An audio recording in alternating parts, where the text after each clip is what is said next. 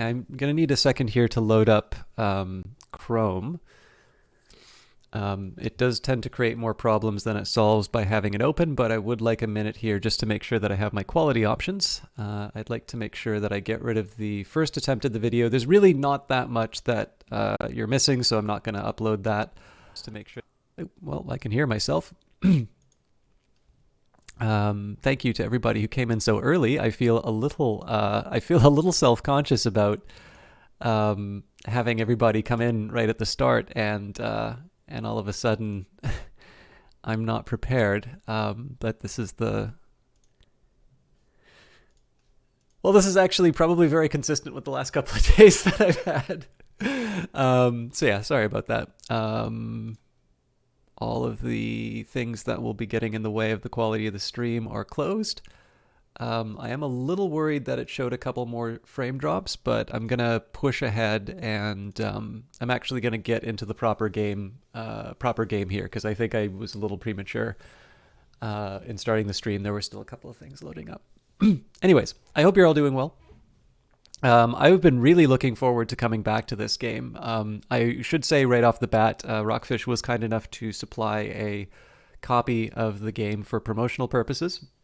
I will get through the reading on this stuff as well. I know, sorry for those of you who are here at the start, but it's probably, especially the epilepsy warning, I figure is probably not a bad one to say at the start if it's there. So, Early Access Everscape 2 by Rockfish Games. If you encounter any bugs, which is very likely, or have suggestions, please use the respective subforums on Steam forum there. I actually really like they include the links inside here. I've noticed for the games I've been playing in Early Access at least, lots of great little touches like having either reporting inside of the game or an immediate link, basically lowering the barriers to being able to help and take part of the early time with the game. Important note, save games and key bindings will likely get wiped and won't carry over different versions. We are gathering gameplay-related data from your play sessions. This helps us in balancing the game and identifying problems. We are not collecting any personal data, and we can only see averages and sums, not individual player data. If you don't want us to collect your data, you can turn this off in the settings gameplay menu. And certain flashing images or light patterns may cause epileptic symptoms for a small percentage of the population. Even people with no prior history of epileptic seizures may be affected. If you experience any form of dizziness, twitching, or other kinds of unease during play, please stop immediately and consult your doctor. And of course, I do not know how that applies to something that you will passively watch, but I'm going to assume that it's similar. And so I do encourage that discretion. But yeah, I did want to say I'm actually very, very grateful that I got a key to share this with you, because I enjoyed it quite a bit the last time I played. The save game thing, I think, is going to be a little bit of a stumbling point, because as you know, there's certainly a lot of really interesting stuff that I've been given a chance to play. And it doesn't always necessarily mean, because I also like to talk about the games that I play, I tend to get through them a bit slowly. And so what will probably happen, after I do a sort of first good round of this game and, really get into it, it'll probably sort of happen in waves, a little bit like the way that Industries of Titan is working. There's sort of a natural break point where it goes on the shelf for a little while, and then when an update comes in, we'll take a chance to sort of see what the game is like there. And in some ways, like, that works rather well for me, because it means that I'm not constantly redoing the same thing over and over again, and hopefully the material is interesting to watch. But I also know that people are huge fans of this game. I actually did not appreciate how many of you really like the Everspace series, so I'm glad that I'm finally catching up. But I know, like, for fans of a game, they love it if I could do it, all the time, over and over and over again. But needless to say, I've been kind of wanting to play this for the last week or so. But if there's going to be a little bit of time where it's away, it's probably because I'm trying to manage my schedule with other things. But this is very much up my alley, so you can always let me know if you'd like to see more Everspace, but I'm pretty sure I'm going to be sticking with this for a bit, and we'll definitely be checking in over time. Even if the save like for me, the save files getting wiped are usually a great little opportunity to say, okay, here's where we're either here's going to be where we snip the playthrough to start off with, or alternatively, we go the other way around, which is say, okay, everything just got cleared out. Let's jump in and see what's changed. And it sort of depends on the circumstances. Industries of Titan, we ran into something where it was a little more we ran into a lot of crashes at the very end because of the save file I was playing, and I have no interest in making a game seem like it crashes all the time because of choices that I've made that are only related to me broadcasting. And so that sort of stuff sometimes will affect how often I play something in a current patch. So we ended on a cinematic. We found a cryogenically frozen doctor who I believe we are going to try and wake up to help. I believe we're going to try and help wake up to help my friend. I also need to... Right. Actually, for now, I'm going to throw everything into storage. And I'll make my decisions...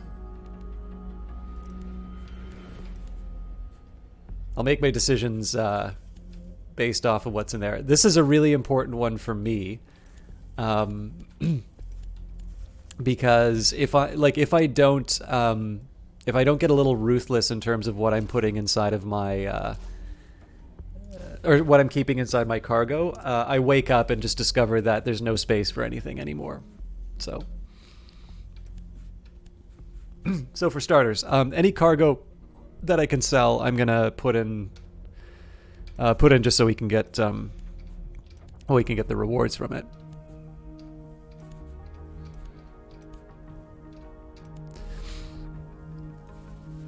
And at some point, I'm gonna need to make some decisions about my different parts. So right now we've got a level 5 energy core, level 2. So this is either good for scrap or sales. I'm going to also try and be a bit ruthless about the levels. So we've got an eco booster and a speed boost. Okay, so this eco booster is...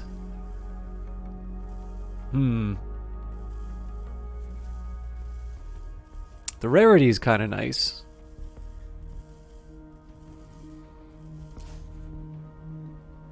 Figure we can go by without that, though.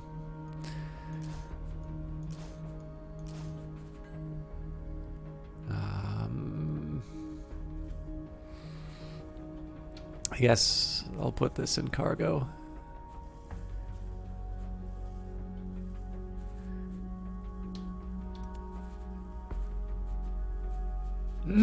Okay. Level 6, level 5. I think what I'm going to say here is anything that's a lower level than what I'm currently equipping is off the list.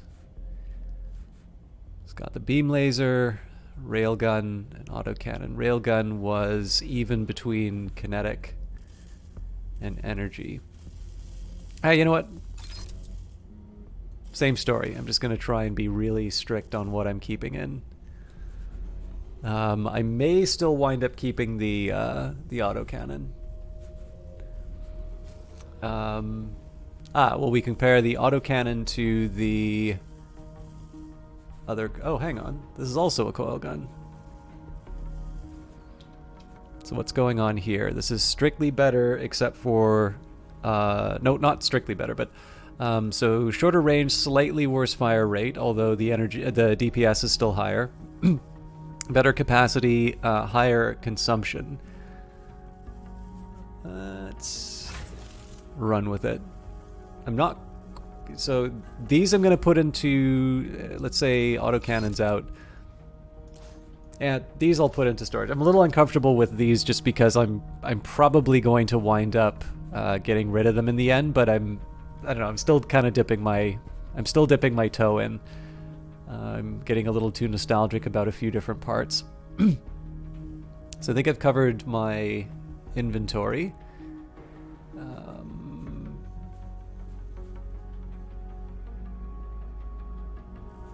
I could unlock new...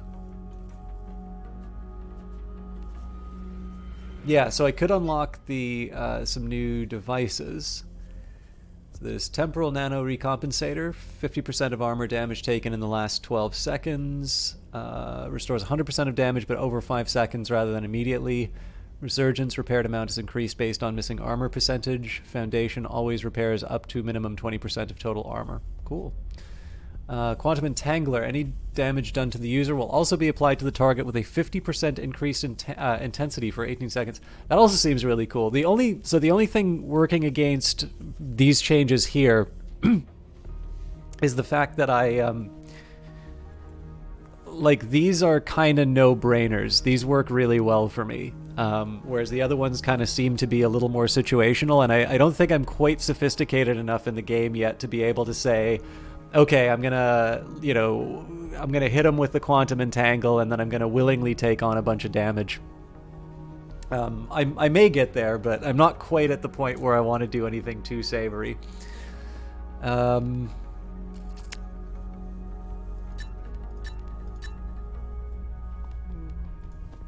Yes, okay.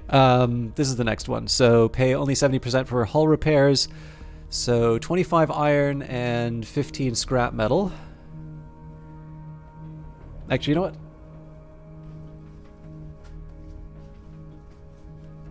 It's been a while since I've had a notebook. Hey, Valiant Cheese, great to see you again. I've been taking my time getting started, but it's been...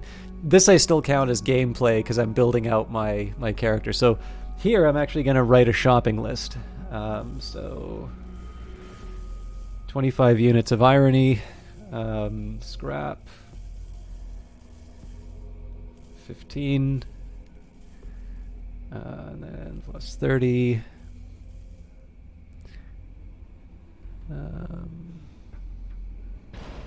No scrap there.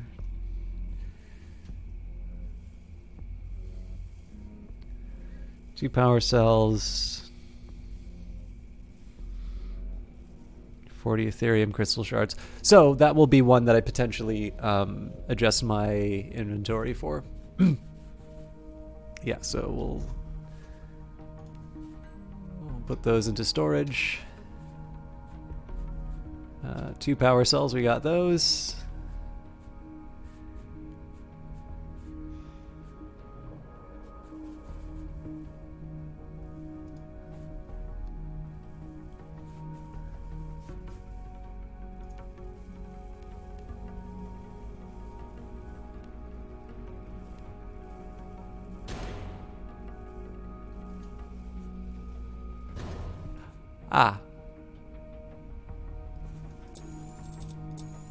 That makes it a little easier.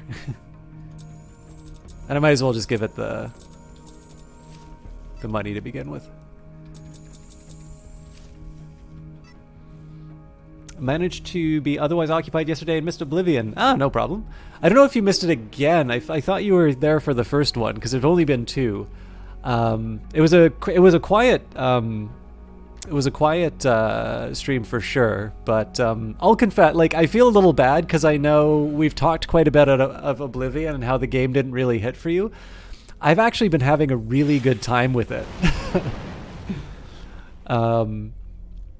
But you don't strike me as the sort of person who will be upset to know that someone else is having fun. So we did have a mission that I needed to get done, but I'm going to... yes, okay. Well, the good news is that for those of you that like watching the Oblivion videos, and for those of you that don't know what we're talking about, I don't think I can just shoot any of these things. I think there has to be a specific region that makes me, or that lets me mine. I'm still gonna take a quick peek around, see if I can find anything interesting, but like that.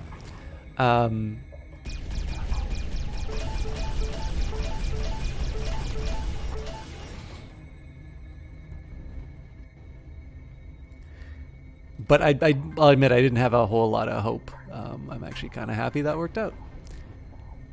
But yeah, so for those of you who don't know what Cheese and I are talking about, I had a lot of trouble getting into the Elder Scrolls series. I tried Skyrim once upon a time, and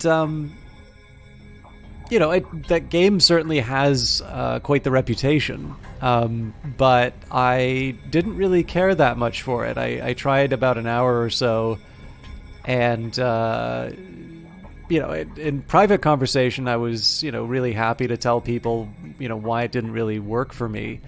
But maybe no point in belaboring that right now. But I can't even really tell you why I started this. But I did have a copy of the Elder Scrolls Arena on my GOG account, so I basically started playing that, and I actually really enjoyed it. And what happened over the course of playing Arena, I kind of began to get a better appreciation of what it's like to play one of those games, and essentially what the developers were trying to do in terms of just the overall experience. I think I'm on the wrong side.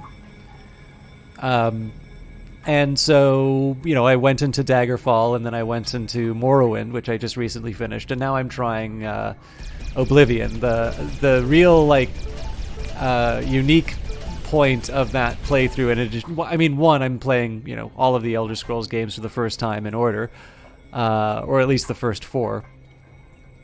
But I've been playing as the same character, who is a dark elf, and I do the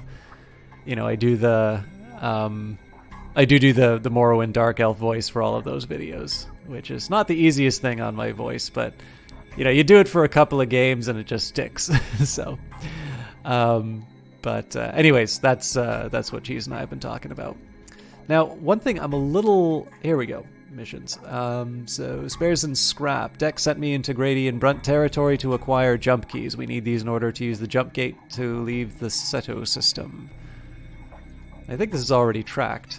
So, and I think I've said a few times that you didn't think it was a bad game specifically, just that it didn't end up being memorable and felt bland a lot of axes. It also felt like a huge step away from what you liked about Morrowind in most regards. I think we were talking about combat being more expressive and that being positive, and lockpicking being interesting from a conceptual perspective, but awkward in implementation. Yes, I was actually watching me struggle with the lockpicking on yesterday's video, and I was a little embarrassed. Now, we're on to my favorite part about Everspace 2 so far, which is how cool I feel listening to this music as I fly through.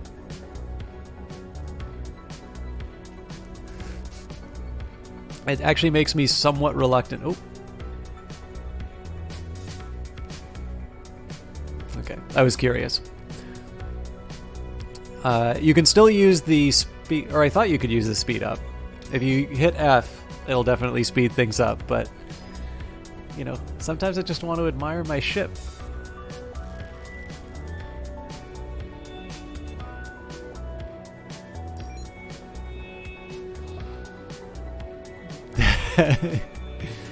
Hyperspace U-turn. Anyways, I'm also sorry. I'm probably going to be a little bit more rambly and... Whoop. I'm going to be a little more rambly and probably, I don't know, a little more low energy just because of my... I don't know. I'm feeling the effects of a rough couple of days, but I'll do my best. Hey, Remarkable Frisbee, how's it going? You finally got Phantom Brigade. You're really liking it so far. Excellent. The Brace Yourself people will shower me with money as a result of that. I'm very glad that you picked up Phantom Brigade. I'm a big fan of it. Mad King Brutos also seems to have really gotten into the game.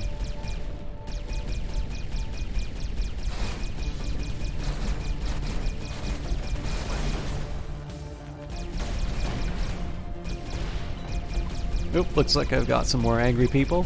I haven't completely forgotten how the combat works, it looks like, but I do need to vamoose. I'm taking some armor damage.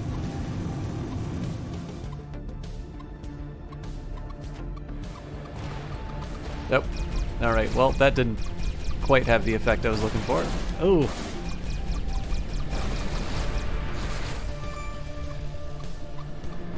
Ah, it's the base that's causing me grief. Alright. I am ready to take them on. I do want to take a minute to figure out an approach. All right.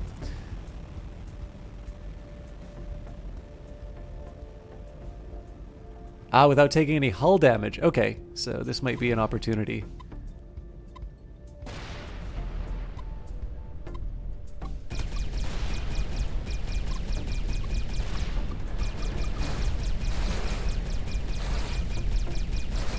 All right, that thing's secure.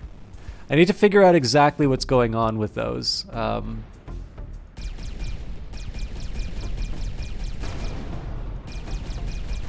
So I was paying attention to the the fact that there were enemies in the area and not the mission to the side here. So it's telling me to destroy the fuel tanks and such. I'm back on track.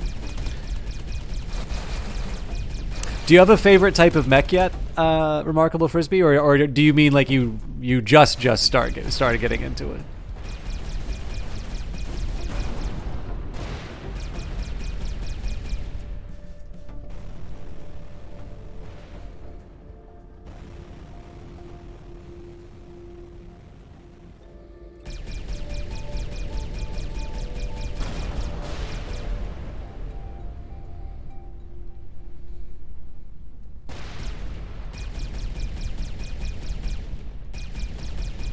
There's got to be something that takes out that barrier. Or maybe I just need to shoot the bombs.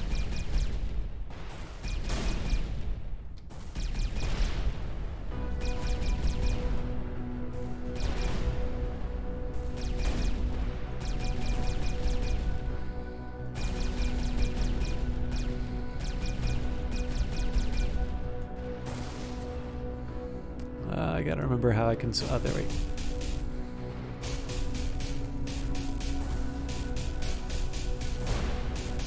Alright, so taking out one of the bombs on the inside doesn't work. But yeah, so I've kind of avoided... Oops, I've avoided this moment for so long, but at this point now I'm going to actually need to figure out how taking out the bomb throwers go. It seems to me there's some kind of a shield up on it, so my first guess would have been that there is some kind of a shield that I can take out.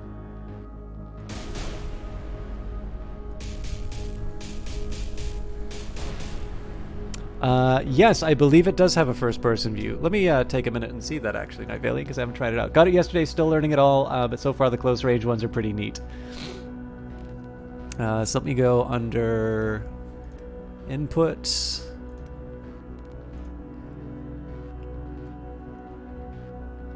I'll admit, it did take me going into the controls to find out... that there were different views. Actually, I think Cheese had mentioned it. Was it the gameplay menu? Oh, so does it force me to change it inside here?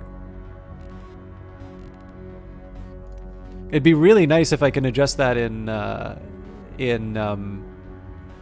game.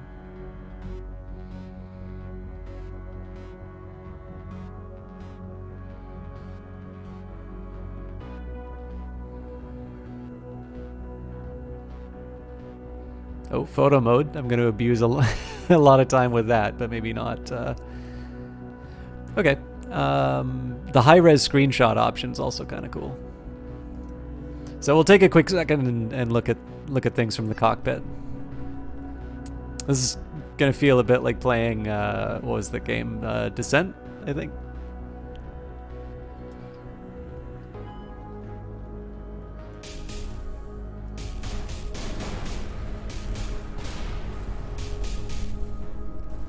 So the big challenge I'm running into right now is I haven't quite figured out what the deal is with the barrier on this guy. I can try and take out bombs, but that's not actually gonna...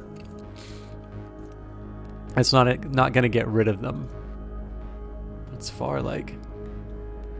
Was I in far before? Whoa!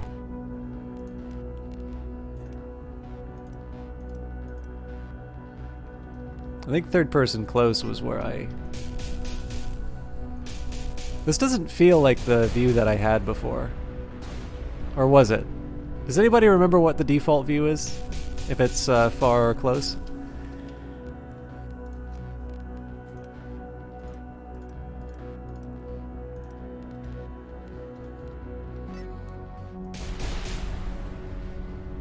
I think so too. You play Everspace 1 with cockpit enabled and the reticle locked to the center of the screen, so it plays more like Descent in free space. So anyways, yeah, I've been trying to find if there's some kind of a generator or something that I can take out. Because every time I've run into these bomb throwers, they seem to be invulnerable.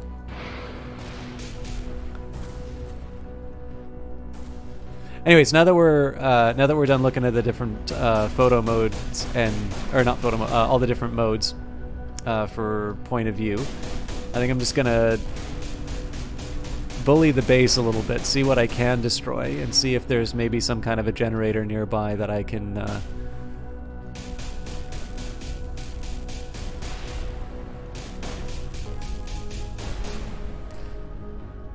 I suppose in the worst case I can do a Google search for you know, how do I destroy those turret or those bomb throwers. But the biggest thing that I want to try and do, especially if it comes to a point where I might want to be offering something inside of the forums, I feel like if I'm encountering an objective and it's not clear to me from having played the game itself how I'm supposed to take it out, that's probably the sort of feedback that they're looking to get. So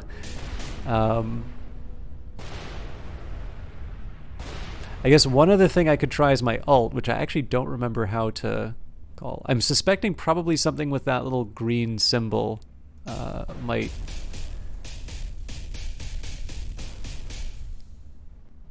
Tara System Talks, you heard this place was better. How you doing, Joshy, man?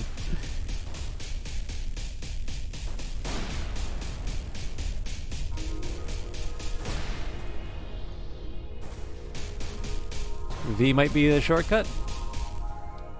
Cool.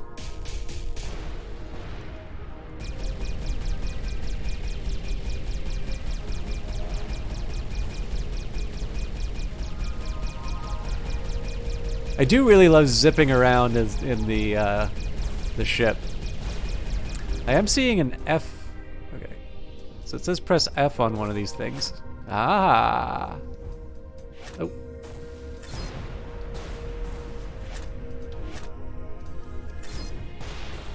There we go.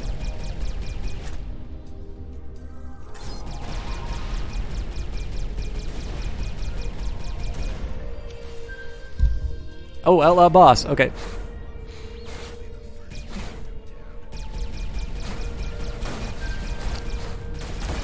Looks like he's got some friends.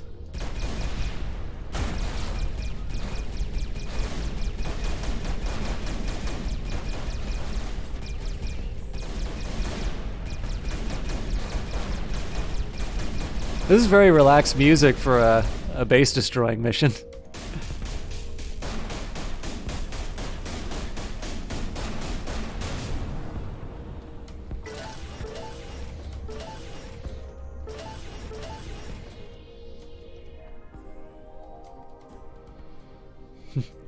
I respected the bombs enough to use them against their owner.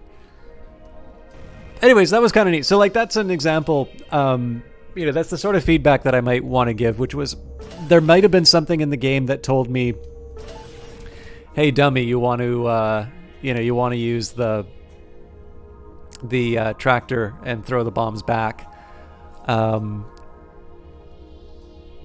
But most circumstances, it already, like, I kind of already had myself built in such a way that I, like, whenever I encountered them, it was just as easy for me to fly away. And so as a result, I never actually, like, dealt with that problem until the game sort of told me to. I think at this point I'll just take out what I can rather than go after the top guys.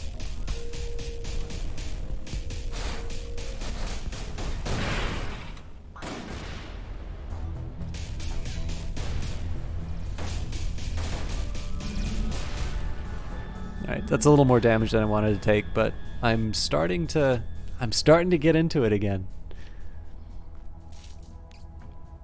I don't just respect the bomb, I love the bomb. I stopped worrying. Okay, this was just a mystery zone, so that was fun. Let's let's go further.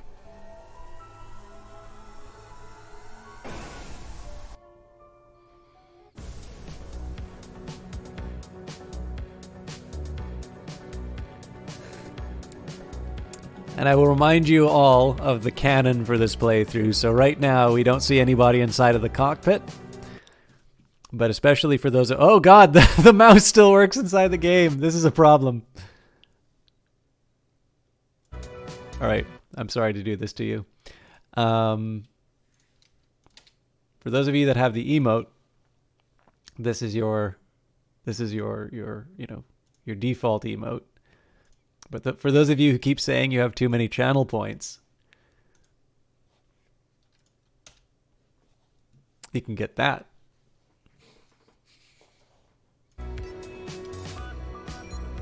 And so canonically, when you... I apologize to those of you who watch on YouTube. There's absolutely no way to...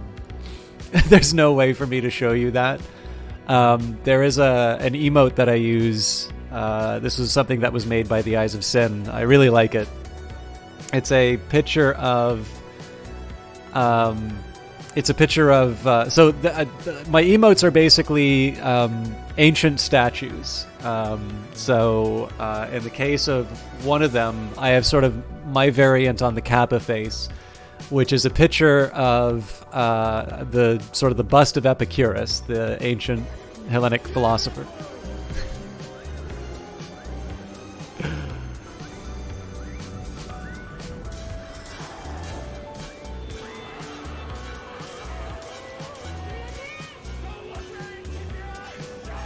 Joshy, man! Thank you very much for selling the benefits of subscriptions to everybody. That's really kind of you. Thank you. But yeah, so basically I have kind of an equivalent of the Kappa face, which is a picture of Epicurus' bust with a sufficiently... I mean, it isn't necessarily just a Kappa look. It can also be a look of perhaps skepticism or amusement. It's one of these ones where you can read a whole lot into it. But one of the things that I really like about it is that Twitch has an option which you can use channel points for, and you can put sunglasses on your emotes, and it just so happens that the sunglasses fit that emote perfectly. So for those of you who know the famous bust of Epicurus, the ancient Greek philosopher, you can put a couple of sunglasses or a pair of sunglasses on him, and you'll have the idea. Let's move on. A thinking Kappa face. Can't say that I missed you. Is Epicurus not enough of a thinker? The glad one is Aristotle. I think... Ooh, proximity alert. Am I missing something here?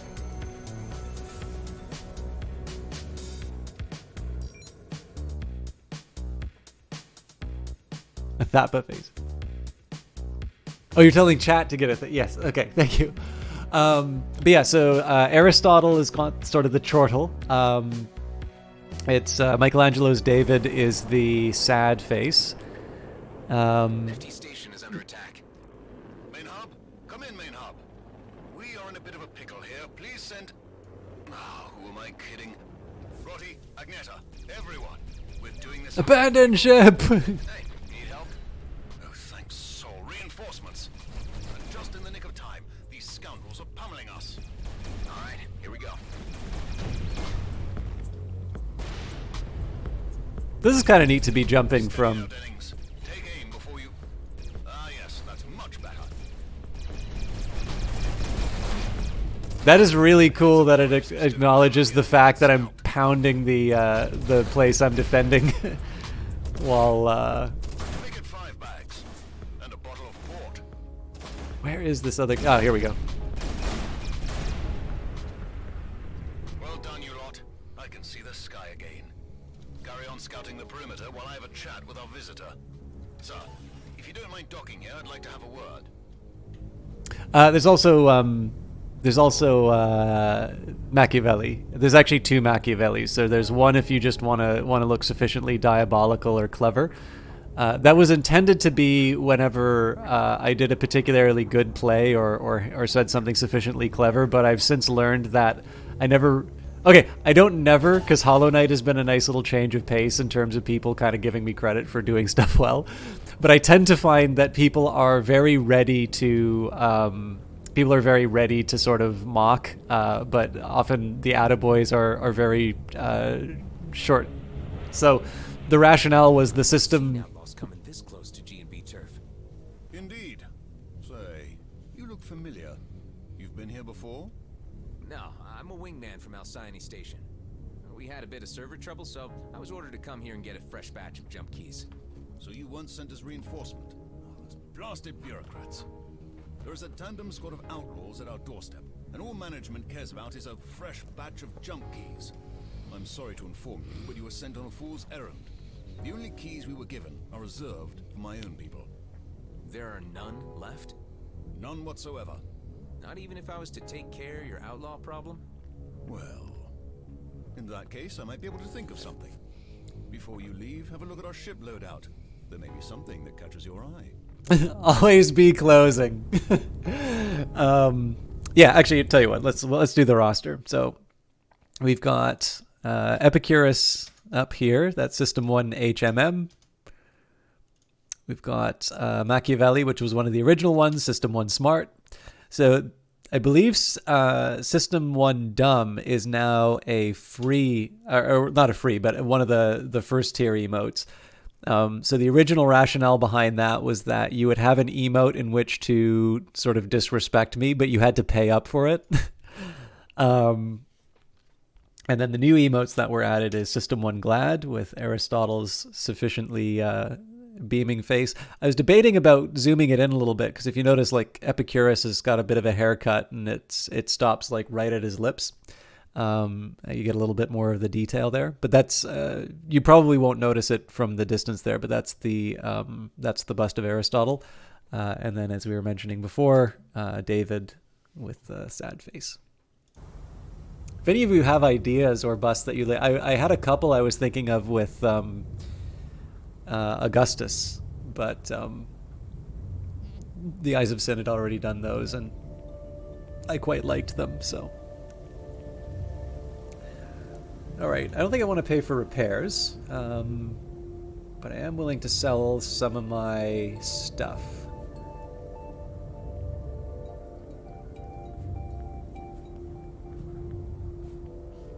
Energy charger charges enemy fast, reliably, and eco-friendly. Oh.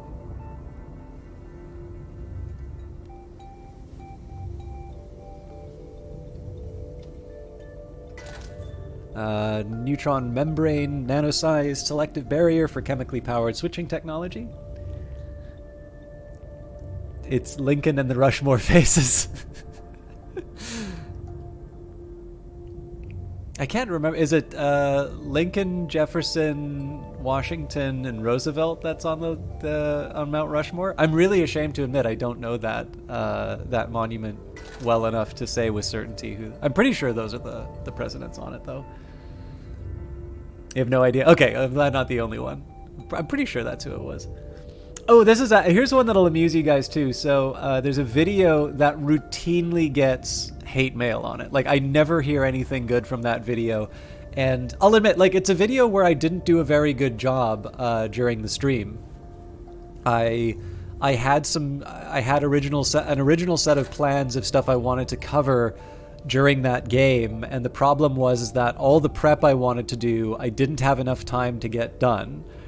And I was in a rush to get the stream started, so I was really inarticulate at the start, and people for some reason really like to latch on to that really bad opening. And it's like, it is exactly what you expect from YouTube comments. It is just like a litany of just really unkind words. I delete the ones that are like really abusive, but like the ones that are just kind of people being mean, I'm like, well, I guess I'll keep those for some reason.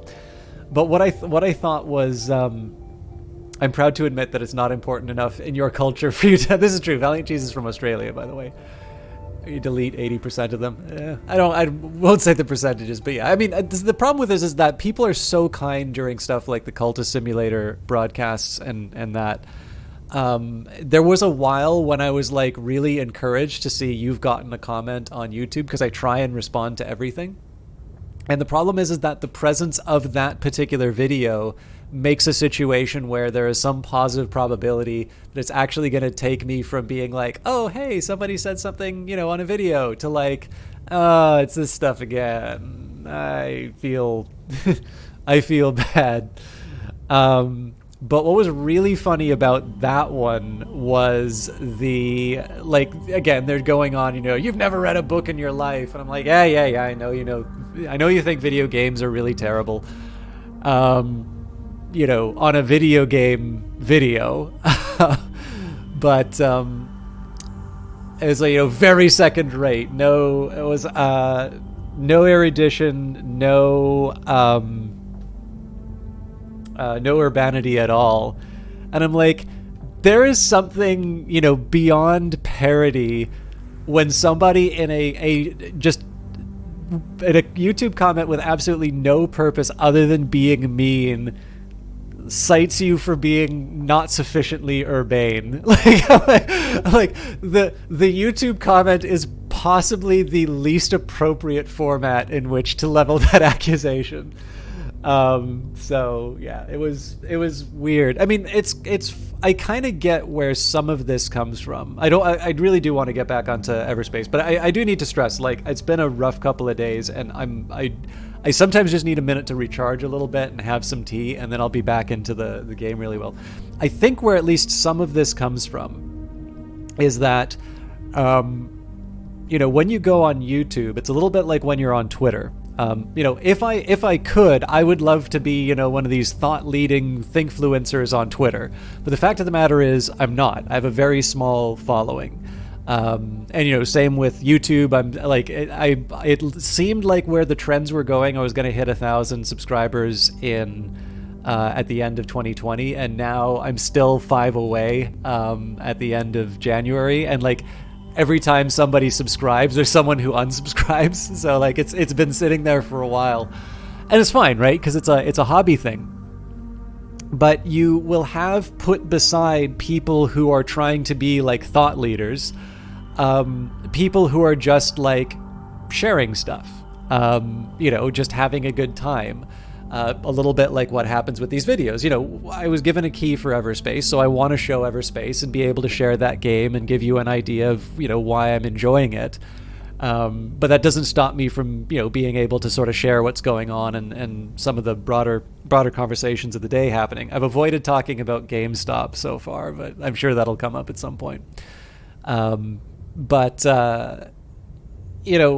The thing is that if somebody's going through YouTube and, they're able to watch, old documentaries for free, or they're watching people who put a lot of polish into their videos, and then they see a hobbyist who's doing their hobby thing, they're going to be like, why was this put in my feed? Oh, this person's terrible. They ruined my YouTube experience.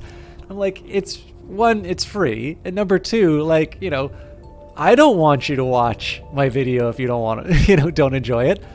I'd actually really like it to go back to a point where if I get a comment that, I can feel happy about it.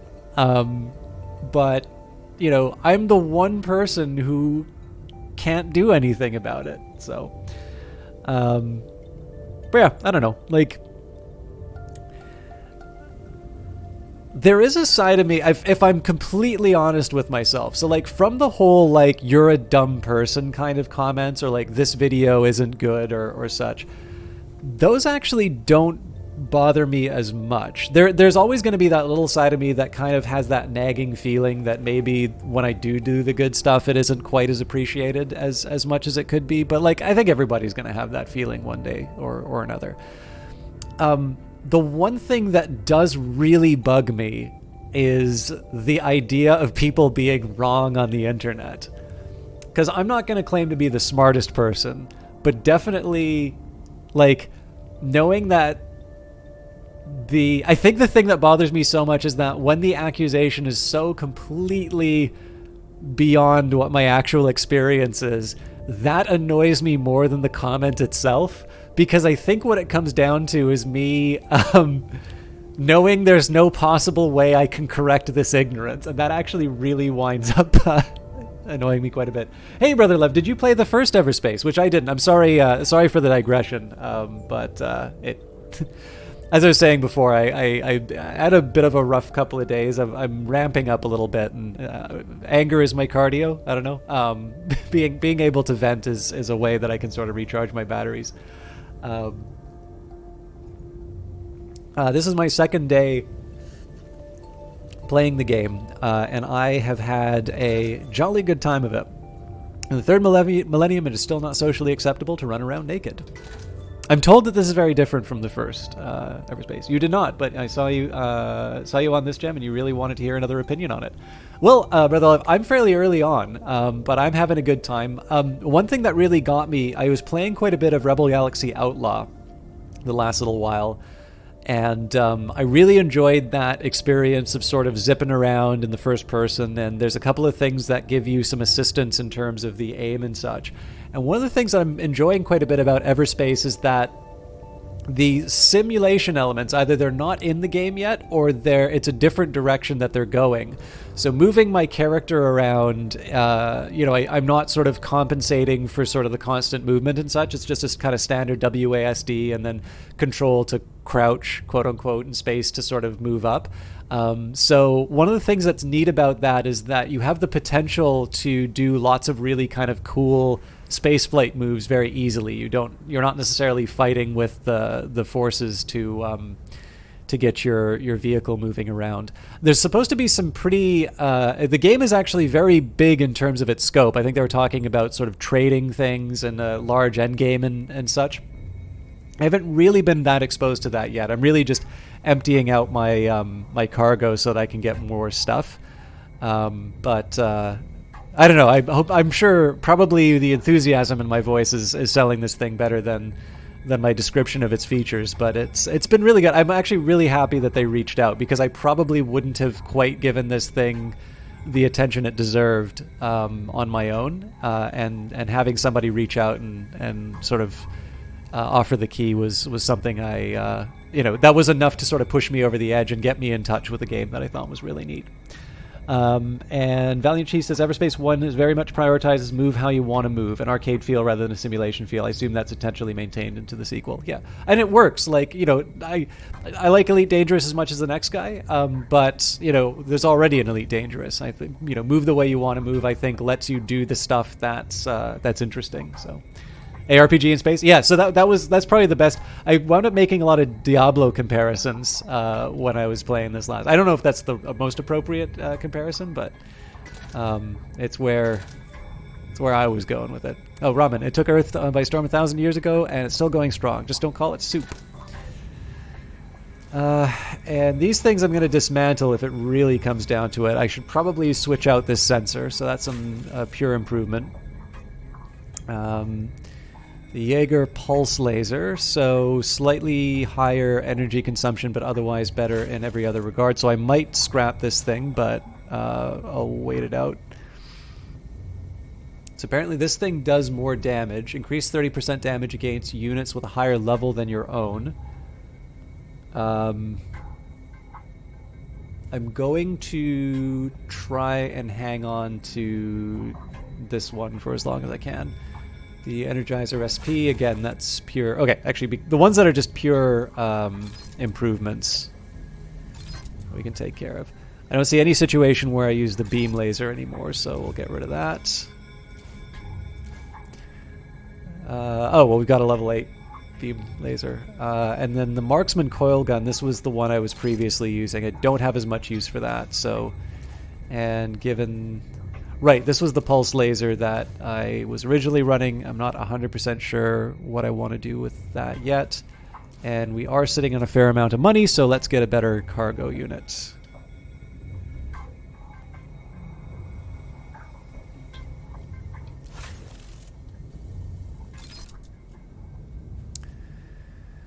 Alright, space is definitely the thing I've been struggling with the most. And I suppose I can ask the question, do I want to move to the Yeah, actually, again, I'm sitting on a lot of money, so in this case, let's just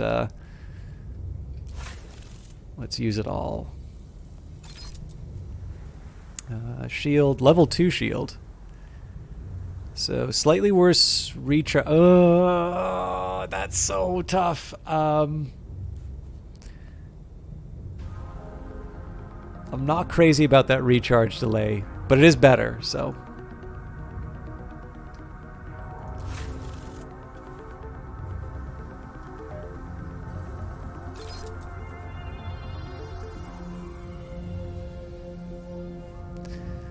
Still haven't figured out what I'm doing with the boosters, but... Oh, and brand new ship, huh? So lower shields, better armor, better hull, consumables, one shot. Oh, 2 fewer. 3 primary weapons, bigger cargo space. I mean, it's very different from what I'd be using. I don't have the money for it anymore anyway.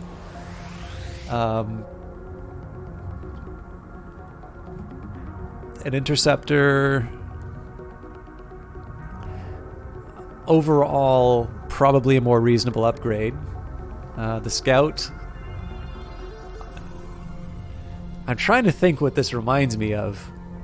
Oh, it reminds me of a bow tie. Hey, we could call it that. A bow tie fighter. All right, have a good one, Valiant Cheese. Striker. Again, looks like all of these I'm sacrificing shields. Oh, nope. The Sentinel is the ship I have, so of course it's going to be... All right, yeah. So basically I'm giving up shields on the rest of these ones, and I think there will probably be an argument for doing so at some point. To be honest, the Striker is probably the most likely thing that I'd pick up. But either way, I can't really think about it right now, so... What jobs do we have? We got an item retrieval. Psst, we were robbed at these coordinates. Make your mommy proud. System Ceto.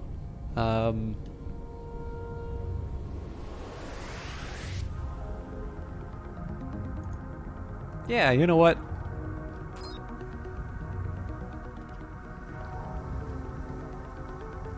I'm just going to load up, because I'm learning how this works. I think I'm just going to load up on as many... Oh, can I only do one at a time?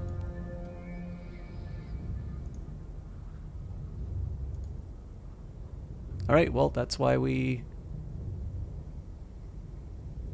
do things... That's why we try new things out.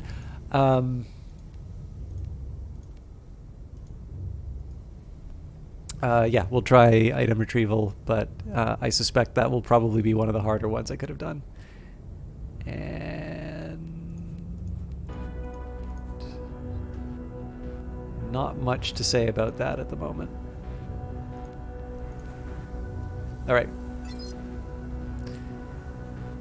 My tech advisor transferred data concerning 2 nearby mines, each harboring about half a dozen rapscallions. Got it. Just leave it to me. Wonderful, and Godspeed. So I'm not actually going to do that mission right away.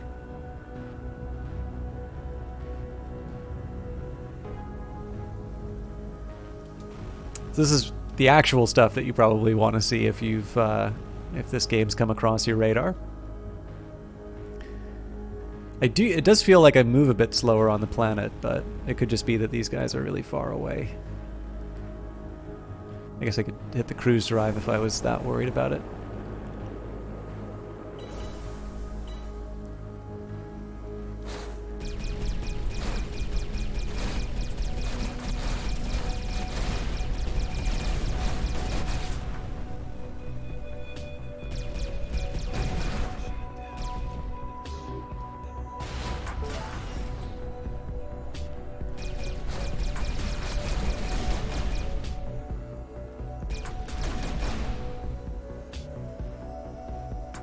Come back here.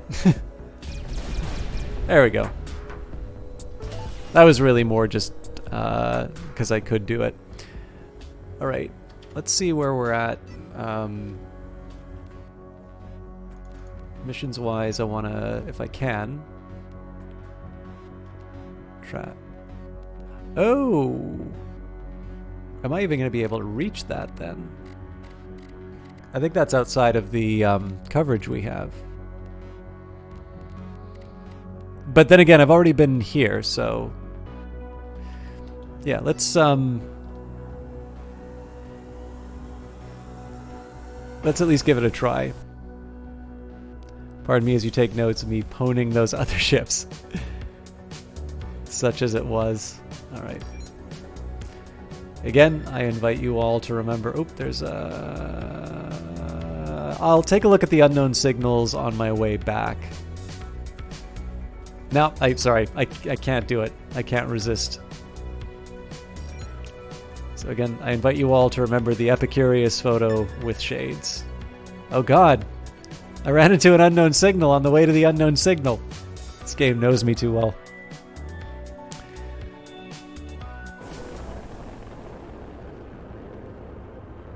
Alright.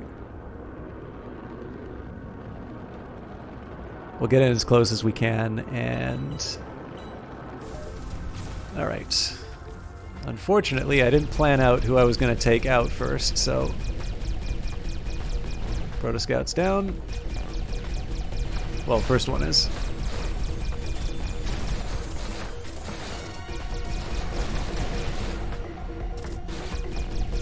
There we go. That's a little bit better than the last couple of times we've done that, so I'll pick up whatever items I can get. We've got a Gauss cannon for our efforts.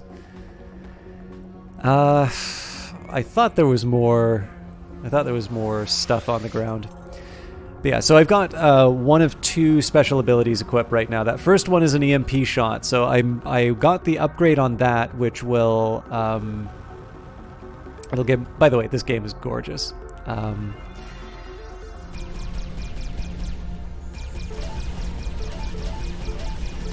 What I'm really looking for here is iron, but I'll take crystal shards too.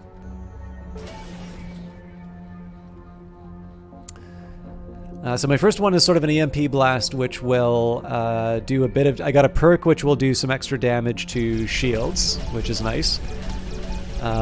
For a while I felt like shields were one of the bigger problems that I had to deal with, although I think probably now armor might be something that I struggle against a little bit more.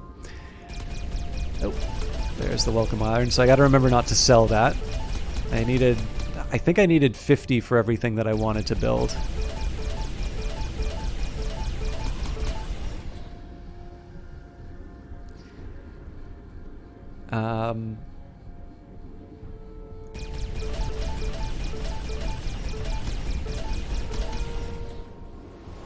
The second one that I have was it's sort of a jump away really fast button, and it now has a special ability to sort of help out with the it sort of webs enemies when I do that. It's a combo that's worked reasonably well for me so far, but there are a couple of other abilities where I think if I was a bit better at the game, I could probably get a little more mileage. But again, I'm new, so heat detector does what human skin does, but much faster, more precise, and without screaming.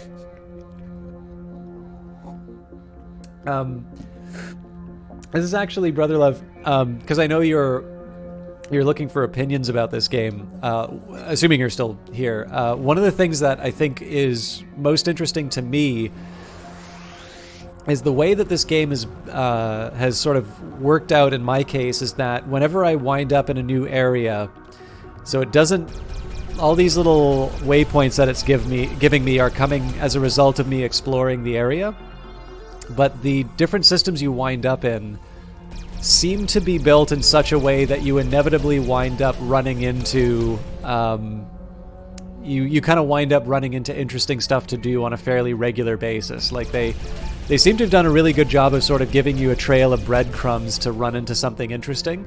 And there were definitely a couple of cases where I'm like, hey, I wonder what's in that hole over there. And sure enough, there's like a treasure chest, or the space equivalent of a treasure chest, and a little puzzle for me to solve it out. So even in situations where I felt the system was relatively abandoned, I say, well, you know, that's an interesting looking area. So we'll say, hey, I wonder if there's anything over here, for instance. And for the most part, whenever I've had one of those impulses, this I'm kind of doing just so I can show that I can. So I don't know if there'll be anything here. Oh, nope, this is the edge of the level. But most of the time, whenever I've had an impression saying is like, I feel like there should be something over there, I've been rewarded with, you know, even just a small little thing to do, like opening a chest. Here I'm sort of belaboring the point just so I can spend a bit more time in this area, but I should probably get out and move on to the next unidentified signal. I don't think I'm going to see anything inside here.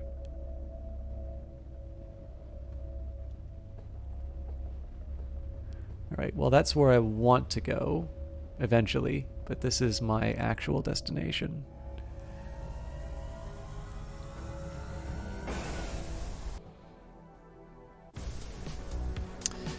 That was a mystery signal somewhere. I guess I lost it.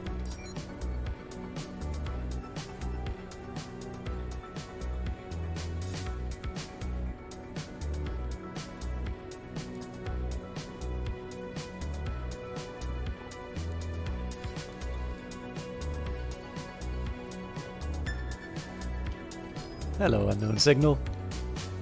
So yeah, this is why you probably won't see a lot of the story over the first few streams. I am really, really bad at getting pinged with like a special event and be like, nope, this is what we're doing now.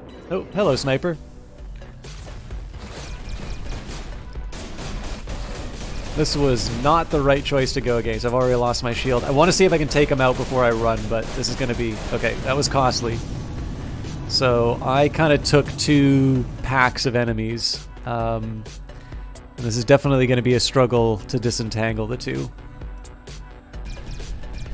I have a couple tricks I can do, though.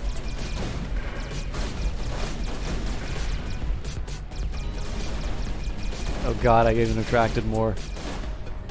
Okay, so I gotta be a little careful here. I don't have a lot of my precaution. What's shooting me? I'm actually in trouble now.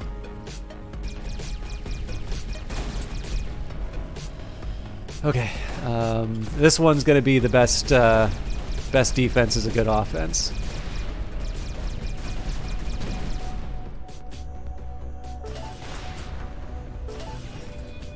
I get a little bit of armor back by destroying enemies. I originally wanted to try and jump to safety, but I got turned around and I didn't really recognize what I was up against. Okay, so these guys are 2 kilometers away. These guys are 3. I can probably split my attention. Again, the ideal here is to destroy stuff without taking too much damage so I can get my armor back.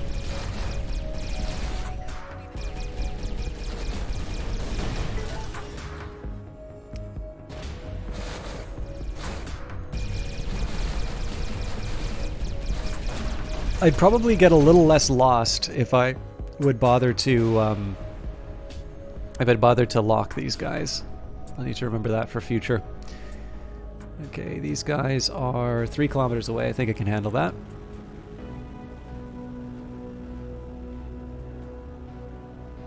I will confess I'm not 100% sure on what my range is for my weapons. I'll try and take out what I can. And again, EMP for some early wins. This was the wrong one to focus on. Let's get his drone friend for a start. Oh. Okay. I've really noticed that getting outnumbered is one of the worst things that can happen, just because the amount that's chipping away at your shields is enough to cause you some serious problems. Okay, good.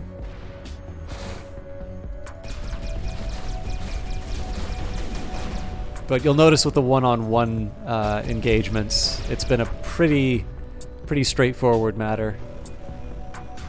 I might have out-leveled a few of them. I haven't been looking at the numbers as closely as I could. So again, this is an unknown sector. There's not a whole lot for me to do except just take out enemies. But that is why we play these games. I'm going to take a quick minute in the inventory just to see what I've got. So 24 on iron.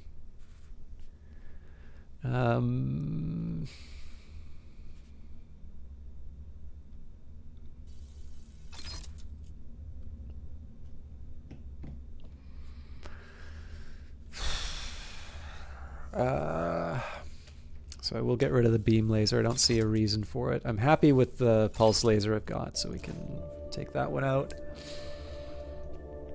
I'm still not 100% sure about this booster. Yeah, I'll hang on to it for a bit. This isn't an upgrade. Mine launcher. I am eventually going to need to upgrade my heavy stuff. No way I'm using that plating. And the Gauss cannon, it's got the right level. DPS is better. But I remember it's the ramped up fire rate that really made that a problem last time. So I'm probably not going to wind up using it. I won't shard it, but we'll say it's on notice.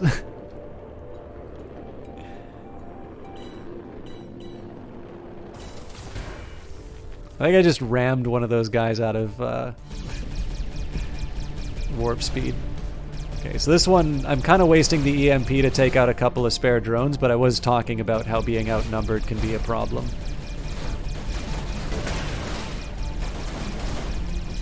Ah, drat. I think I got a little overconfident. So this is really just a chance for me to recharge a little bit.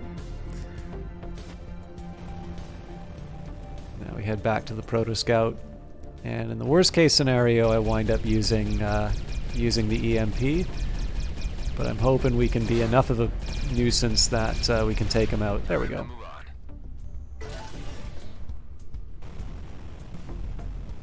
And now the spoils. So this is not a bad example of just sort of running through the environment, finding some interesting things to pick up, but these are just containers in space, so maybe not quite as dramatic. Alright, I can live with a level 8 homing missile launcher. Cybernetic implants. Innocuous-looking electronic devices of small size that could change everything. And ramen.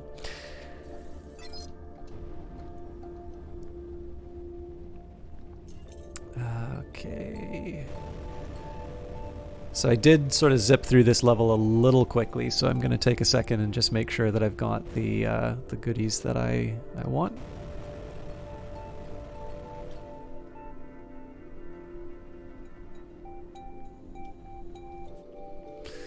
Okay, the sensor I'll get reduced to parts, and there may be some other things for me to check out in the area here, but I don't see anything on my map, and I think it'd be fun to get the quest done, so...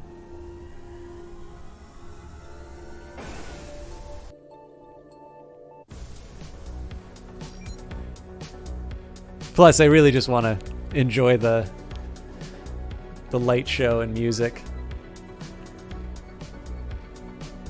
Actually, this is a funny anecdote from Vancouver. There was an organization, so there's a planetarium in Vancouver, and there's like this room where they, they've got kind of this, they've got this device where it will sort of project. I've definitely bitten off more than I can chew. Run!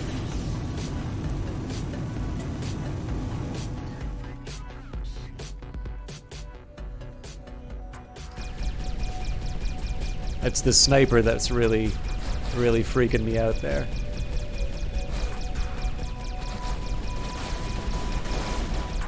So I'm down shield-wise.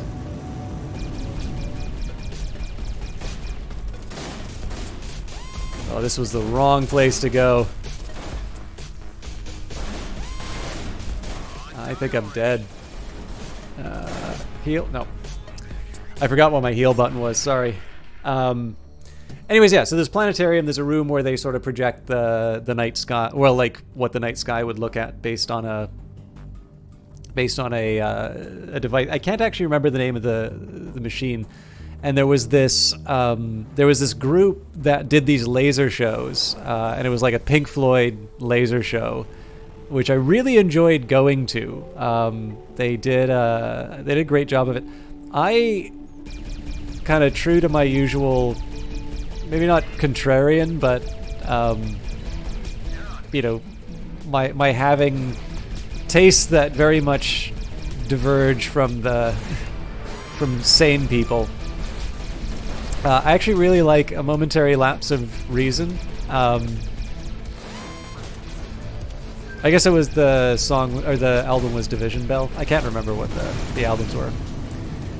So anyways, I thought they had a moment with that. I totally hit the wrong buttons. I was rambling when I should have been fighting. I think I might be able to recover this though. Oh nope. I'm gonna have the same tragedy in a minute. But I should be able to use my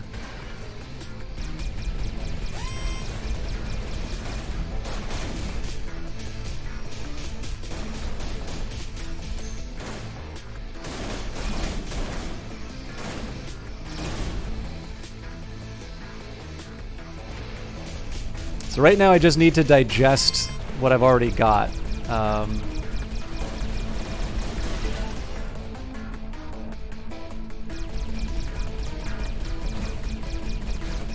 Okay, anyways. All that I wanted to say out of it is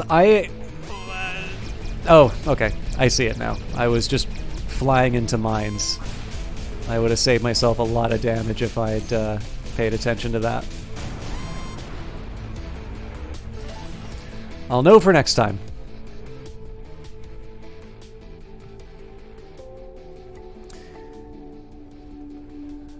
So now I just got to think a little bit about what's the most sensible way that I'm going to attack this without blowing myself up. Now, this is not a judgment on anybody else's preferences, but I am apparently the only person in Vancouver who does not partake in BC's most notorious crop. So there's also something very unique about being the only person at a Pink Floyd sort of laser light show who is also possibly the only person sober. But I don't know. I actually really enjoyed it. So you may all now call me Square, but I'm the one with the ship that's destroying outlaws. So I think that's already... I'm playing the man. I think that's already established.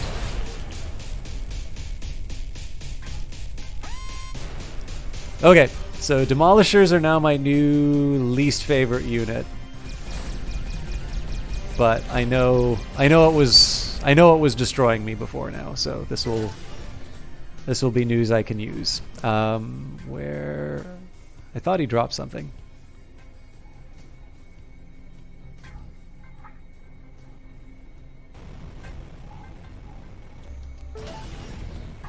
At this point, I don't have as much hope of fixing my ship. Well, there's the nanobots, obviously, but I'll have to pay for repairs. But at the very least, I can pick up some booty to offset the costs. And so we've got an armor drone, which I want to take out early. These are more conventional enemies, so I should be able to handle them.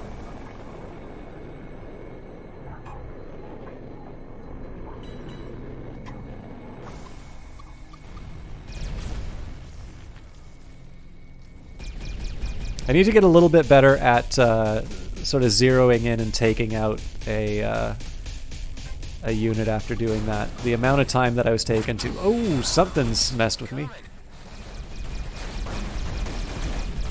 I'm pretty sure I'm done for, but let's just take everything in the medicine cabinet and see what happens.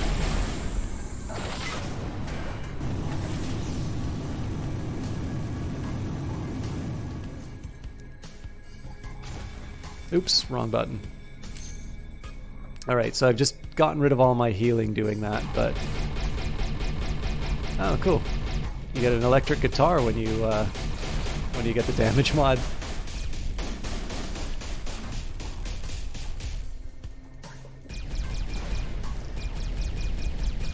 So I really want to know what that thing that made my ship go green was.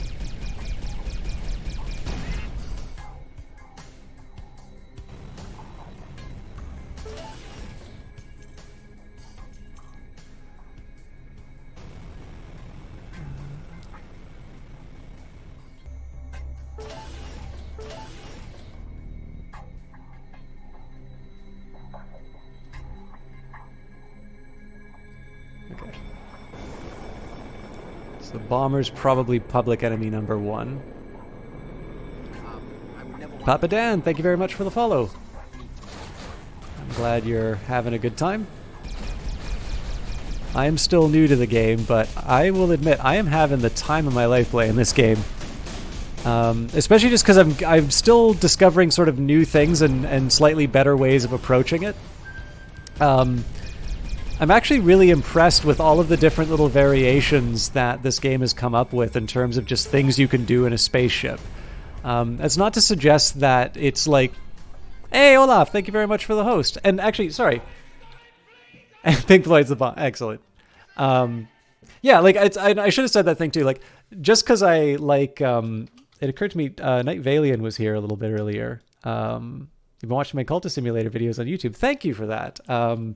You'll be pleased to know that today's video, I announced that I'm going to be doing 2 videos a week, and I've actually built up a bunch of a backlog so that I can sort of manage, like when I have weeks where there's a little bit less going on,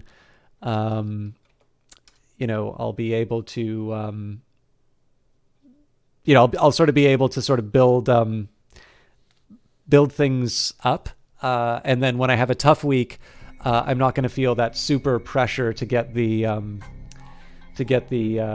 videos out. So I really appreciate that. Thank you. I've actually been really pleased. It'd be nice if like the Twitch algorithm would get to a point where it was recommending people to the channel again, because I've definitely seen the fall in terms of concurrent views. But it has been really rewarding to have so many people come in from... oh, hang on. I got to remember how I can change the secondary weapon. I'm really sorry. It's been a week since I played this game, so I'm a little scattered. But yeah, it's been really rewarding to have people who've liked the cultist stuff, you know, kind of come in and say that that's what brought them in, because I've certainly enjoyed doing them. That's right, the Switch versions. I think I forgot to mention that in the video when I was recording it. I don't own a Switch, but I'm really excited that a lot of people are going to be able to try that game out now, having played the Switch version. And I know, I'm going to have to make some decisions about what I want to keep.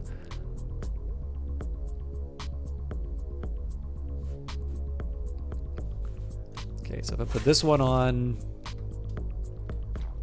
we can get rid of this one. Is this an improvement? No. This is level 7. Let's sort it by type. Don't need that shield. Scatter. I'm never going to use a scatter gun. And I didn't care so much for the Gauss cannon last time I used it, so I think I will just get rid of it.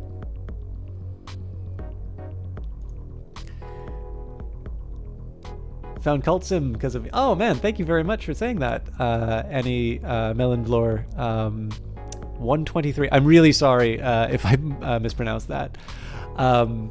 Yeah, actually, I mean, the funny thing is that I would expect, you know, people finding out about the game would be the most likely thing I would hear, because I was invited to do those Steam streams from Weather Factory a couple of times.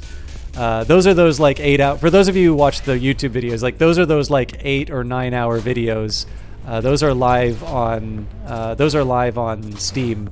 And that's like, so I get comments every once in a while. It's like, you repeat yourself way too much during this. And I'm like, well, yeah, but there's thousands of people coming in who want to know about the game. Like, what am I, do I just say go and hit the rewind button? That doesn't work. But yeah, it's been really rewarding to have people kind of come in and say, you know, there's this game that we all like, and to have people visit the other stuff that I do. In this case, I think this is, yeah, no, that's the place I was just at. You know, being able to come and see my live broadcast, which is sort of my primary form of outreach, and say that they found me through Cultist Simulator. I really appreciate it. Night Valian's here for the rant and the Dark Elf fights. How many hours do I have in Cultist Sim? That's a good question. So let me, I am actually curious about this myself, so I'm going to tab out of the game really quickly. I must confess, I played the game in an alpha when it was on itch. So this is going to understate it. But across broadcast and private play, I'm now at 369.4 hours, and then whatever time I spent on whatever time I spent on the itch. Itch version. The dark. Let me just take a quick second here and I did just shout these people out, but I didn't actually say anything about. I didn't really say anything about the streamers. Night Valian has been a Brazilian streamer who I've recently been watching, and I really had a great time watching him. Actually, he's been going through Hitman recently, but I first found him through. So I needed to see what the VZ58 was. I've not heard about this actually. So the article said it was a firearm ban. Is that what I'm getting correct? I probably should have explained what I was doing on here. And hello to everybody who's on straight. There's a huge Cultisim, you mean? And then, sorry, I'm scattered again. Valiant Cheese was in here a little bit earlier, and he was playing Hive Time. Sorry, he invited me for a chat about Hive Time.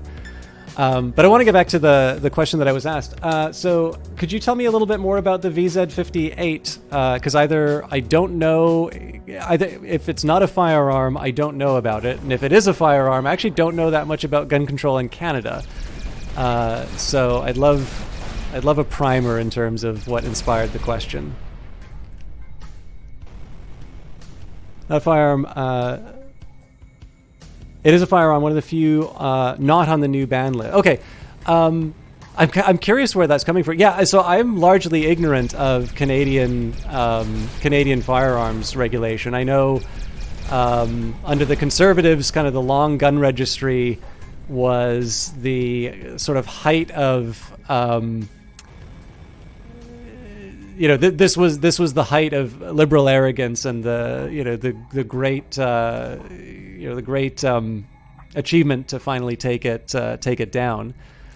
And I know obviously in Canada we've had a couple of big shootings which have called for more substantial regulation. But I'm just one of these people who kind of, it's a little bit like mining regulation in the Northwest Territories. I know that it's very important, but it's not something that I'm immediately familiar with.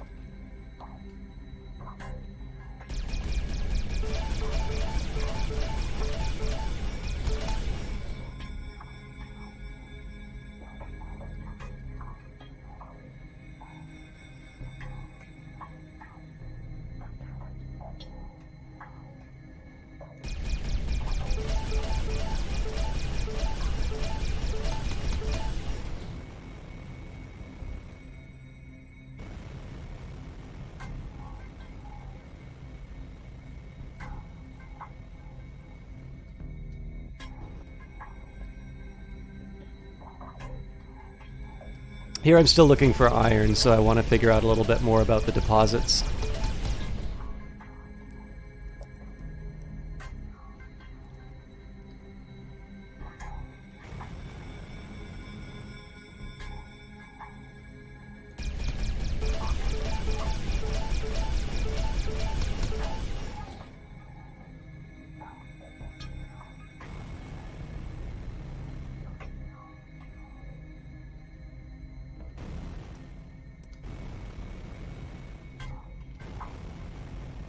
So I'm also trying to write on my notepad about this this firearm so I can learn a little bit more later. Maybe it'd be better for me to focus on the task on. There we go. Nope. Z58. I've been having a look at getting an AK in Canada, but there's the ban by the name, so the VZ58 is the Czech AK that is allowed. Oh, okay, I got you. So it's sort of this idea where it's sufficiently similar in terms of what you wanted as far as performance, but because it doesn't have, I mean, in this case, I suspect it's probably a branding exercise. I don't know if you ever watched the movie Lord of War with Nicolas Cage, but there's basically an ode to the AK inside of it. But basically, because it's a lesser known weapon, it's still one of the ones that's permitted. This is actually interesting to me too. So I don't know. My dad used to hunt, so I did take the sort of the course for it, but I've never actually fired a weapon before, and certainly I wouldn't be using any kind of an automatic weapon for that. What made you want to be a gun owner?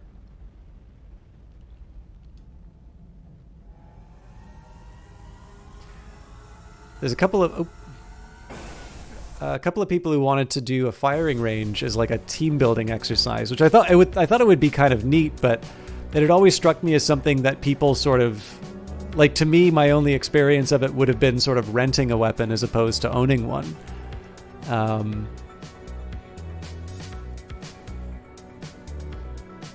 And as you can tell, I mean, the only thing I really know about weapons is that if something is used like in a very narrow context, if it's something that gets used by, like, actually, maybe not a bad example would be if maybe I've played a game and I'm interested in a particular unit, and it's one that's sort of based in the real world. I have a tendency to sort of want to check out. You have always like clocks and such. So you're a collector. Would that be fair to say?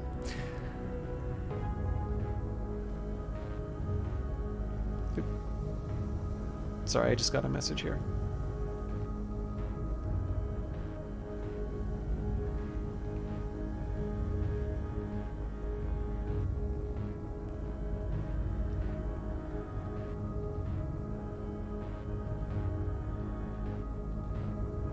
So yeah, like my knowledge is weirdly specific in a few different cases. So for instance, I was reading up a little bit about the Canadian Forces, and so I know, I'm pretty sure, I don't know if it's like a standard one, but I know a really widely used one is the Colt C7, which is, I think, a variant on there's like the M16, I think it's a variant on. So that, in the name of sort of learning a little bit more about that particular topic I was going on, all of a sudden I wound up with more knowledge of Colt's lineup than I really cared. And then the other one that really interested me was how old the company Beretta is. So like, I think back in ye old days, they were, making, actually, I believe they predate firearms. I think, or no. The reason why that region was because it had a lot of deposit. I think Beretta had always been making firearms. I could be wrong on that. As you can tell, it's been a while since I've looked this stuff up. But it's like almost a 500-year-old company, which fascinated me. Firearms have more gears and are more enjoyable than building watches. Yeah, that's fair enough. Actually, a really interesting thing that I ran into too. I never thought I'd be talking about guns this much on stream, but one interesting experience I did have was back when I was working on a documentary, and the person that we were interviewing had it was like for assembling bullets. It's like basically there'd sort of be the casing, and then there'd be this sort of lever that you'd pull, and it would deposit a bit of gunpowder inside the sort of the casing, and then you'd put the actual bullet on the top. And I'm not gonna lie, I actually really enjoyed cranking that thing out. I must have. I hope I didn't like go through his style. He seemed happy enough to sort of show off how it worked. But that's about as close, short of that course that I had to take. It's about as close as I got to the bullet press. Thank you, then.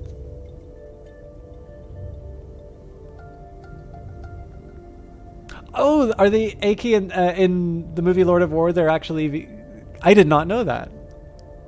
That's really cool. I'm really fond of that movie. For those of you that haven't seen it, there's a movie with Nicolas Cage called Lord of War, where he plays basically an illegal arms trailer, and it's kind of neat. So the movie is sort of this story of a bunch of weapons that had been stockpiled in the Soviet Union. Basically, it takes place just both before and after the fall of the Berlin Wall, and essentially Nicolas Cage's character is part of this transfer of arms from the the Soviet Union and sort of states that used to be part of it, and sort of this great migration down into Africa, and ultimately sort of supporting these armed conflicts in the area. And Ethan Hawke plays like an agent who's sort of tracking him down, and it's got some really good little bits. It's by Andrew Niccol, who did he was the writer for The Truman Show. I think Lord of War was the second movie he directed. The first one he directed was a movie called Gattaca, which also had Ethan Hawke and Jude Law inside of it. But I thought it was a really interesting movie. It's an older one, but one that I think still holds up. Ah, interesting. This is one of the things I like about an active chat is I learn. I mean, this is true about just about anything on the internet, where if you think you're an expert on something, there's always going to be someone whose entire life is the thing that you like to do for a hobby. So I pretty much know I'm never going to be an expert on anything at that point. Well, that was unexpected. But you get this wonderful treatment to stuff that you never knew before. So like I've not heard of that weapon before. You saw me have to Google it, and I'm like, is this a computer thing? Is this a video game thing? But I've wound up with a little bit more. I've wound up knowing a bit more about a movie that I really enjoyed, having now seen the rather unusual path of streaming Cultist Simulator and sharing Everspace here. Well, the funny thing about Cultist Simulator is I still get people telling me how to play the game. It's funny too, because a lot of the time I usually do have, like, most of the playthroughs that I'll do, I usually want to try and do a specific set of things. Okay. I'm pretty sure that's a suicide ship, but Let's check the other cave. well, no, I'll mine this cave first. Sometimes when you play a game and you get familiar, you just want to try some different avenues. So when I first played Cultist Simulator, I would always kill whatever detective would come after me, and that would be sort of my risk mitigation strategy.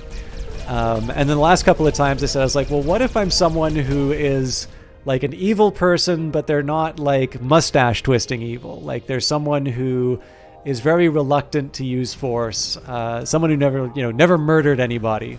But the drawback is that I think because especially people who are new to Cultist Simulator and they're so relieved that they don't have to do a certain thing, they don't have to go to Glove and Glover anymore.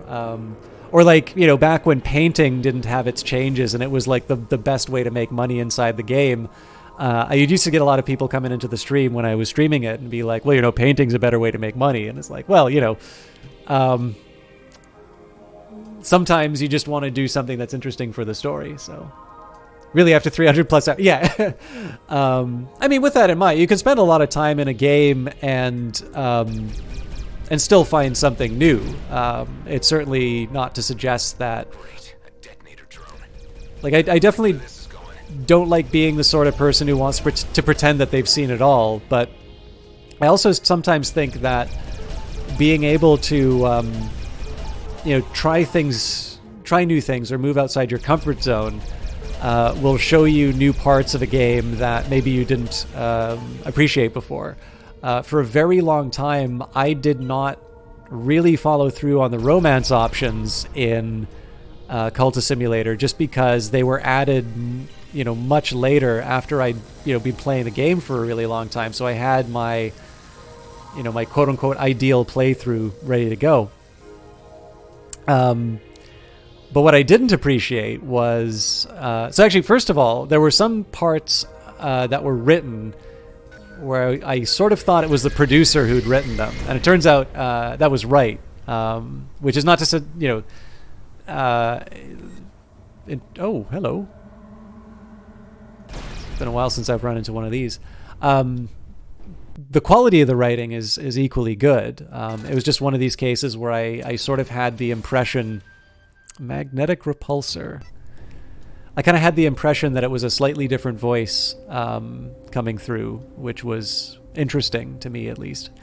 But yeah, what I'd maybe not really followed through on was I sort of knew what I was getting. I knew what I was getting into for a lot of these, and I never really thought to try out some of the romance options.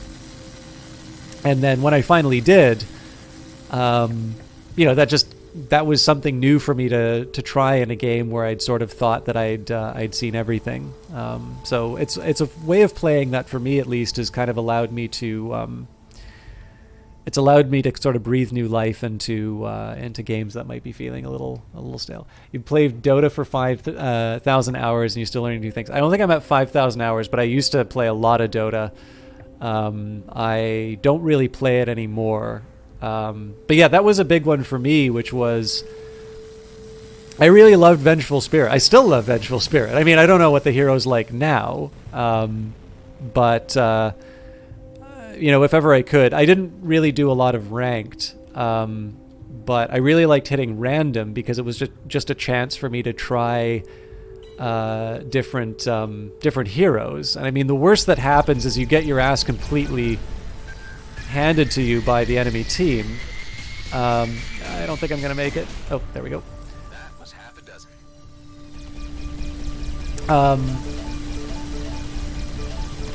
And, it's like all of a sudden you're like, oh, Faceless Void, what a lame character, right? OP, nobody can ever beat Faceless Void, and so you roll Faceless Void the next time, and you will learn probably within 10 or 20 minutes all of the different counters to that hero when people with a little more experience do it. Nobody likes to lose. I'll always play a game to try and see it through to the end and try and do the best that I can. But especially because so much changes between patches in that game, there's definitely a lot to take out of it. And of course, then you just have the interactions with the other players. Some dozen hours in Skyrim over 9 years, but you've only finished the game 8 times. You're sick hero, and yeah, plus Void is kind of hard to play too. I mean, the micro-heavy ones were the ones that I struggled with a little bit because I don't have quite the same experience playing, StarCraft, Warcraft, the things that were sort of progenitors. Hey, you. Yep. This cave is ours now. I'm gonna take out the armor drone first. Shouldn't it be mine now? It's a blasted vicious circle.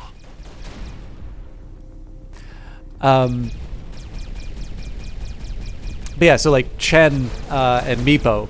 But the weird thing is when I got a random on Meepo, and I really made an effort of it, I didn't play it like I'm not gonna go into the international based off of it. I actually had a really fun time with it. Heading back to your place now. And I mean, having to control 5 units is, the first time you do it, it's going to be hard. But the first time you do anything, it's going to be hard. I actually had a really good time. Once I got past the initial shock. I mean, needless to say, when the team saw random Meepo, they were less than happy for me hitting that button, but it's unranked, right? Nobody gets to keep the gold after the game is done. And we won, so,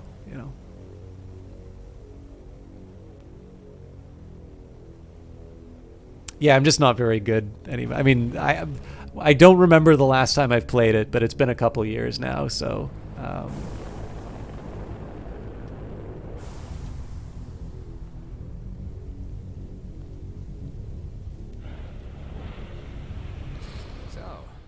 those keys?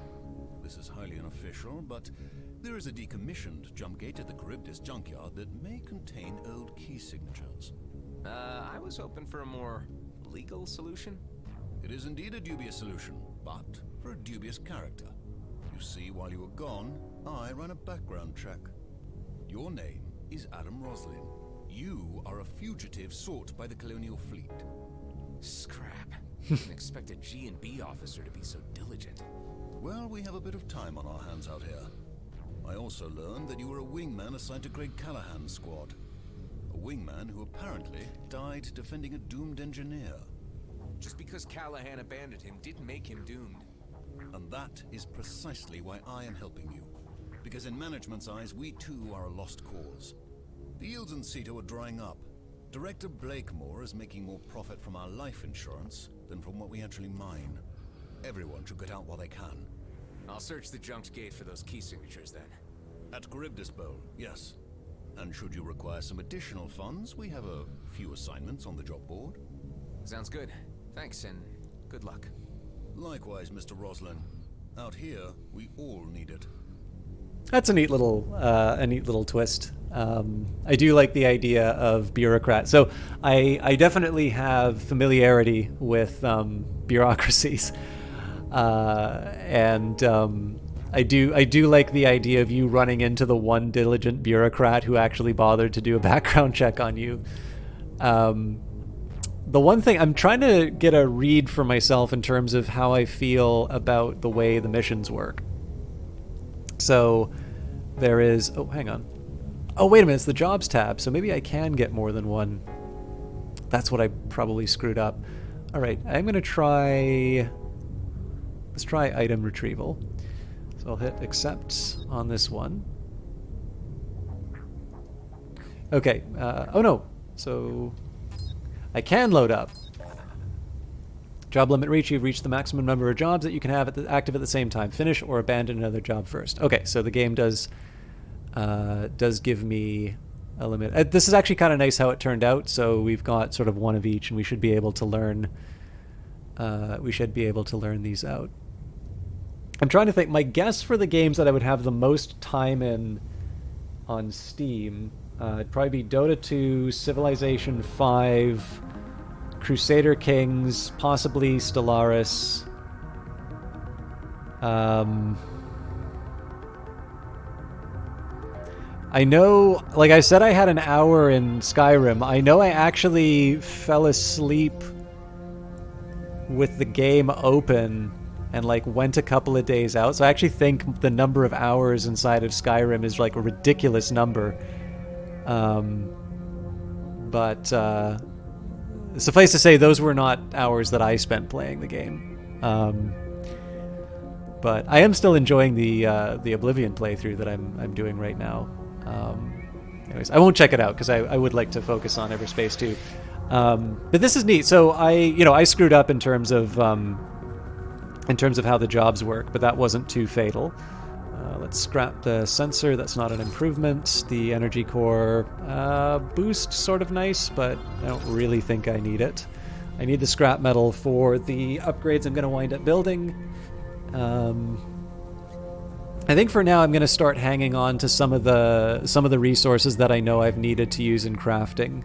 And I still haven't made a decision about this blaster. I should probably test it at some point. So the pulse laser has a range of 1,800 meters. The equalizer, 2,000. Yeah, see, this is the thing. These are actually really close in terms of distance, which makes them appealing.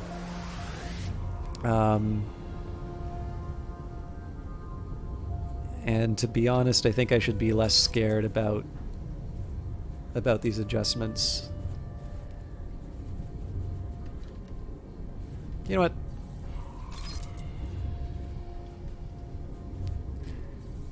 There's a load off my mind.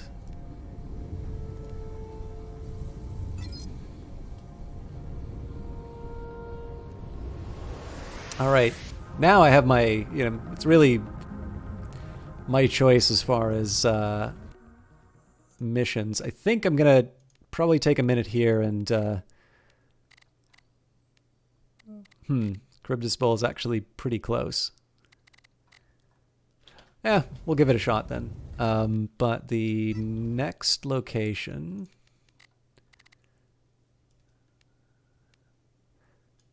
should probably head out like the furthest distance and move. Yeah, probably something like this. An amendment to the Space Security Directive 93 states that obsolete tools, facilities, and general infrastructure must be brought to and collected at a stable gravitational hub so as not to interfere with intra and intersystem traffic. In other words, GMB is legally bound to dump their scrap where it cannot float away. Welcome to Charybdis Junkyard. Anyways, you'll be more interested in your opinion on the VZ after you get more information. Your reasons are it looks similar to the AK platform and to have more relaxed rules on it. Okay, yeah, I'm sorry I probably didn't give you what you were looking for there. Sorry, and is it Myanmar Vlor 123? Yeah, I'm sorry. I try not to. I don't mind looking stuff up at the. I don't mind looking stuff up for the purposes of a stream. But I really don't like pretending. I don't like. So there's a genre on YouTube of someone like looking up a Wikipedia article and then talking like they're an expert on something. And I've tried my best not to portray expertise or like pretend to have expertise where I don't. So, but I'm happy to look it up. Especially too, one thing that was really fun is I don't know if some of you will remember her, but Kaylee Cakes was somebody who stopped by the stream quite a bit. She's been very busy with her sort of home business with the lockdowns. But I actually found out she was really into shooting. Like she's a bit of an expert. And I actually got to ask her sort of a little bit about gun. This happened to be at a time when there was a lot of discussion about gun control laws in the States. And so in her case, I was able to ask someone who like has something at stake, right? In terms of her, both her ownership, but also just her recreation. And I found that I actually found that a really interesting conversation just to get a, kind of her perspective. Because, if I don't do something, it'd be like a ban on video games for somebody who, only watches movies. You're not necessarily going to care about that because it's not your form of entertainment. Now, I can see why there are the laws. Obviously, a movie doesn't have sort of the destructive power that a gun does.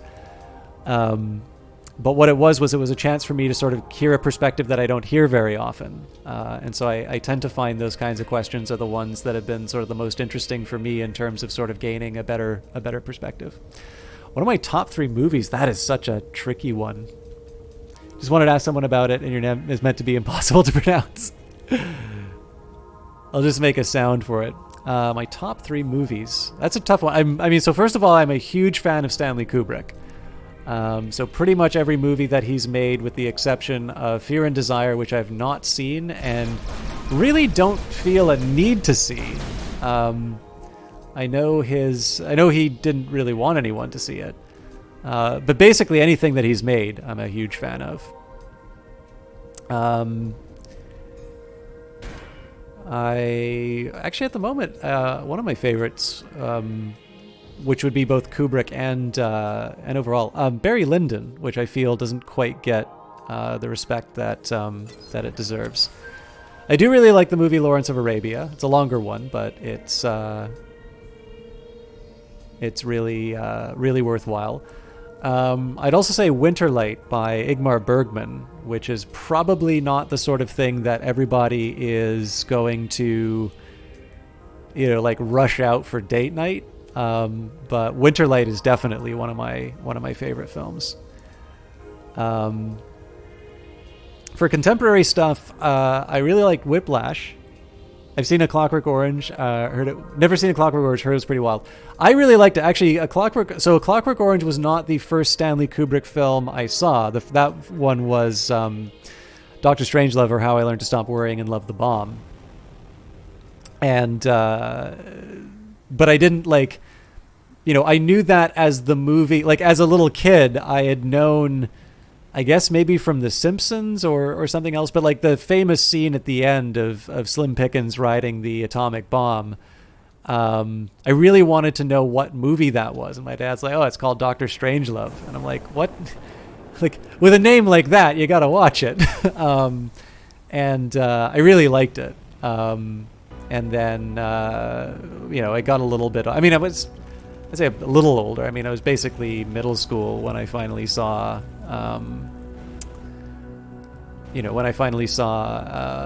A Clockwork Orange, and it's definitely, a very, like, the controversy around the film is really clear, and it's obvious to see why. Like, it definitely depicts some pretty intense violence. But I do think it's a very well made movie, and I have also read the book, which I liked. So, but I think probably A Clockwork Orange is a bit of a special one for me because it was one of the first times that I sort of recognized that I wasn't just watching a movie, but it was something that there was a very clear, like, structure behind it. I was being made to feel certain things a certain way. And the film was crafted to sort of communicate ideas, whereas before that I had enjoyed movies as entertainment, and I certainly understood that they could be more than just funny pictures.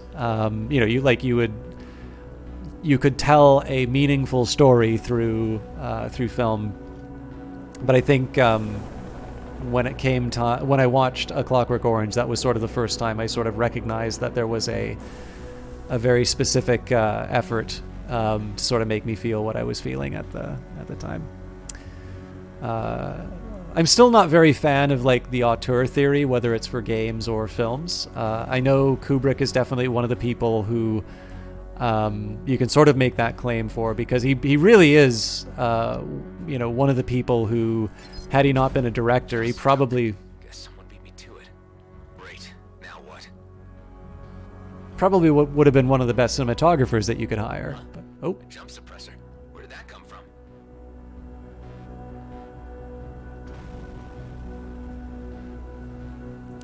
but even then, right? Like he hired crew for a reason, and a lot of his films, at the very least for the writing, there was a very strong collaborator. In this junk.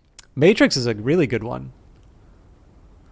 I know the sequels I feel they didn't quite live up to the promise of the Matrix, but the Matrix is definitely a very, very good movie. I actually particularly so obviously some of the examples I gave are they could be perceived as sort of snobbish ones. They're the ones that probably wouldn't be out of place on a critic's greatest film of all time list. But I do actually really enjoy films that are able to sort of cover big ideas, but to do so in a really like a really really entertaining way.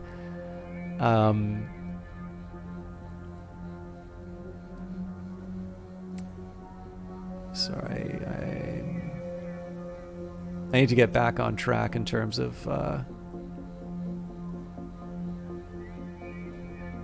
finding the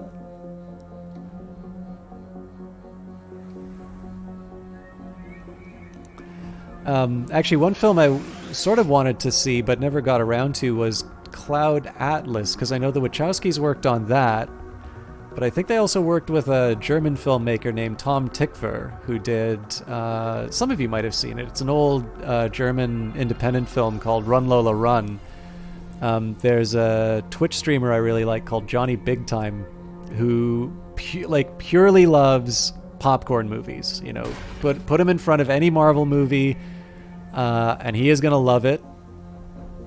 And if you put him in front of anything that aspires to be high art, he is probably going to hate it. And but we we still actually get a really good we still get some really good discussions about movies. And he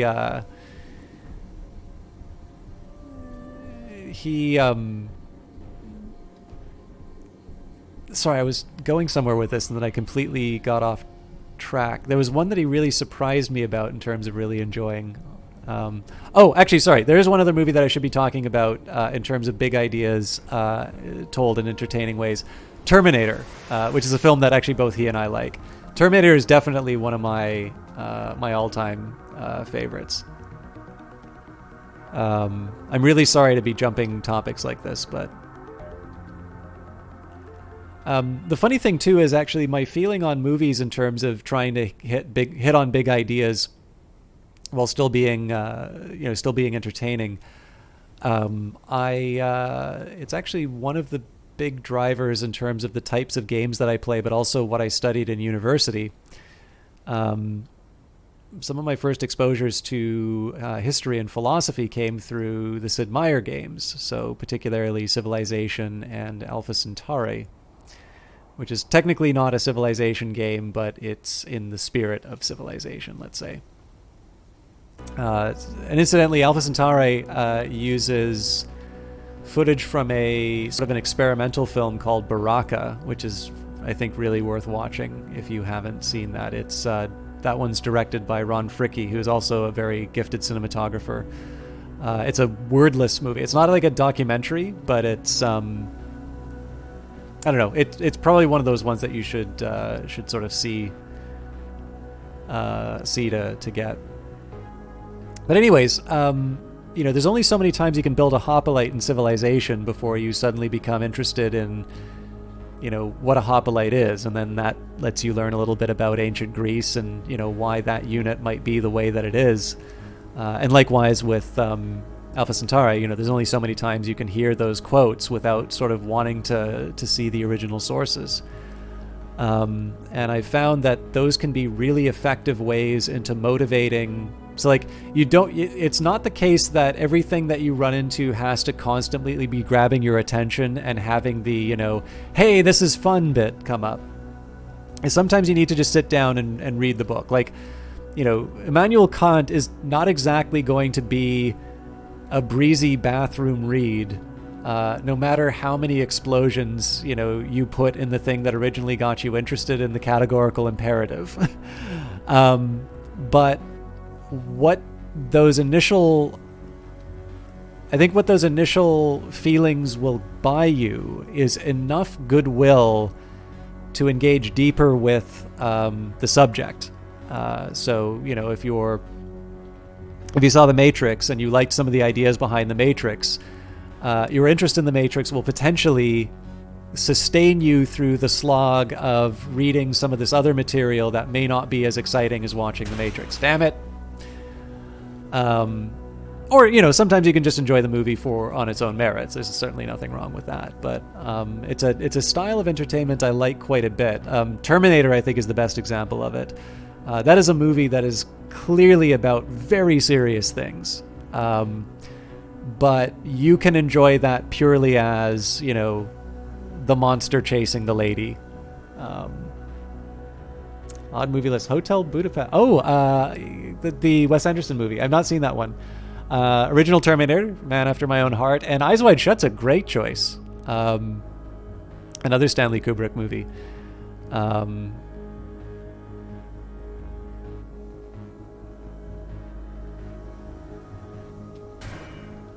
I don't always find the Die Hard as a Christmas movie conversation all that exciting. But Eyes Wide Shut is what I sort of throw into the mix if people really want to be insisting about Die Hard as a Christmas movie.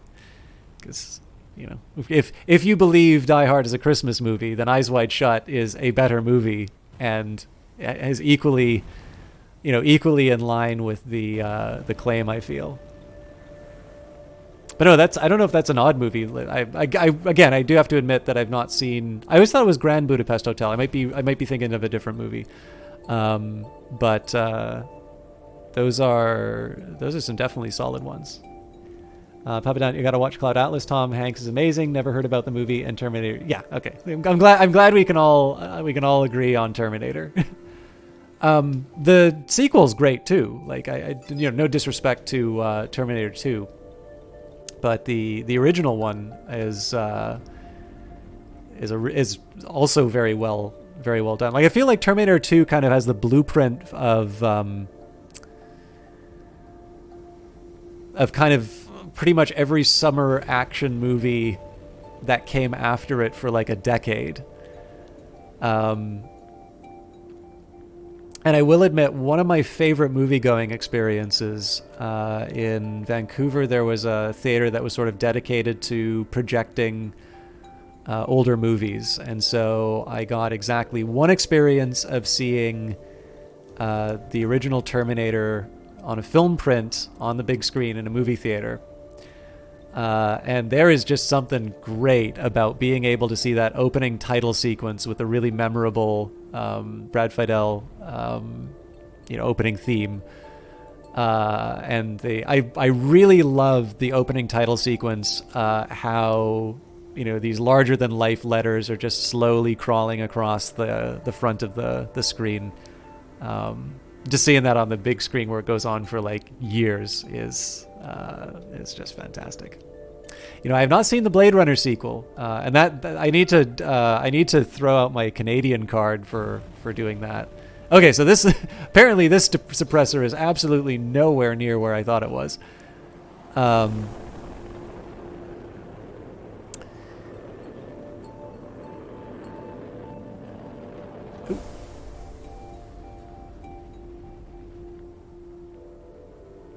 Let's get back on track.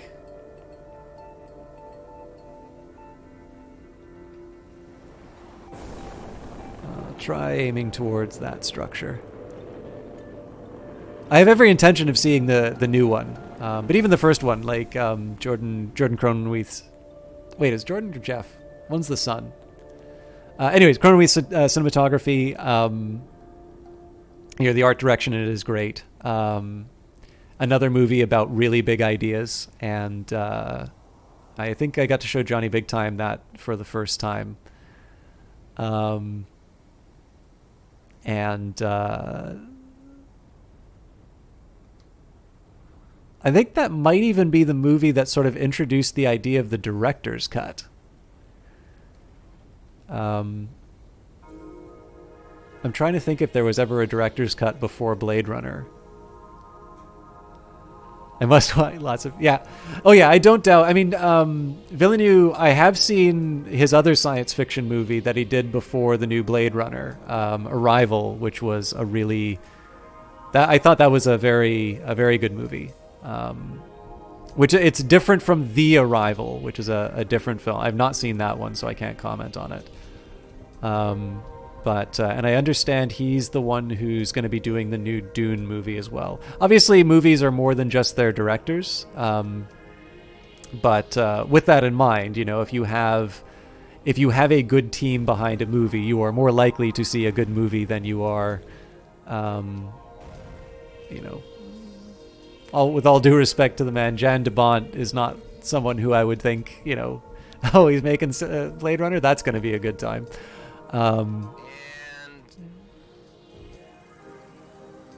There we go. Huh? Someone clearly doesn't want me to leave. Sorry for the digression, but now that I found the suppressor.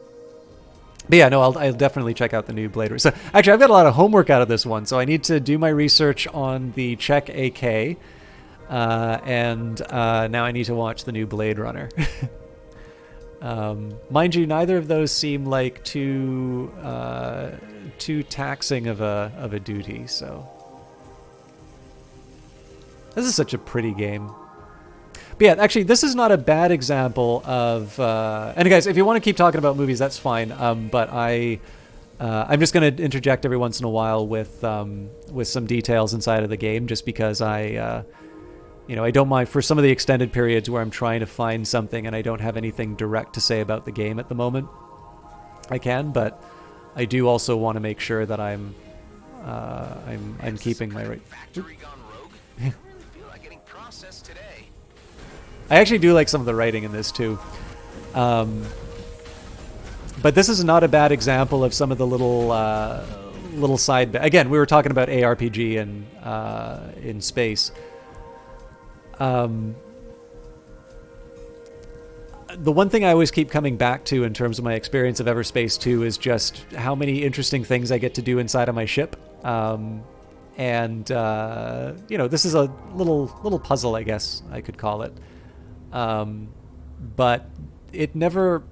So it's never like if you're playing an old first-person shooter and there's like the bit where you have to go walking through the level again so that you can get the key. You don't always feel like your time's being wasted. I generally find it's actually pretty enjoyable to sort of go through these little side missions that pop up. And sometimes they're ones that are sort of scripted, and other times it can be cases where, so like here, I'm really happy to go out and look at this, beautiful alien landscape. That's it. I'm out of here. Please, don't Geo-oo. Huh? Who is this? I need your parts. Right, but so do I. This is a junkyard. Why not look for spares that aren't attached to people? Computing request. Request accepted. IWWWW will LOOKFF for spares that are attached from PPP people. Nice.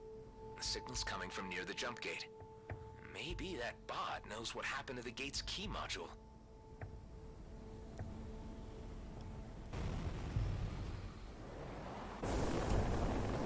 But yeah, so sometimes it'll be a little scripted sequence like that. I quite like the writing on this game, so it's there's always something a little fun I'm to. about to dock at your place. Please, no more tricks. Is that clear? Affirmative. But the other thing that's really rewarding are those little emergent moments where you're in a system and you think, maybe there's something interesting over here, and getting it. Charybdis recycling plant where your garbage is our future. How may I help you? I'm looking for a jump gate module that can generate new jump keys. Computing request. Only head management at HQ can generate and activate new key codes. If you are an employee of Grady and Brunt Enterprises, please direct all code requests directly to HQ. HQ? That's not even in this system.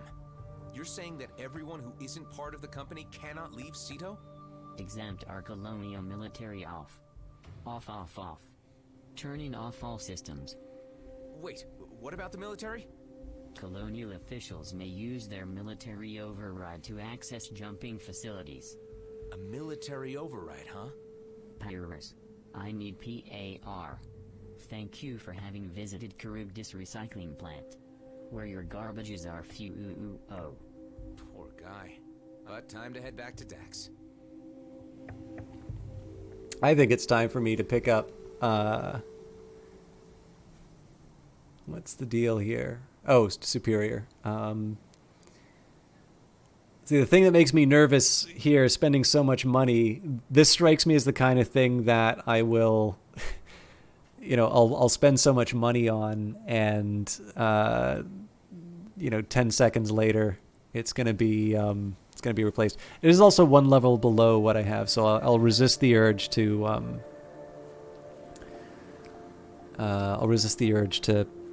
buy it. I just need 2 more iron. I kind of hate that I'm paying for it, but so no parts that I can put that in the stack.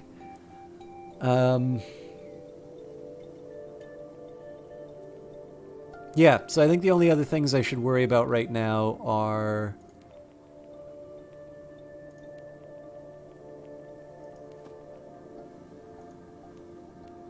I think I should clear out the remaining missions that I have. This is Rhodia 2 is my home base, so I'm gonna finish these side missions first, and then we can push the story forward a little bit.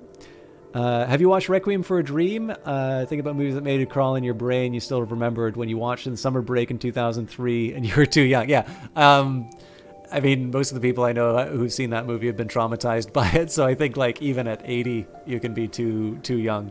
Yeah, I mean, that's a really hard movie to watch. It was really interesting to me when I saw Requiem for a Dream. I actually also watched the movie Traffic, which I think came out around the same time. So Traffic is a movie by Steven Soderbergh, also another sort of big figure in, I think Requiem for a Dream's a Darren Aronofsky movie. Wait a minute, so why is this green?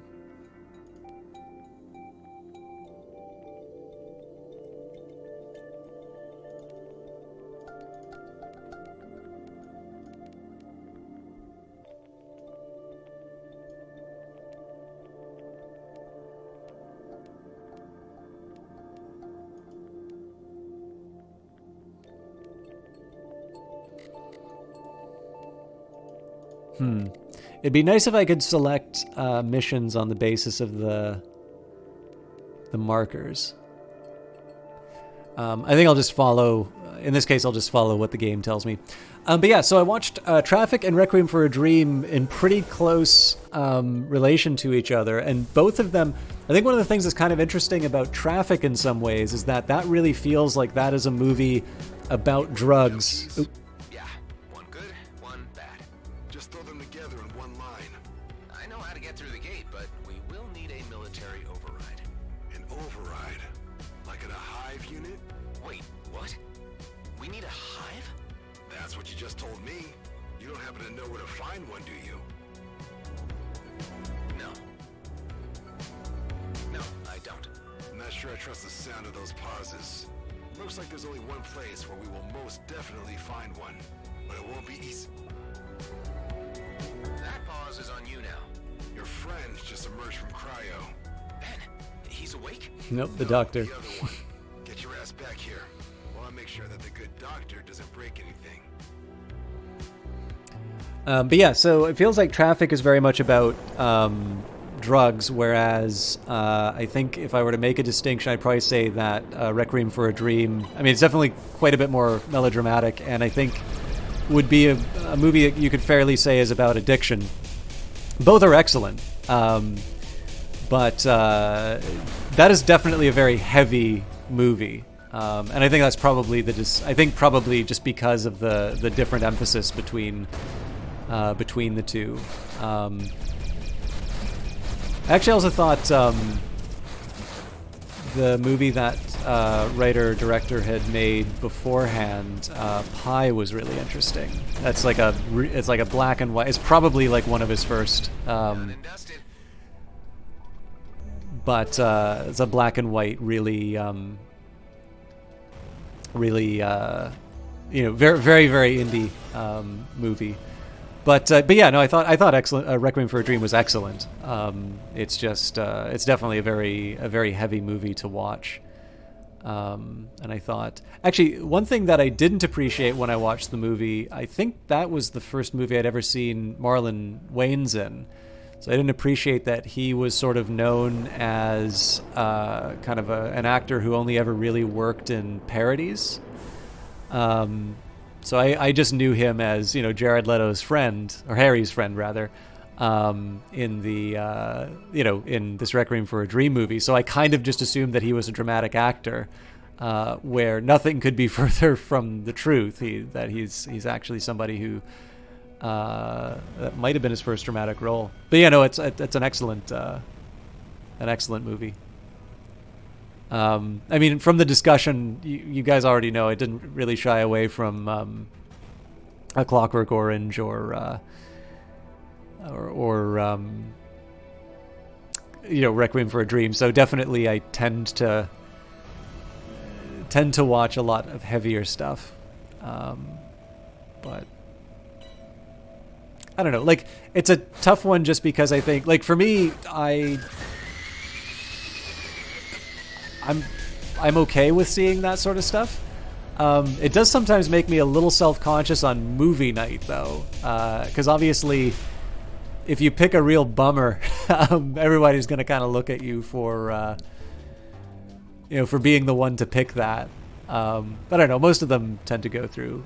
Actually, another one that I really like, one of my fail-safe like old movies recommendations, is Network. I think that movie continues to get better and better with each passing year. It's one that for some reason a lot of people I know have not seen it, and I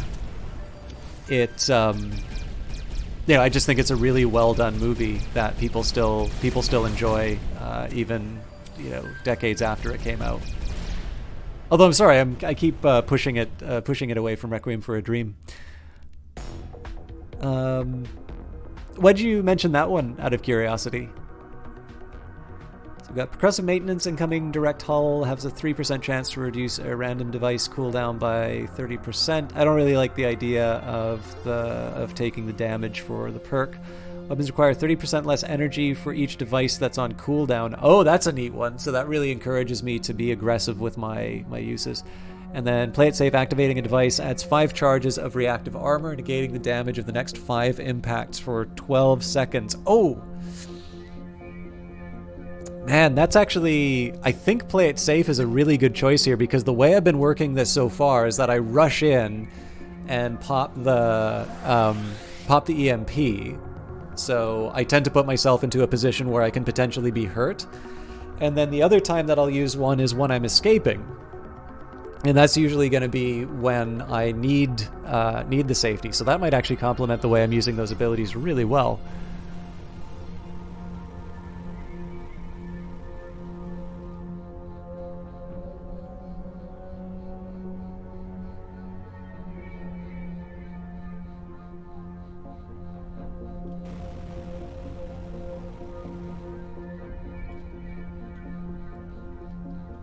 Got some stuff I can mine, but I don't know if I've actually achieved the goal yet.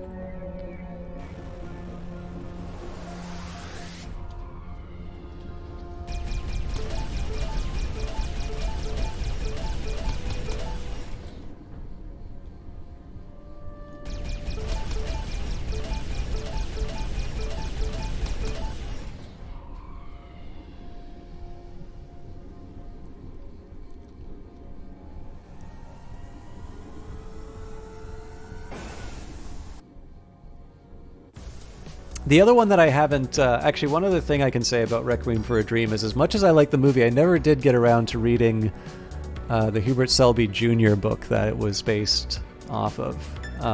He was in the movie, so he's the author of the original book, is the police officer in the prison who's sort of mocking the Marlon Wayans character.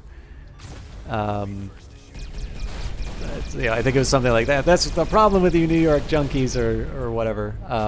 The guy who's doing that just before Wayans throws up is the person who wrote the book.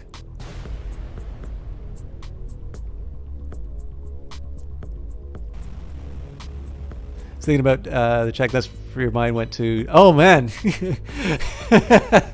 Dancer in the Dark's another brutal one. Apparently, Lars von Trier was very unkind to Bjork, the leading actress, so apparently that is the reason she's never done a subsequent movie. Which is a shame, because, I mean, Lars von Trier is definitely a very gifted filmmaker, but it's definitely... Like in Canada, we're dealing with this problem now where we've got the Governor General who apparently sort of presided over this incredibly bad work environment. It's very hard to argue that Julie Payette was not a qualified individual for the role. Like, her background was, I think it was, she did a bit of work in like AI, in sort of the work that you would process, process signals to detect speech. So, AI stuff that's still relevant today. And to give you an idea, like another person who worked on that was Robert Mercer, who's one of the key people at Renaissance Renaissance Technologies, who this is the quantitative hedge fund who seems to just be able to print money. So it's definitely a very tough field with some really bright minds working in it. Obviously, when she went to space, classical pianist and singer. This is a resume I would, and I think speaks something like 6 languages. Like I would be, I would kill to have a resume like hers.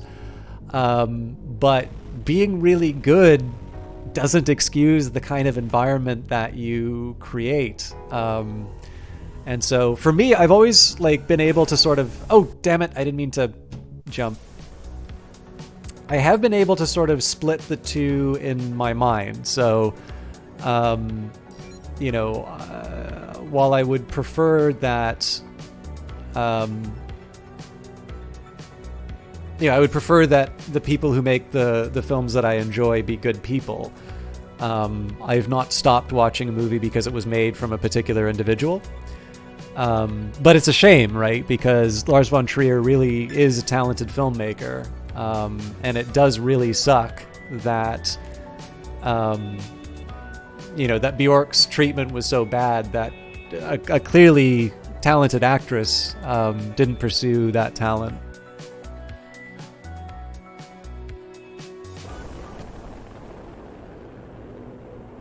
But yeah, I mean, it's a really.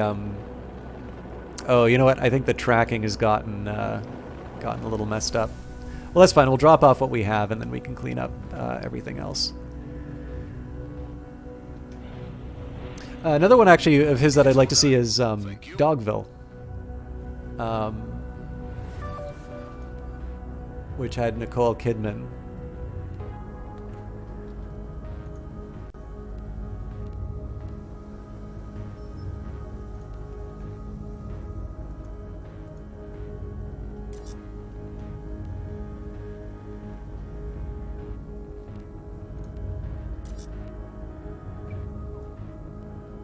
Okay, that one's near home in Rhodia.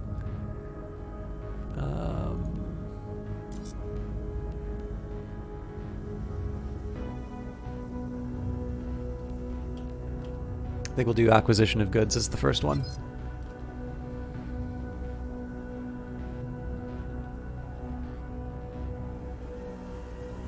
But yeah, so it's a really tough one because I think it's probably always been true. Actually, one thing that I've always found very funny is that Fox seemed to have a monopoly, or maybe not even a monopoly, but they seem to have one type of show that they made all the time, and it was always like the genius who is so invaluable that they can get away with anything. And this is their medical drama House. Was an example of that. It was also sort of an adaptation of the Sherlock Holmes stories. But the reality television as well. So Gordon Ramsay's either Kitchen Nightmares or Hell's Kitchen. Very similar idea, right? Extremely talented chef, but someone who's really demanding and again, can get away with it because they're so good at what they do. And then even then, you've got their personalities. So Bill O'Reilly, although probably doesn't fit that model quite as well as the other ones. I'm not entirely sure that's really always created the healthiest perceptions of workplaces and what we allow people to kind of get away with. Because I've been very lucky in that most of the people who are really bright, so a math professor I had, for instance, I found out after a semester of asking him some of the stupidest math questions, because I was really trying to build up my strength. It was the first proofs course that I took, and this guy found out after was actually a fellow of the Royal Society. So his book is, there's a book somewhere with his name in it, and on the 7th page of that book is Isaac Newton's name. And that guy is definitely a major figure in terms of probability.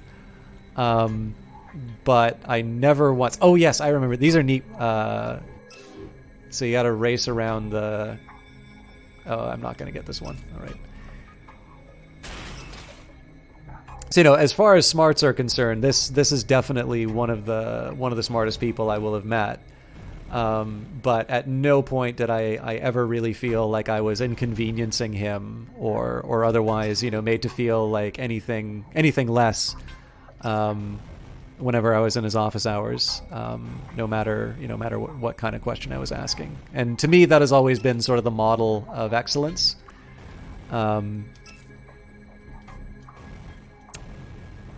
But I don't know. I mean, I think it's also, I'm probably a little more sensitive to that stuff now because there's just been so many gaming stories to come out. There's one coming out of Montreal right now about, I think it was Scavengers is the studio. And again, just a really terrible work environment with a game that apparently is supposed to be very good. But, you kind of have to ask yourself at what cost. I'm not entirely sure that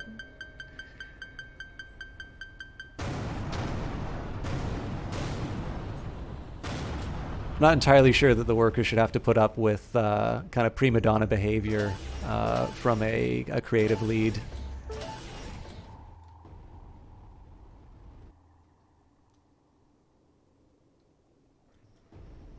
Wait, was this in Dancer of the Dark? I did not know that lore. I should probably watch that movie again. That rigged asteroid, by the way, is another example of a case of like, oh, hey, that's another interesting thing I can do in a spaceship. I'd probably get very frustrated with that kind of a mission if my detonators were, or like if I was playing something like Rebel Galaxy Outlaw, or something that leaned a little bit more heavily into the simulation genre. Again, just because I sort of feel like I would be fighting against physics in order to get a certain thing done in the right amount of time. But I feel like that one hits a I think the balance is fairly reasonable in that I need to earn it. Like, I'm definitely not the most efficient in terms of a lot of my movements, and so as a result, I tend to have to redo that task, but I also feel like it's entirely on me for failing to do it.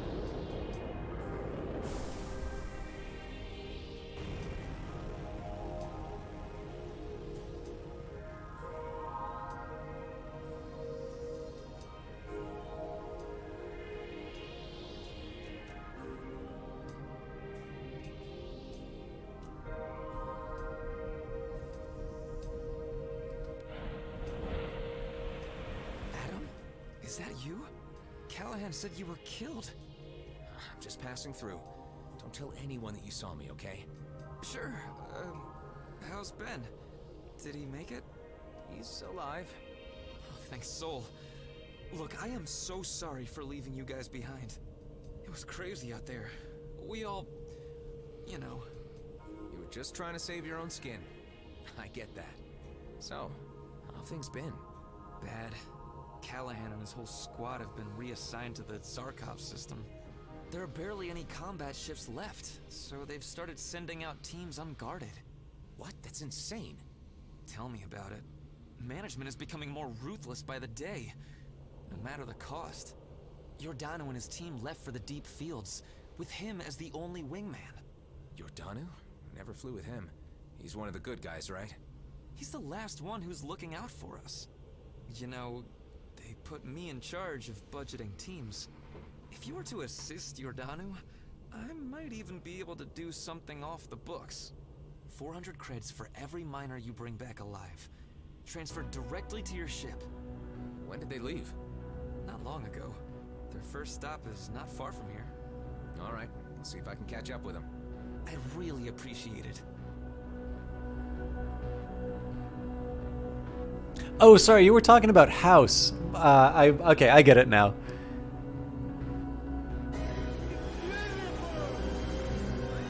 And we've got CM Claw. Thank you very much for the sub.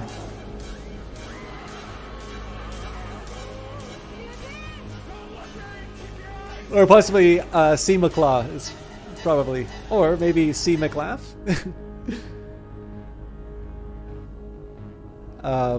I'll get it right on one of these times. Thank you very much for the sub, especially because I know I've been talking a little bit off of... I've kind of been talking off topic for so much of it. Yeah. Well, I'm happy that you're here. Not just for the sub. Okay, I'm going to clean out my inventory a little bit before I move in. Let's replenish whatever I can of my...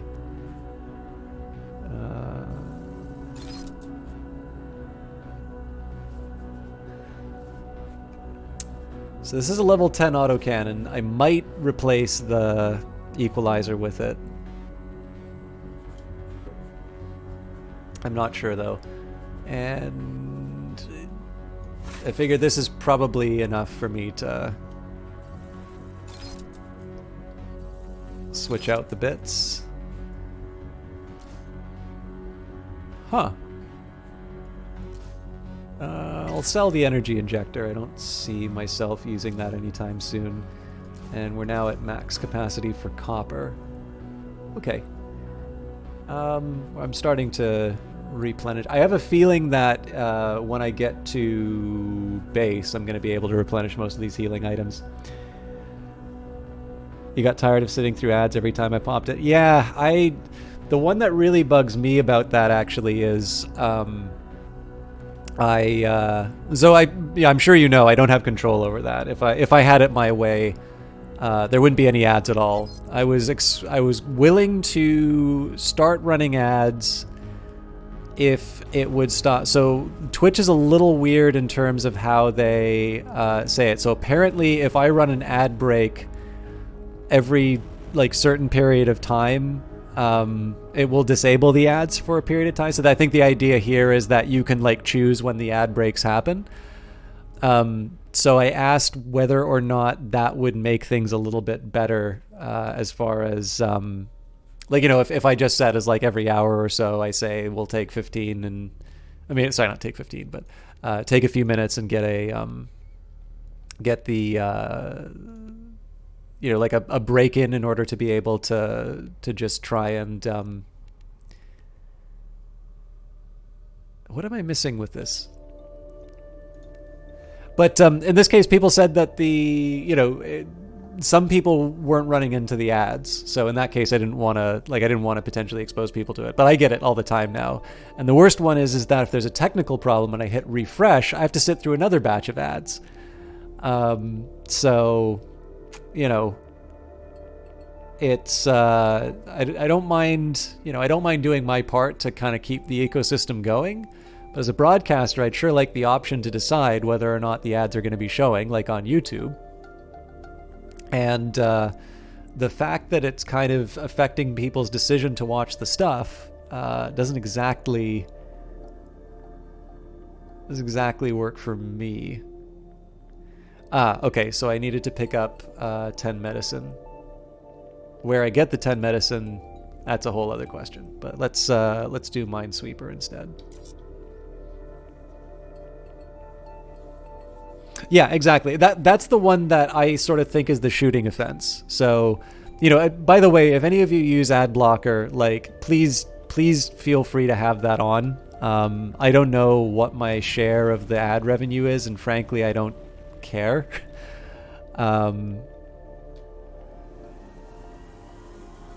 But I do know that Twitch has gotten a little bit better at circumventing the ad blockers. So, and I honestly just the number of times that I have watched the ads and then due to a technical problem have been exposed to them again, I think is a little too aggressive on Twitch's part. And it's not like they really have the incentive to change that, right? Because it means that just more people watch ads. Anyways, I'm sorry about that, and I do appreciate you. Taking the risk with the experience, and you get to enjoy our lovely science fiction late show.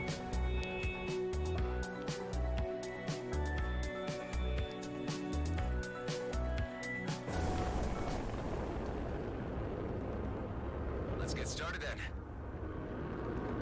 Well, not quite yet. Let's take these guys out.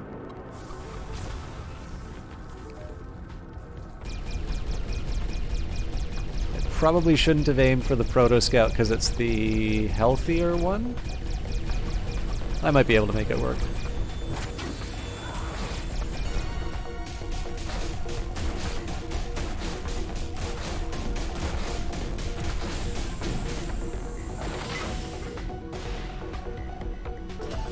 This is a very good looking game. I know I've said it before, but I do just like the animations and the overall style.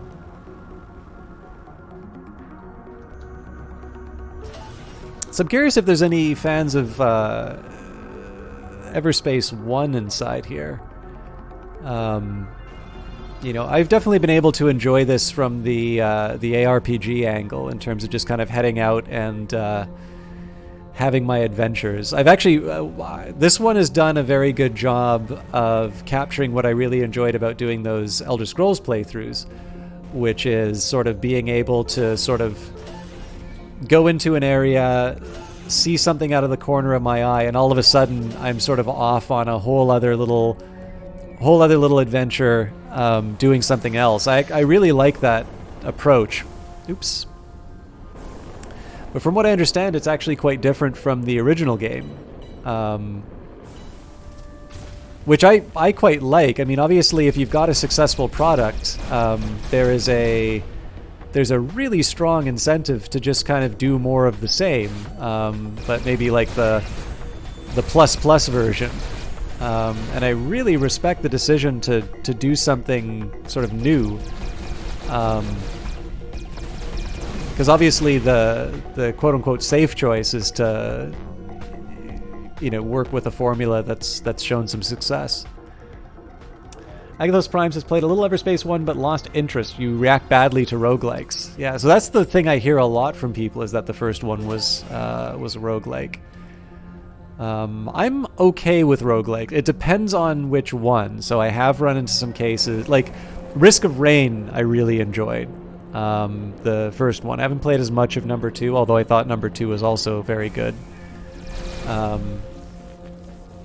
So far as I can tell, all the roguelike elements are gone out of this one, but maybe they're just springing it on me at the last possible minute.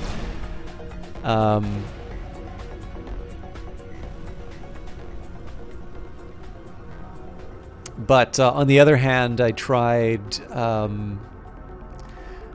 tried a roguelike which is much similar to sort of the original Rogue in terms of like being sort of a turn-based dungeon crawler, and I found that one just definitely had a different way of, I guess for lack of a better term, like it was a different way of thinking, and one that I didn't necessarily respond as well to. I'm sure I could learn to like them over time, but like I really like FTL, for instance, but I guess it depends on the type of roguelike. I like it, but it's maybe not a genre that I would say automatically I like.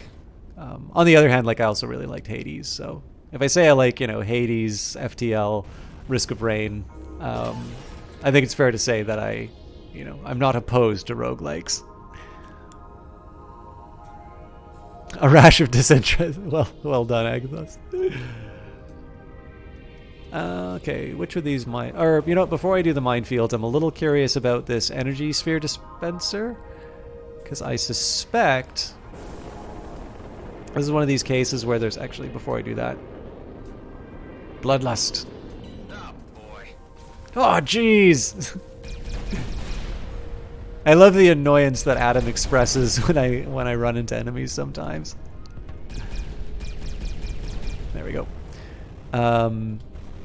Usually, an energy sphere dispenser means that there's a fun little puzzle of like a valuable chest hiding somewhere that I need to bring the energy to. And again, it just kind of comes back to that recurring theme of how many interesting things what are there that I can do in a spaceship.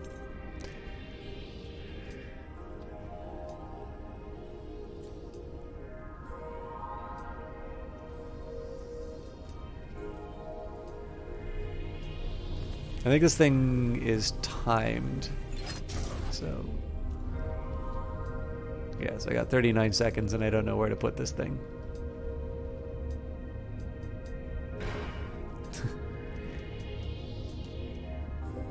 Oh, is this it?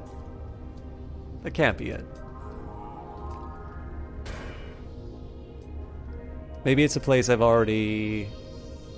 You know what? This might have been the first one that I...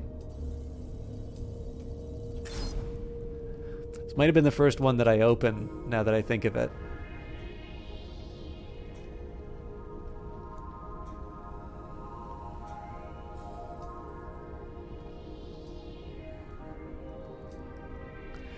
Alright, I think the time has come for me to finally clear out these minefields.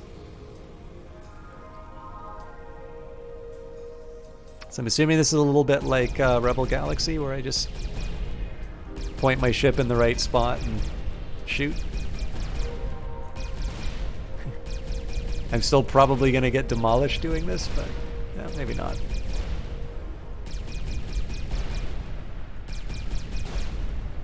It's not at all necessary for me to attack the other people in this area. Actually, you know what? I do have one question.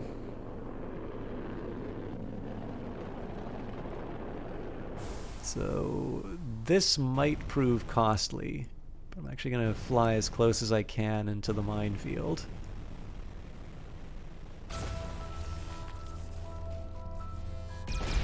Well,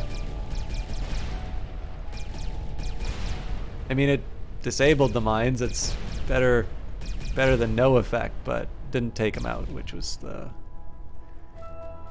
intent.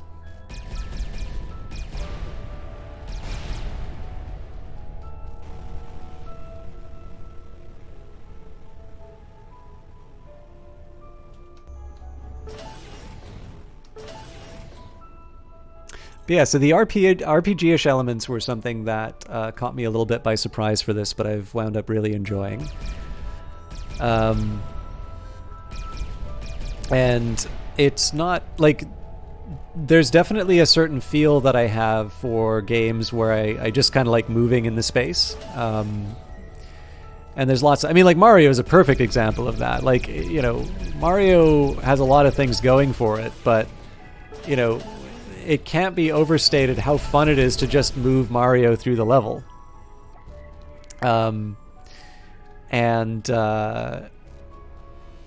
This is actually quite... So there's a few space sims where I really just kind of enjoy zipping around in the ship, even if I'm doing absolutely nothing. And this one I do enjoy, but for totally different reasons. I mean, like I mentioned, the movement is very precise, so if you use your WASD... you don't need to sort of fight against the forces of gravity to have the stuff you want work. But picked up Rebel Galaxy after watching you play, but you're terrible with a controller. Oh, so sorry, was that Rebel Galaxy Outlaw or Rebel Galaxy the first one with the capital ships? I don't play most any games without a... with a controller. The exceptions are basically the ones where the developer tells you. So right now it's been Dark Souls, Rebel Galaxy Outlaw, and I feel like there was one other one. But yeah, I don't mind using the controller, but it's not my first choice. I believe there are keyboard and mouse options for both Rebel Galaxy and Rebel Galaxy Outlaw. But I'll be the first one to admit I don't think the game is as good.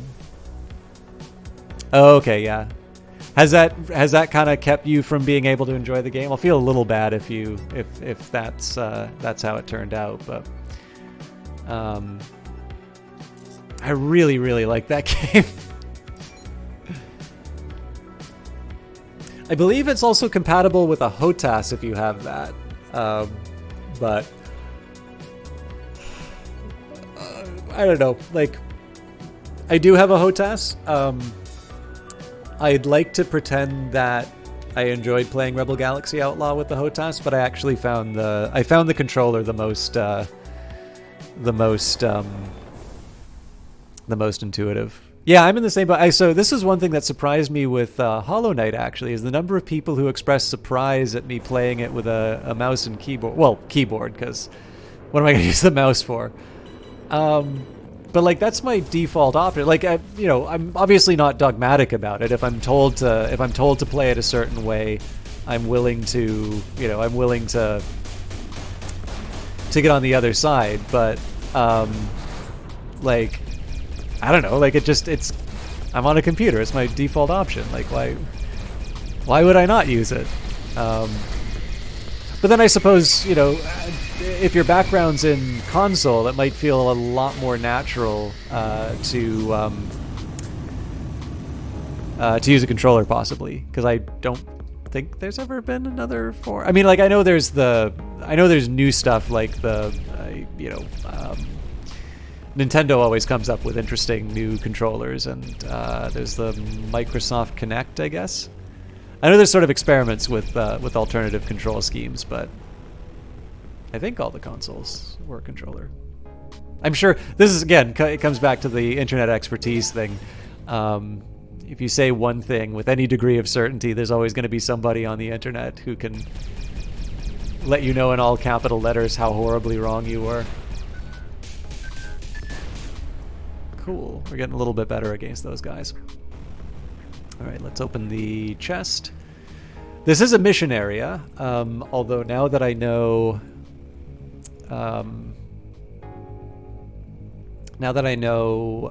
we need to find medicine, I'll probably stop by a planet to buy stuff. Okay, I'm gonna shard that sensor. We got a new nano injector. Iron's welcome. And looks like we got a fancy... So, higher shield capacity, but a lower recharge speed. This is a tough one. I'm going to say it's 2 levels higher, so let's work with it. Again, I'm really trying to get better on my hoarding tendencies. I'm almost certainly never going to use a scattergun, especially when I've got an autocannon. And we've got a new rocket launcher.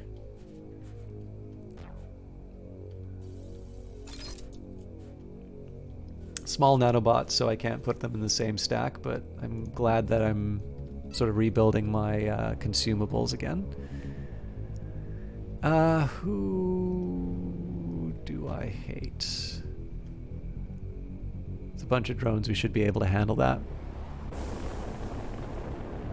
Now, actually, here's a question for you. Now, is it C. McLaugh, or am I totally getting the name wrong?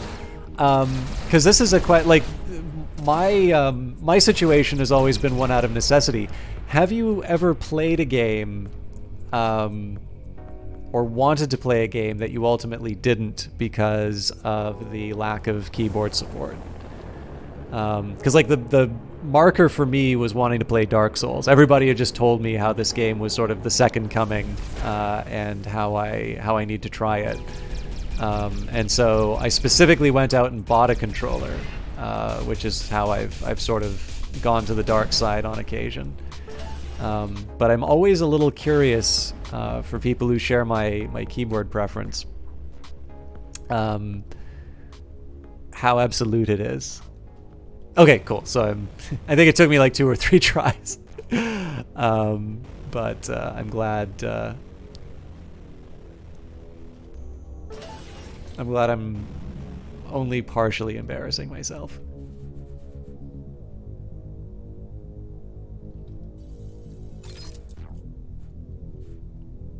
I think this is just going to wind up in my stash again.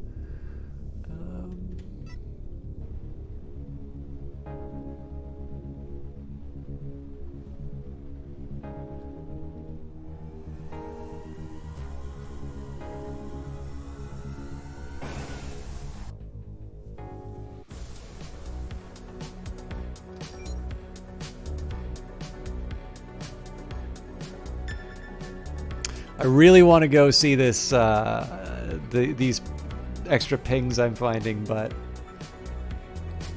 I've been enjoying figuring out how these other mission types work, and I know I don't have as much time as I thought I did for the game, so I'd like to make sure that I don't mind talking about the about movies and such, but I do want to make sure that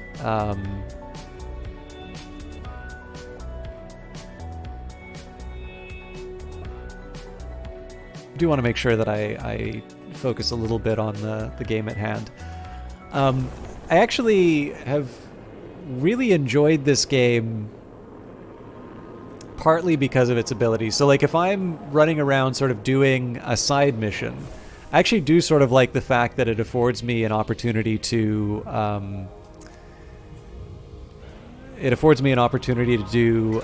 This Nifty Station? You're speaking to Nifty Station? Job's complete. Good. I want my payment. Signature's fine. Here you go. you know, if I'm doing some of the it's a little bit like, I guess, if you're playing an MMO and you have, you know, some dailies to do or something like that, being able to have a chat with a friend while you're getting those missions done is kind of neat. I try to not talk over the sort of the main story material, but I have been very intrigued. So this side mission was a neat little revelation. It seems like it's a fairly low level mission as well, so it might have been there was something I was supposed to do that would you know, bring this to my attention. However, I didn't really read the description of the missions that closely, so I do need to get 10 medicine, which hopefully will be available in the shop. Nope. Although that special cargo unit's still in the area.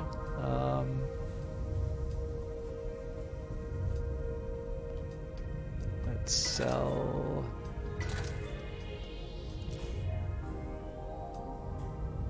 It's not gold, but at least it's silver.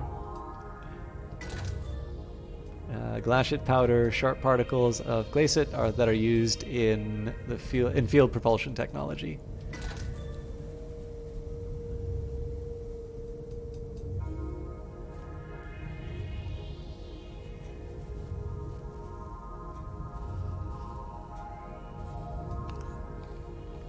All right, so there's going to be a question in terms of how I get my hands on medicine. I guess also because that was one of the questions that came up in the game before with my character, was how we were going to get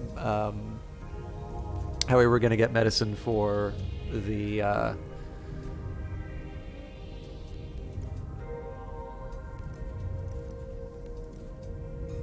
for our ally. I'm very close to being able to upgrade my Sentinel, which is tempting. The ship speed is only an additional meter a second, so I probably shouldn't be like falling over myself to be able to buy the upgraded one.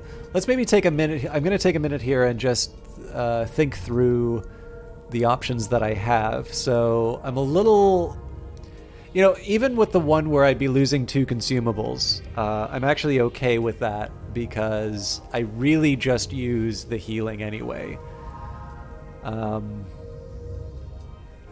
this is a slower ship, so the Striker, better armor, better hull, reduction in shield, additional primary weapon, lose 1 consumable. So the Striker is a tempting one. The gunship, in this case, so the gunship's about as low as I'd want to go on consumables, and it does make up for it with quite a fair amount of cargo. I'm not crazy about the fact that it steers like a cow, though. Whereas the Scout, you know, nice and maneuverable, but lower cargo space, lower consumables, and as a whole, just too squishy. So Sentinel 1 Plus is basically if I want some strictly better in just about everything. And that brings us back to the Interceptor, where it's something that I would be very tempted to take, save for the fact that it's a little bit slower.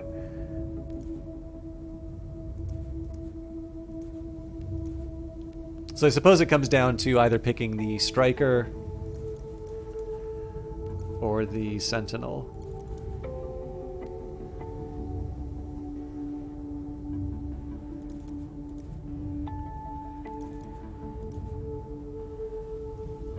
Well, if the Striker only gives me an additional meter a second.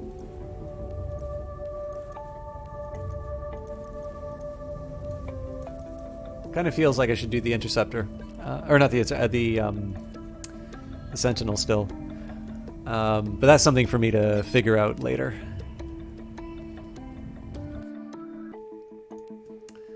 So nothing I can do about acquisition of goods right now until I find a source of 10 medicine. I am a little curious what the map might be able to tell me as far as goods. Planetary Wasteland harboring Grady and Brunt's largest facility. In Ceto, the local anthium yield may be far lower than in the crystal-rich deep fields near Palamon. So is the density of local outlaws. This makes Nephthys Station a much safer yet strikingly unambitious project for G&B management. Could also be that this is the place where I currently am.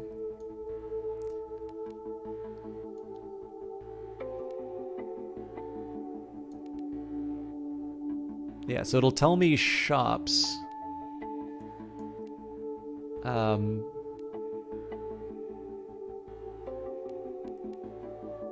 Unfortunately, it doesn't tell me where to buy the goods that I need.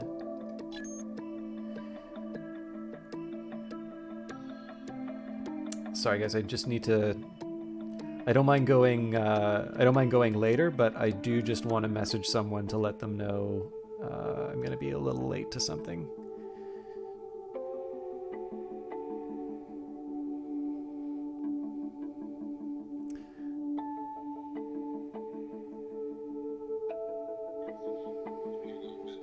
Oops. Stop! Stop!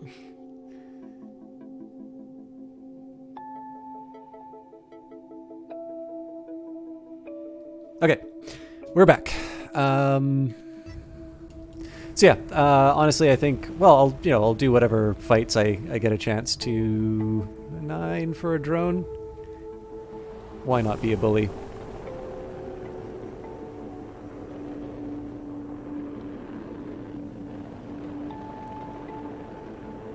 Oh, 2 drones. They've locked onto me. So I do still need to get a little bit better on the. It would actually probably be better for me to just fire that on approach, because I waste a lot of the time like trying to find the enemy after the fact. But the combo works pretty well for me. So basically, run in, hit the AMP, try to take out what I can. I really prefer to focus on the lightweight units if I can, but at this point I'm acknowledging the fact that I'm not very good at finding the targets quickly. So I'll just fire at the first thing that I can. And if I get in danger of being overwhelmed, then I use the sudden warp to move out of the location. So let's see whether or not we can save people, or if I'm only really good for fighting. Who are you? Your new wingman. I was sent over from Alcyone Station to escort you. I thought we were out of combat pilots. Well, since you're here, help us get the gate fixed. Look, I'm just a wingman, not a mechanic. You can't just be one thing if you want to survive out here. That's a given if you want to work in this team. All right, I'll see what I can do. So why aren't you guys mechanics? All right. I'd say the gate lacks power. Let's see if I can improvise. So this is. Good fighter. I have a few tricks up my sleeve. Why do you ask? We never worked together, so I'm just trying to figure you out. Like, it's not even have you tried switching it on and off again, it's have you tried switching it on. Alright, so I'll take the energy unit, but I might as well do the rigged asteroid again. So 2 and 2, and then we'll look for the rest. Oops, it's F, not E.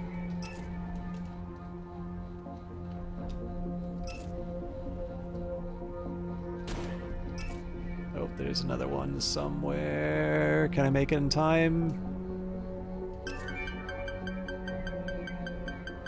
I do like that the game doesn't penalize you for failing. So it seems that you can try that. You can try the rigged asteroid multiple times, which I certainly need. If we're lucky, it was a medicine asteroid with 10 units of medicine inside of it.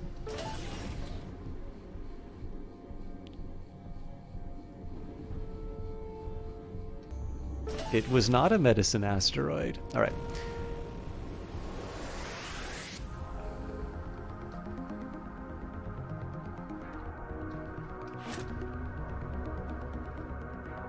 Is this thing gonna fit?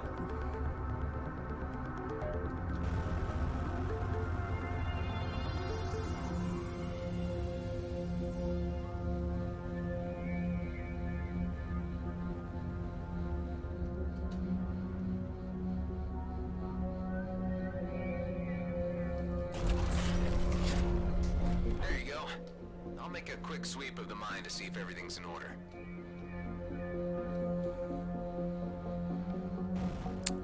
It's a little bit like the tutorial mission we did, but so far no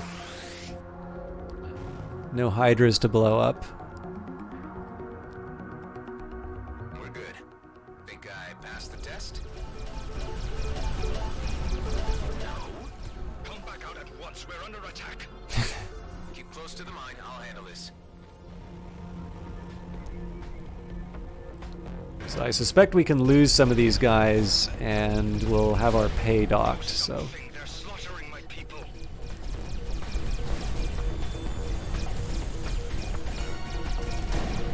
Down one.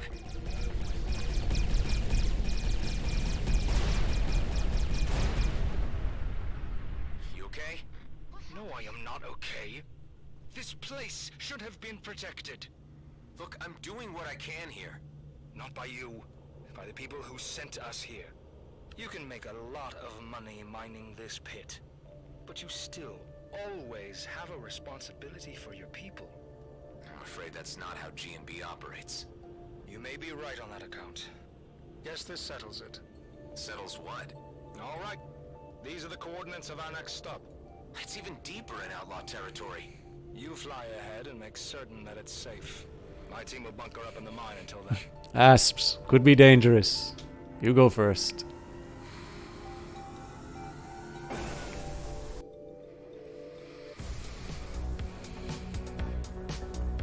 This is still my favorite bit. I actually probably...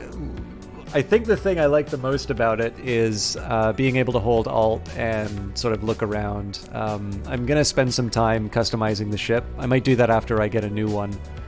But I think being able to... First of all, just really good music selection. And just the space travel. It's... I do enjoy, for most of the games that I play, a chance for just a little mental rest between missions. It doesn't have to be anything major.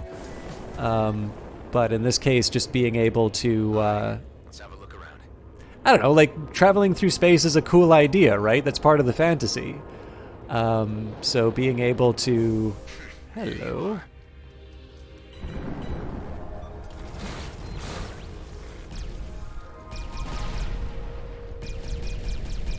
Yeah, I should focus on whatever I can take out rather than, okay. One problem less. That was a little more efficient Still be than more. the last time I did that. So I'm switching weapons here just so that I can take advantage of the...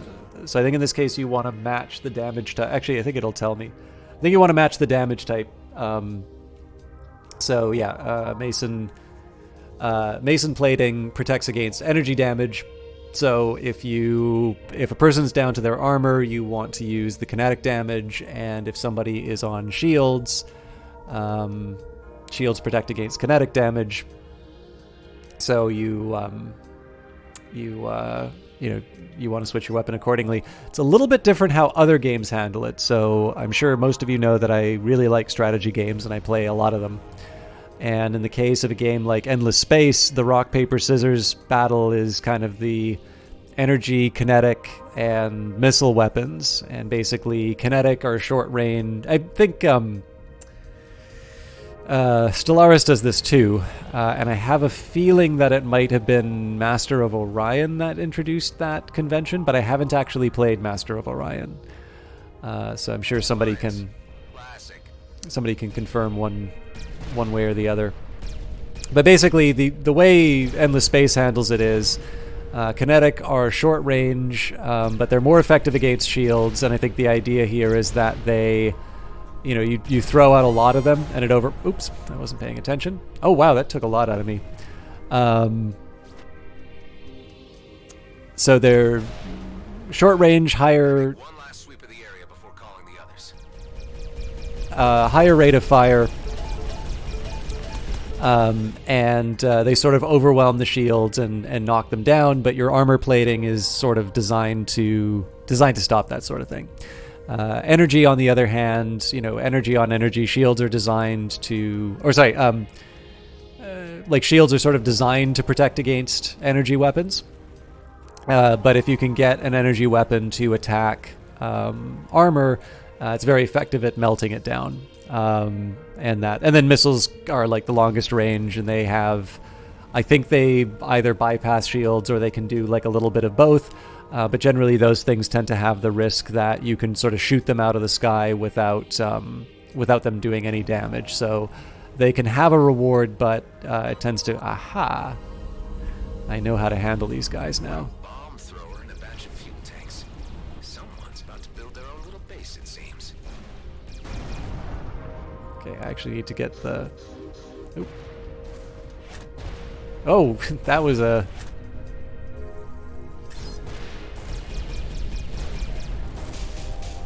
So anyways, all of this to say is that it's a little bit different from the convention in video games where you treat it like a rock, paper, scissors match in the sense that you want to do the counter, not the same thing. Wingman speaking. I ran into a bit of trouble, but the area's clear now. Hello? Scrap. Better check on him. By the way, I will also say I think scrap is probably my favorite sort of substitute for profanity. So like frack in Battlestar Galactica, everybody knows what that word really is. And it kind of, to me, smacks of the, like, we're not allowed to say this line. I mean, the actors do a fine enough job delivering it. But scrap actually does strike me as one of these things. I was wondering when somebody would ask me about this. It's huge. I don't know. Scrap just strikes me as a genuine, like, that strikes me as the kind of thing that people might actually one day wind up saying. So this is the thing that I think has the danger of running into a really huge digression. I am amused by it. I think you have to leave now. Wish you good night. Just realized you have a deadline. Oh my goodness. I hope I haven't kept you from what needs to be done. Thank you so much for hanging out and chatting. I'm going to do my homework and we'll get a chance to chat at some point in the future, I'm sure. But have a wonderful night, Lore, and good luck with your deadline. But yeah, so it's huge. I mean, my reaction is amusement more than anything. I got a chance to talk with Johnny, and he did not know what short selling was. So it was really interesting to be able to explain to someone like why we're seeing the action that we are. So I'm not fond. So I know there's a lot of rhetoric kind of going on now about the idea of intervention being inherently pro hedge fund. I don't actually know how serious the question of, whether or not somebody's actually going to go in and do some sort of like bailout or whatever. I think a lot of people want to talk that way, but I don't know how serious that talk is. All I ever heard is that Treasury is monitoring the situation, which I suspect is probably what Treasury should be doing. I mean, if they're not, then they're not doing their job. But yeah, I mean, like, the fact of the matter is if you're gonna sell something short, there is a risk associated with that. There's the old Keynes quote that. Team? Anyone? Good thing I'm still locked in on their signature. the market can remain irrational. Looks like they haven't gotten far. Market can remain irrational longer than you can remain solvent. And the fact of the matter is that, like, to open a hedge fund or to participate in a hedge fund, you need to demonstrate a certain amount of knowledge and a certain amount of sort of financial wherewithal, to, make sure that, you are a sophisticated investor who understands the risk inherent in moving in. So if these, hedge funds go under, look, it's their bad decisions. What I'm not crazy about is a lot of the rhetoric coming out of the Reddit group about it sort of being the people rising up, and it being inherently good. Like, I guess the biggest thing here is that there is a lot of stuff that people talk about in terms of short selling, where they say, short selling is a bad thing. It's how Wall Street is, Why are they docking here? ruining good businesses, and it should not be allowed. And now it's like, well, short selling's good as long as it's putting the screws to the hedge fund. And my view is you kind of need to pick a lane. You can say that short selling shouldn't be permitted, or you can say, yes, it is allowed, and that means that sometimes the short sellers, are inconvenient, or sometimes the people short selling, i.e. the hedge funds, are inconvenienced, and sometimes the individual investors are the ones who see what's, are the ones who are losing out. So yeah, I mean, there is some. I mean, like, let's be clear. Like, this is the sort of thing people get pissed off about the stock market over, which is it is purely a move designed to, manipulate the behaviors of the market in order to achieve a financial end. And the fact that we we see the individual as the good guy in these cases, either we are committed to one position or another. That's probably the part where I'm a little annoyed by some of the stuff that I hear. But otherwise, look, these are the rules that people abide by. If you short a stock, like if you buy a stock. You didn't tell me this was part of your itinerary. I've been flying past this place for weeks now, wondering when I would ever have the courage to do this. My team won't survive much longer working for those fools. This is where we will build ourselves a better life. What? How do you think you'll be doing that? By looking after each other. By taking what we can and doing what is necessary. Sounds like you want to set up your own little outlaw operation. Is your team in on this? We're all in the same boat here. We had enough of Grady and Brunt screwing us over. Here, take this. It's your payment for protecting us back there. We will not see each other again. Guess I'm the last one to judge you want to move like that. That's a nice. The side quests on this have been really nice. But yeah, Agathos Prime's got probably the quote of the night on this. I learned about short selling where everyone should. I'm from a mid-90s Shadowrun source book. That's good. Actually, yeah. Okay, so for the benefit of people who maybe don't know what's going on with GameStop or don't know what short selling is, basically, most people will understand the stock market as, there is a business, it wants to raise money, and so it will share claims on its future profits, known as stock. The stock market is a secondary market where people will trade those shares, and basically if there are more people who want to buy the company, i.e. the claim on future earnings, the prices go up, and if there are more people who want to sell it, so usually this is when there's negative news about the company, the price goes down because, basically, usually for most assets, there is a willing buyer, and the question is about price.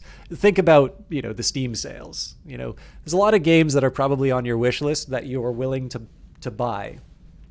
And maybe you're just not willing to buy it at $40. Maybe you want to wait for it to be $30 or something.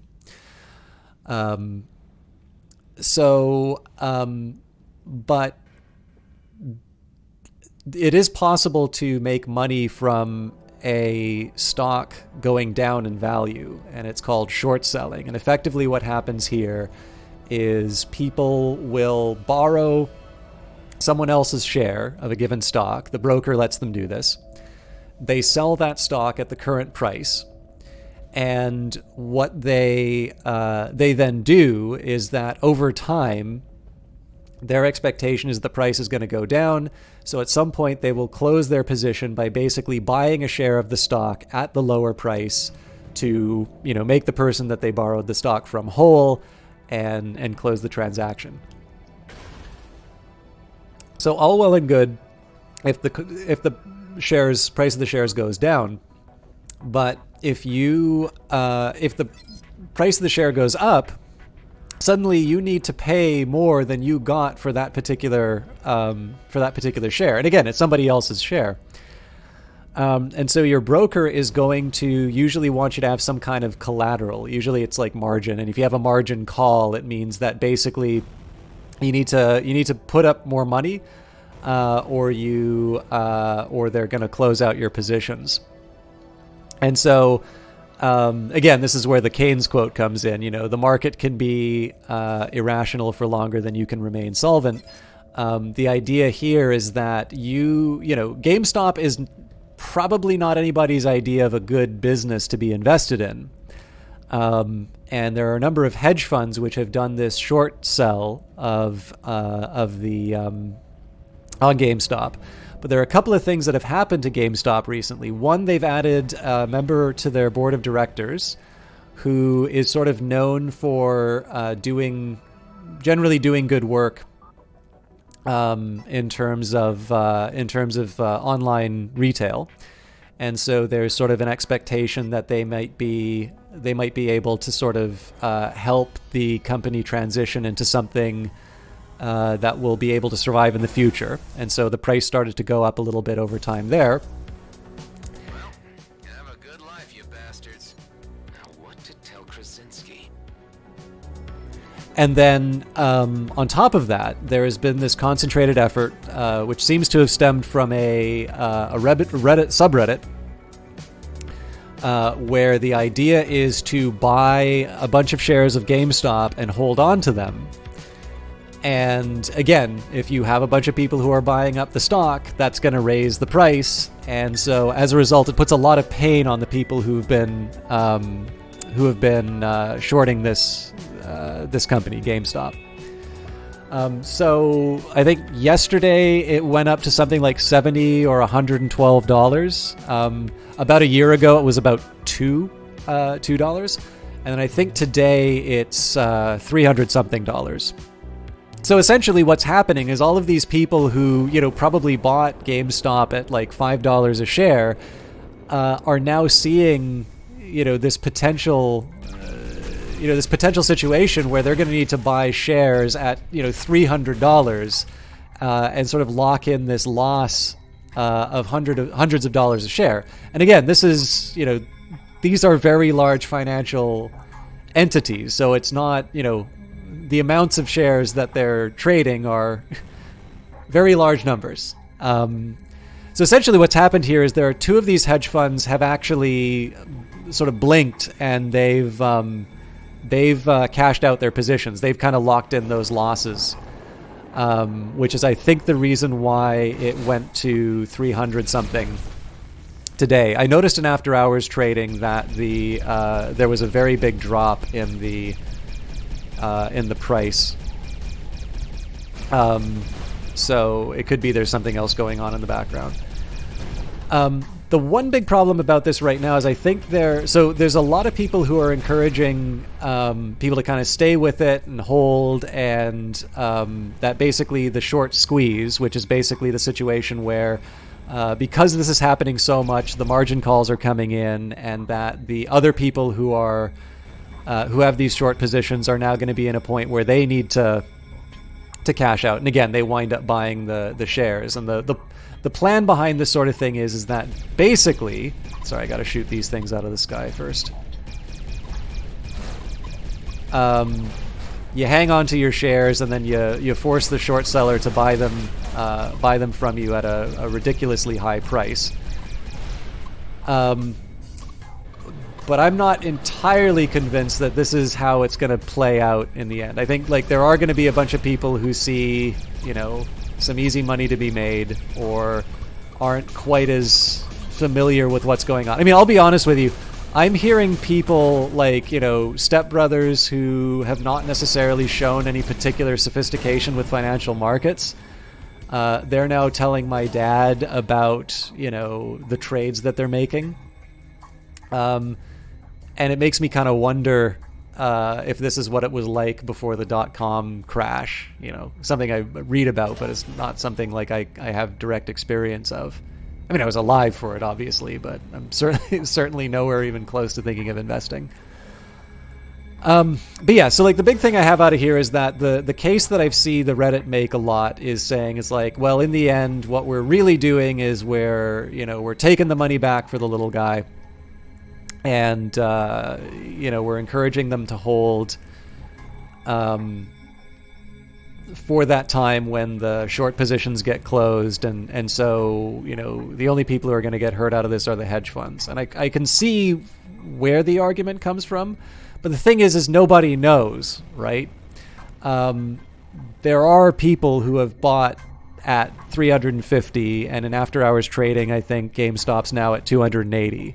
So that's $70 a share that these people have, they're going to wake up and see. And whether or not they are equipped to be able to stomach a loss like that is an open question. And I mean, hedge funds are not stupid. You're back. But where's the team? I tried to catch up with them, but they were already gone. This is bad. Giordano was the last one to make a stand for us normal guys. I can only hope that management will soon move us all out of Cito. Here, take this. I can't pay you for the miners, but I still owe you and Ben for bailing on you. Thanks, and good luck to you. Yeah, it was good seeing you, man. But yeah, so I mean, long story short, like if it's just down to the should somebody be allowed to do this, like I maybe am not as worried about short selling as other people are. My view definitely is that the only condition under which those hedge funds should ever receive some kind of a bailout would be if it's, basically if it's like a 2008, 2009 financial crisis situation. Like if financial markets hinge on these things staying afloat, I just don't see what your other option is. Like, do you let the system collapse because you don't want the absurdity of some GameStop troll to to result in the a bailout or whatever? But clearly at that point, this is what the legislation after was supposed to be about. Like, we do not want to get to a situation again in which we are dependent on these financial these financial firms getting us in a situation in which they're assuming risks that are ultimately borne by the taxpayer.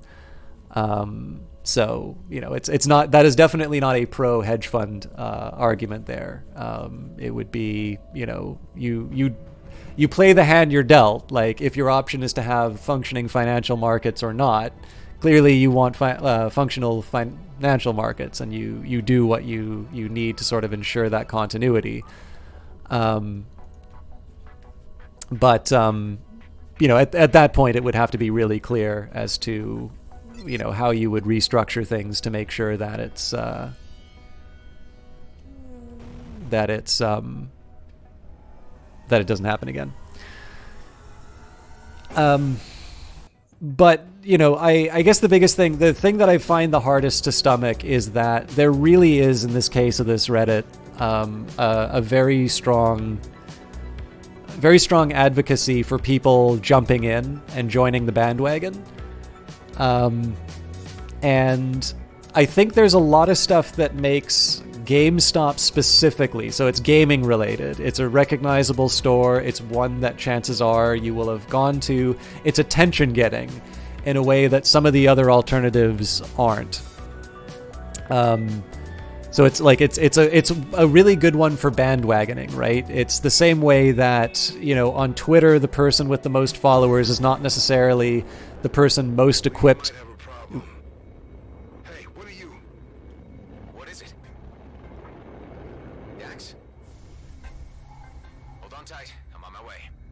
So yeah, the person with the most followers on Twitter is not necessarily going to be the person most equipped to talk about the things that they're talking about. But so, I'm sure, in hindsight, it was really just a matter of time before you could get enough people sort of paying attention on, on some kind of a social media platform to be able to do sort of a concentrated attack like this. I'm going to wait for the cutscene to go through. Adam arrives back at the base alone. He is suspicious as he has not heard from Dax. He draws his weapon as a caution. He is surprised to find Dax lying unconscious on the floor. Suddenly, Adam is hit by a dart in his neck. Oh, this is which the instantly doctor. paralyzes him. The doctor from the medical freighter appears over Adam and Dax. Keeping Adam conscious, she gives him time to talk. She is angry about being hijacked and demands answers. Adam explains to her where she is. The doctor is furious as she discovers that GNB had transported her to the DMZ. She searches the medical bay as she deduces her situation from the sparse information Adam supplies her. Realizing that the pair were really only trying to save their friend in stasis, she relents a little and begins to form a deal. Dax wakes up and the doctor aims the dart gun at him. Dax explains the situation more, and the doctor softens her position. She agrees to help their friend recover if they promise to help her escape the DMZ. Dax and Adam agree, while Dax admits he likes the doctor's way of doing business. I'm really interested what these are going to be like in the final game. But yeah, so like it's a hard one for me I'm Delia, by the way. Dr. Delia Wendo. Call me Dax, and that's Adam. So, which one of you brought me into this mess? That was me. That puts you in the pilot seat when I fly back out. Don't worry, you and I have the same goal here. But first, we need to find a military override to get past the jump gate. You got a plan for that? Actually, we might. Adam, have you ever heard of the Cedo Ghost Fleet? Can't say that I have. It's a graveyard of old war wrecks, hidden by those Bloodstar idiots. It's a treasure trove of scrapped military tech, bunker casings, cruiser engines. Hive units? Exactly. Problem is, it's hidden by distractor tech, so no one ever found it. So, more beanbags? Nah, that's not outlaw style. They're more like fortified bases. That'll make them easier to find, but a hell of a lot tougher to take down. Where do I start looking? In the deep fields, I already uploaded some coords to your map. Once all the 3 bases are down, the Ghost Fleet will make its grand entrance and present us with our ticket out of Cedo. Well, I'm glad you two got it all figured out. I'll gather some data on my patient, while you free agents get busy raiding bases. We're really not outlaws. And I really don't care. We're good. As long as you uphold your end of the bargain. But yeah, so I'll admit I do actually struggle to try and come up with some sort of moral of the story or some kind of, grand conclusion. It is, like I said, it is inherently amusing to hear this story. And I mean, I'm not going to lie, like hedge funds are not a very sympathetic victim. So, if they lose money, this is a risk that, the whole existence of hedge funds is basically as vehicles for people who want to do riskier or more sophisticated financial transactions. So this is the cost of doing business for these guys. I really do not have a lot of sympathy for people who suddenly want to cry foul that their strategies didn't work out. But again, like, I just know that there's going to be a bunch of people. I mean, so there's going to be a group of people who, see the amount of money that people are making on this thing and want a piece of that. And that has never been a good reason to do anything in the stock market. I'm not saying you can't do it, I mean, it's the same thing as Bitcoin, right? There's a lot of really annoying people who just happen to wind up making some good money, investing in Bitcoin, or speculating in Bitcoin is probably the appropriate term. And, like somebody's gonna make that money. whether or not was the smart thing to do all along, that's maybe another question. But like I said, I mean, there's really no doubt in my mind that there are going to be people who are jumping in probably when they shouldn't. And I am kind of uncomfortable when I see, like, the thing to remember about this Reddit is, right, their entire strategy is built around more people joining in on what they're doing. They have every reason in the world to present it as the David and Goliath, and like, we're finally doing what Occupy Wall Street should have done for so long. Under any other circumstances, these people, like, they'd be giving the same disclosure I do about Everspace too. I was given a key for this game from the developer. You should probably have that in mind if you're trying to make a buying decision. If I say that I think the game is so good, Rockfish has not asked me to say this game is so good. My enthusiasm for the game is in fact genuine, but it's up to you to decide what that means, right? And that kind of disclosure is important. And the fact of the matter is that it's nice to wrap yourself up in a cause, but generally emotion does not make for good investment decisions. Fear is not a great motivator. Greed is not a really good motivator. Anger is also not a very good motivator. I think it was somebody on Bloomberg said that this might be the first bubble fueled by anger, which I thought was a really, really fun little take on it. So, I'll be interested. I'll tell you what, the thing I'm most interested in is I want to know what the quarterly earnings call for GameStop is going to be like. That is actually the one I'm most interested in. But yeah, in the end, well, okay, so I'll admit, I don't have a discount broker account. I don't have an account with a discount brokerage anymore. Was I mildly tempted to say that at some point this thing is going to come crashing back down and, get some kind of an option or, set some sort of limit order or whatever? Yeah, I feel the same impulse everybody else does. I'm really happy that I don't have an account at a discount broker because, that would not be smart. So, and if somebody who knows better is going to feel that impulse, I just really think there are going to be a bunch of people who want to wrap themselves up in a cause, and that essentially the people who are going to be the people will be profiting off of that ignorance, or the people who are going to be profiting off of those emotions are going to be the ones who are presenting themselves as the little guy. And yeah, they're the little guy compared to the hedge fund. But if I were to have seen, like, if I would see the advocacy and the behavior from what's happening in that Reddit in any other financial circumstance, I'd be very uncomfortable with what was going on, and I assume that there would be some kind of investigation. So, it's hard. I'm not saying that there should be some kind of a response like that, but it's hard for me to get too, like, rah-rah on what's going on. Because I do think there are going to be people who are financially harmed by it, and probably people who shouldn't be, speculating in the stock market, who ultimately do so just because it's for the memes. Sounds a bit like a Ponzi scheme. If you get in early, you prosper, but if you get there, like, exactly. And I mean, they have an answer to that. Their answer is to say that, we're only advocating that people hold until the short sellers, like, until the squeeze happens, that the short sellers need to divest their positions, at which point they're just selling to the speculator, the other speculators who had to,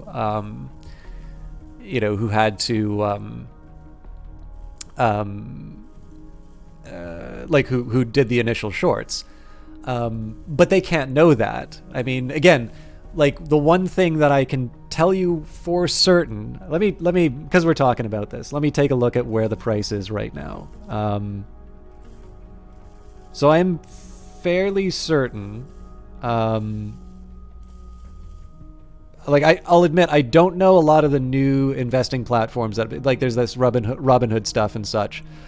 But I'm pretty sure most people who are participating in this don't have access to after-hours trading. So right now, from the closing bell. So GameStop ended at $347.51 a share at 4 o'clock. The current price in after-hours trading is $292. So that's like 15%-ish kind of drop. So, you know, like the fact of the matter is, first of all, if you're buying the stock in GameStop, you have the money to invest or to speculate in whatever you're getting. If you have very little money and you're putting all of that money in the stock market, good Lord, don't. But yeah, so first of all, we're talking, the people who are participating in this are the people who have the money to do the speculation in the first place. On top of that, you know, the run up has happened. Martin Shkreli also participated in a similar thing to that. I know everybody hates Martin Shkreli now, right? So this is to try and give the perspective, because part of what's happened here is a really interesting marketing job, which, again, you know, there's lots of interesting strategies you can do. I have a certain respect for it, but it's probably worth considering, you know, if I had seen this happen. So everybody's talked about the United States, right? And they're saying is like, if I saw this happen in another country, what would I say has just happened? That is actually something you can apply to financial markets as well, right? If you want to gain some perspective of your own position, just think, okay, if I were to change the labels a little bit, how would I still feel about it? You know, I think in the case of that pharmaceutical stock, I think it went up something like 10,000% before things closed out. So there is an argument that says, you know, there is still more room for this thing to run up. And it might be that the people who jump on the bandwagon, even for the worst reasons possible, like there could be somebody who becomes a millionaire because they read the right Reddit and they, like an idiot, went on a bandwagon, and it just so happened that the coin flip turned in their favor, and they're going to be going on like so many networks talking about, you know, how smart they were, and it's a new generation of investing, and everyone, you know, everybody's an idiot but them. And it's going to suck. And we know there's going to be someone who's like that. Or if nothing else, you know, it's going to fizzle out and the people will lose their money. And then the hedge funds are going to talk about how smart they are and how they beat Reddit and how maybe, you know, just leave it to the professionals. We know what we're doing. You know, every situation where somebody makes money in this is probably a situation where somebody sucks gets the money.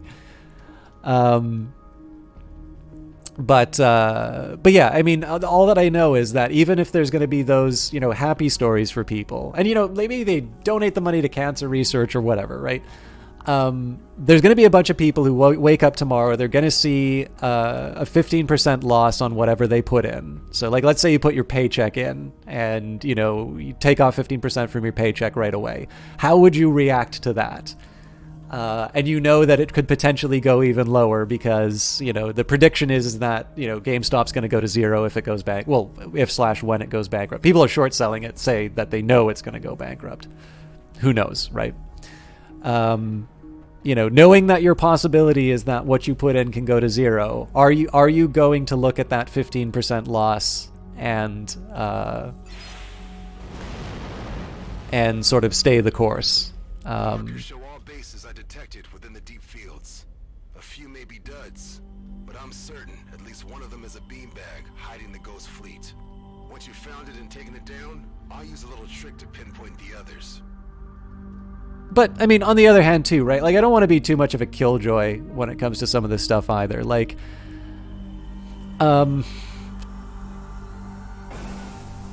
there are lots of people, like, who, in my econ, you know, day job, as far as they're concerned, any time I spend... Oh, let's go to the closer one. Really think we can trust her? Ilya? Well, she had the upper hand and didn't play it. As long as we don't provoke her, I'd say we're safe. That includes not revealing to her that you're a clone. I know by now you're just a regular dude and all, but there's a lot of resentment against clones in the colonies. You don't have to remind me. Not even Ben knows. Better keep it that way. I'm probably a little more relaxed on most financial stuff. Like, You know, I know for a fact there's a lot of people who I work with who think any time I spend on gaming is wasted time. And I'll admit, I sometimes think this myself. There's a lot of really interesting projects I could be doing right now instead of streaming. I mean, I really like interacting with all of you, and Everspace 2 is a great game. I've really been enjoying sharing it with you. This is the sort of thing, ideally, I'd like to do with RPGs that I play, is, you know, just be able to sort of, during some of the more... Any clues I should look out for? If it's a beanie, it should have some dome-like structure attached to it. But even then, you'll need to blow the whole thing up to be certain. It's an outlaw base, all right, but I don't see a dome. Must be one of the duds. You know, being able during some of the more minor missions to be able to just have a chat with people. Like, this is the sort of stuff I like doing. And I don't really see that as all that different from, you know, watching a TV show or a movie.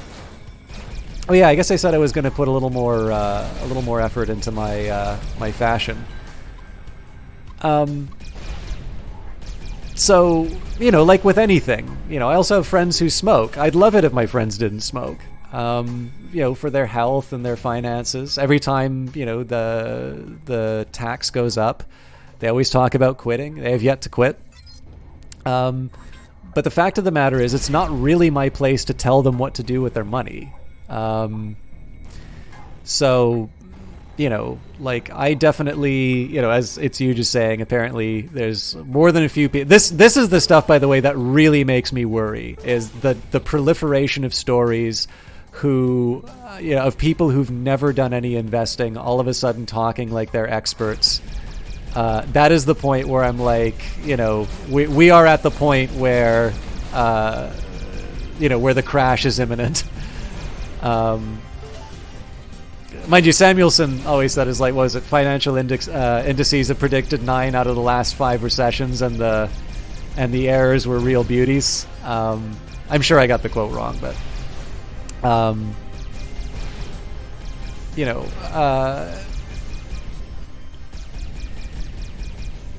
I really try to do my best not to let my own preferences become you know, rules that people should be, you know, should be going by, right? What I see value in is not necessarily going to be what someone else sees value in. And again, even if it comes down to things where I'm like, you know, you're really like, so look, I'll be honest with you. It's like, how many books did you guys read the last couple of months? You know what? That number's too small. You know, you're really hurting yourself by not expanding your horizons. And you know, oh yeah, well, you know, I read this really good fantasy book. I'm like, no, you need to be reading like history, and you need to be reading philosophy. You know, those fantasy books just rot your mind. Like, there's so many different variations of that argument, and it's always really crappy, and it's always, you know, really annoying to be lectured that way. But again, the best that I can kind of do in those cases is just try and offer why I think something is happening. And you know, I obviously do have some reservations about some of the rhetoric going on. And I do tend to find, like, when I say stuff like that, like what I talked with you guys about, people do tend to see it as just being very pro-Wall Street, which is a shame, because, you know, I'm not. Like, I don't work for a bank anymore. You know, and even when I worked for the bank, they paid me for my time. They did not pay me for my soul.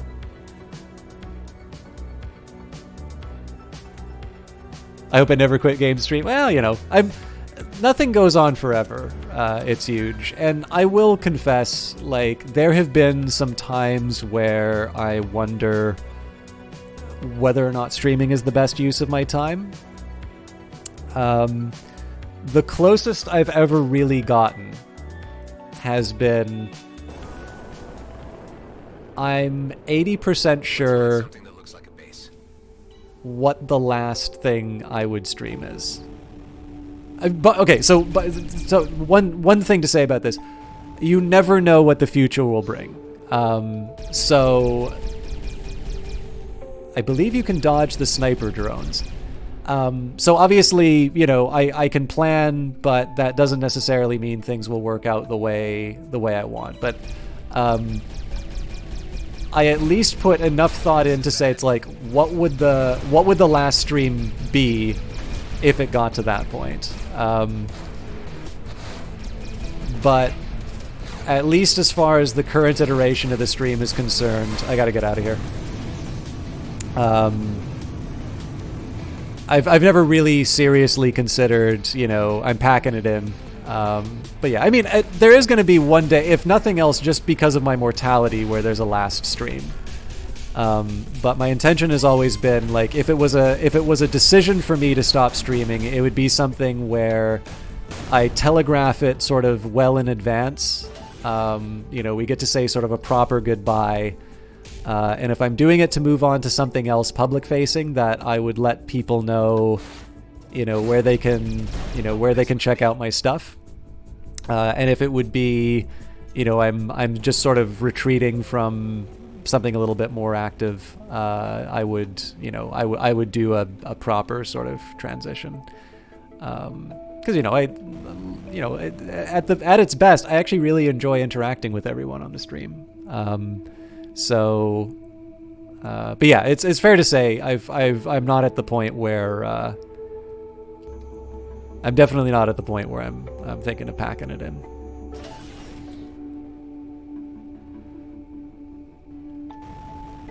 And incidentally, I am not going to say what the last stream idea is, because the thing I am most scared of is if I were to play that game, that would scare everyone who knows that is the plan, that it's the final one. So I'm assuming this is it because of the dome.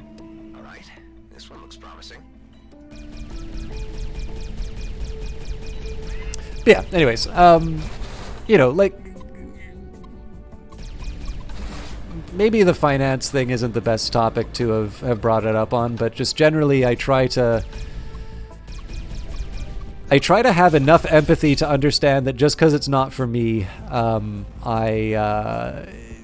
it doesn't mean that it's totally valueless. And it's a really hard one to do sometimes, because, you know, there's some music I just really don't care for. Admittedly, my music tastes have changed. Like, so there was a while where I really just didn't care for hip-hop. I just thought it was the bitches and hoes music, which, like, I didn't really see what the appeal was. But, you know, like, clearly there's a lot more going on there, and I probably just wasn't really exposed to that. Now, I'll admit, like, it's not my first choice on, like, my Apple. I'm trying to dodge the sniper. It's still not really, like, the first thing I'll listen to on, I'm getting chewed up. I gotta double back and find a better approach.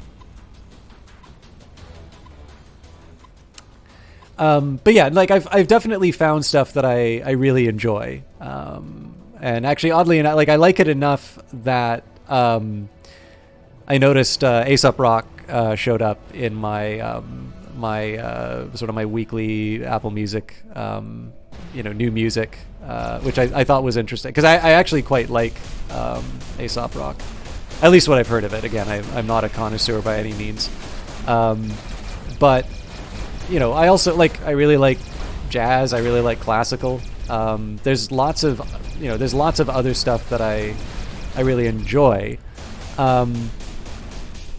You know, this is different from me saying, like, I dislike. I actually genuinely don't know a lot of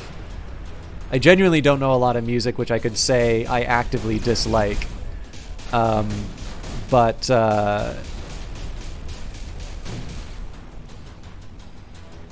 you know, Latin music I know almost nothing about. But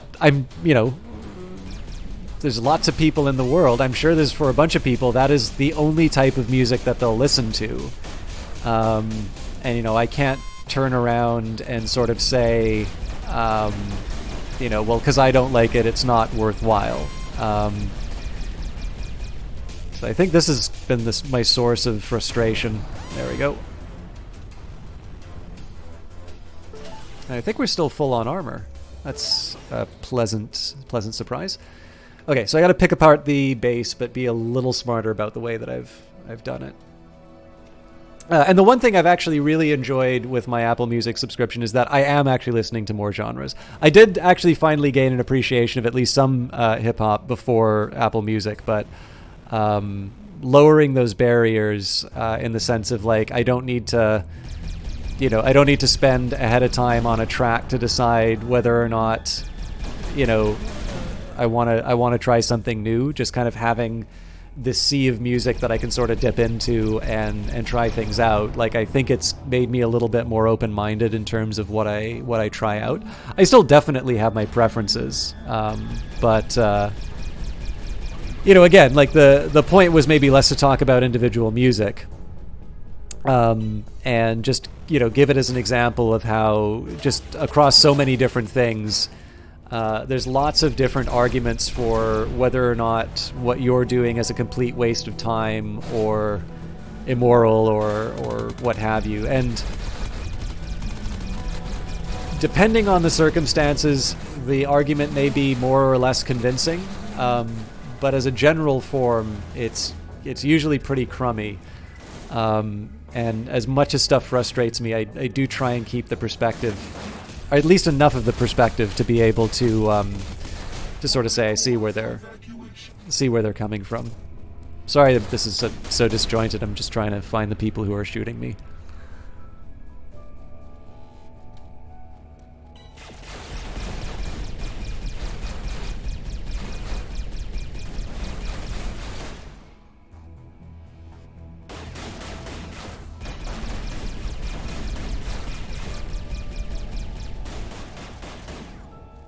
It's actually also why I sometimes find criticism hard to do for like games or movies, because it's very difficult for me to like. If I do something along the lines of criticism, it's usually going to be. It's usually going to be something to the effect. I caught the distractor signal. I can now triangulate its source to the other two locations. One's here, and the third... Damn, this is not good. Can't find it or too dangerous? Let's just say it calls for more advanced planning. I'll focus on the next one for now and then meet you back in the hangar. We can figure it out from there. Good call. See you at base. I think the closest I've ever really been able to come, if it comes to something along the lines of criticism, is just to say, here's what I think this thing is trying to do, and here's either where I thought it did it well. Criticism does not necessarily have to mean that you just talk about things that you didn't like, but either here's what I think they were trying to do and whether or not I found it effective. Or alternatively, here are some cases where it did well. I mean, this falls under the efficacy side. Did the thing that they just show me, was it sort of successful in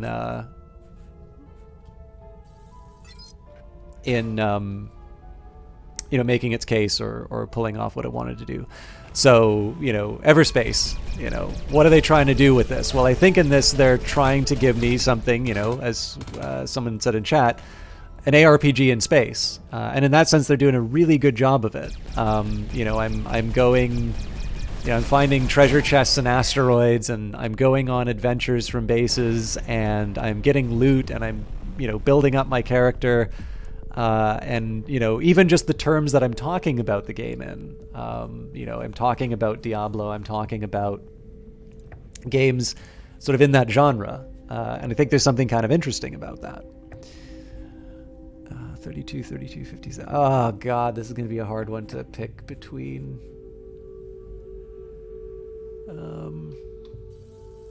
Get rid of that shield. Plating's not worth it, or that one. I lose the precision for... yeah, that's really... I don't think that's really worth it. It was technically better, but I was giving up too much for it.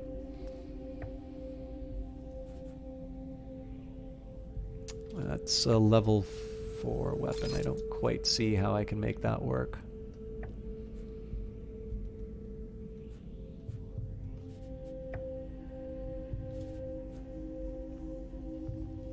So higher energy consumption, but overall better weapon. So let's load that one up.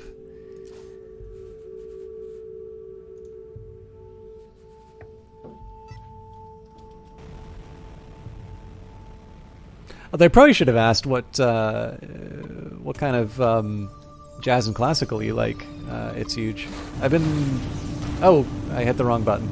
Alright, well, that buys me a little time, I guess. Viper definitely seems to be public enemy number 1 here, so I'll bang it up. There we go. Lately, probably for the rotation, Thelonious Monk and Charlie Mingus. And then there was a really nice John Coltrane playlist that I found. And then classical, I think I've talked about this before, but on the classical channel, they've actually got a playlist called Sacred Sounds. It's all religious music. It's actually really good. It's very similar to their early music playlist. But I think there's something really great about religious music. So much of it is in Latin. That way it doesn't distract me if I'm working on something.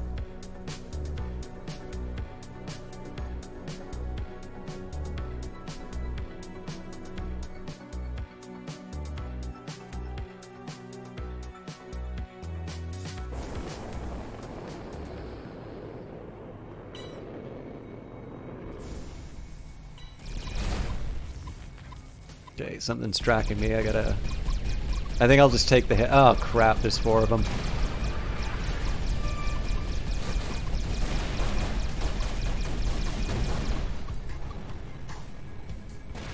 I'll get to the other side of the base just to take a little bit of the heat off. Oh! Other side of the base also has... Okay, so at this point, I'm going to charge in for as much as my shields will allow. I got to keep a really close eye on that. But if I can take down the turrets, then I can zoom away. Okay, let's go a little safe. It's just a quick chance for me to do... Just a quick chance for me to do a quick shield recharge. I really want to take out those turrets as early as I could.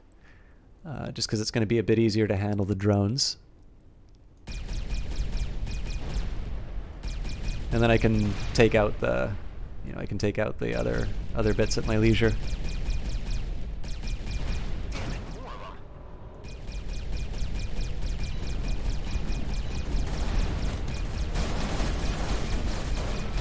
By the way, I'm sorry that there are a couple of the bigger digressions. Whoa! Okay, not quite what I had in mind for a grand escape, but we'll see if I can make the, I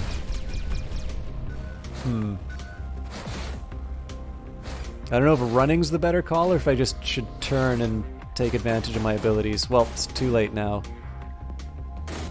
This might give me a little something.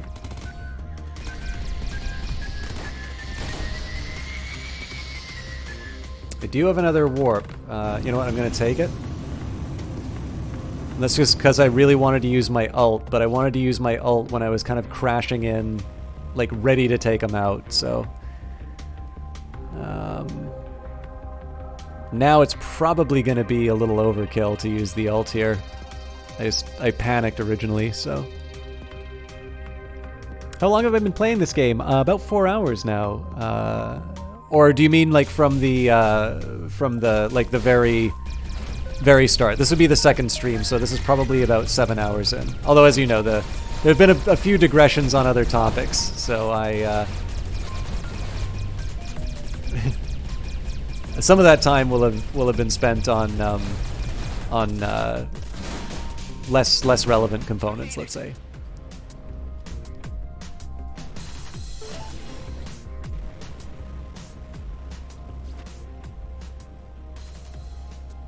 So I will go take... Oh, looks like I've already attracted the wrong attention. At this point, I'll just charge in and mess with them.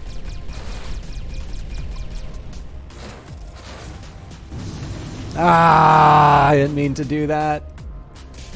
That just wasted the... There we go.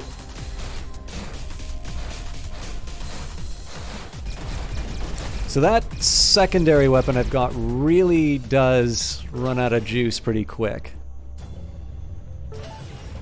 Thank you. I mean, they're not calculated digressions. I do tend to, we just get on a topic and I try to do it justice as much as I can.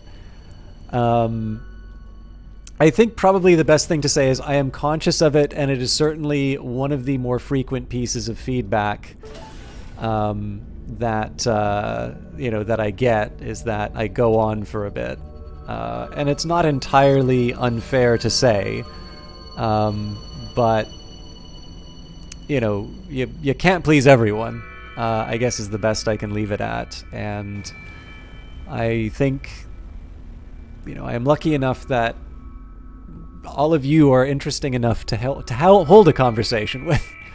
And insofar as being able to do the digressions is attracting the kinds of people who make it worthwhile to talk about a wide range of subjects, I think it's kind of doing...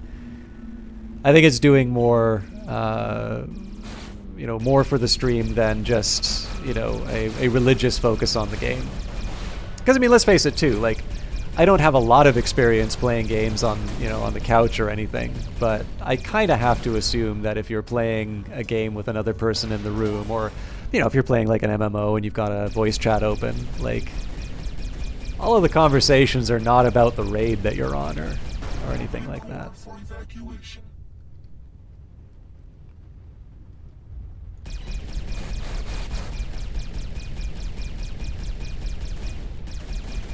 The other thing, too, is that I do need to consider the source sometimes. I understand that some people who are fans of a game,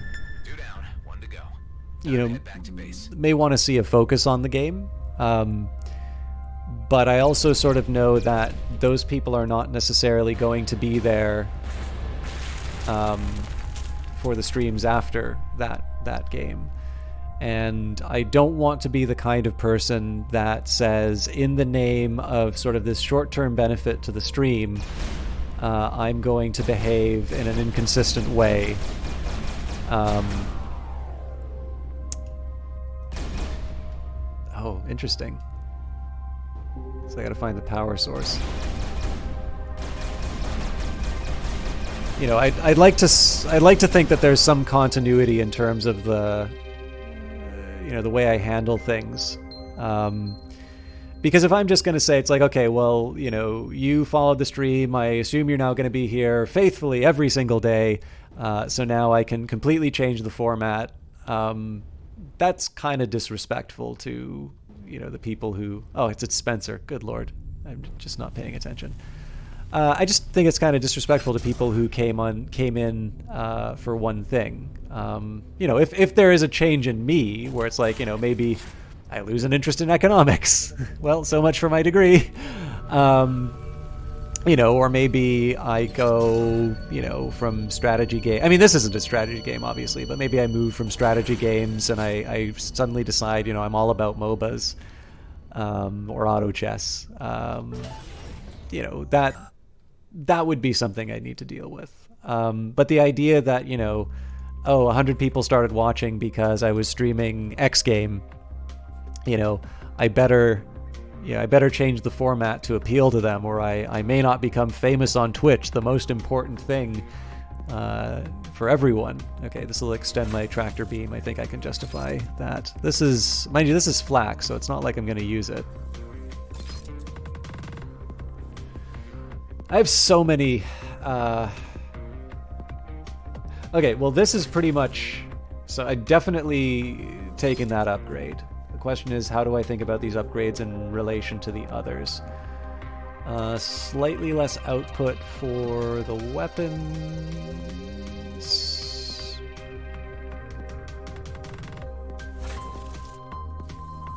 I do need power for my weapons, but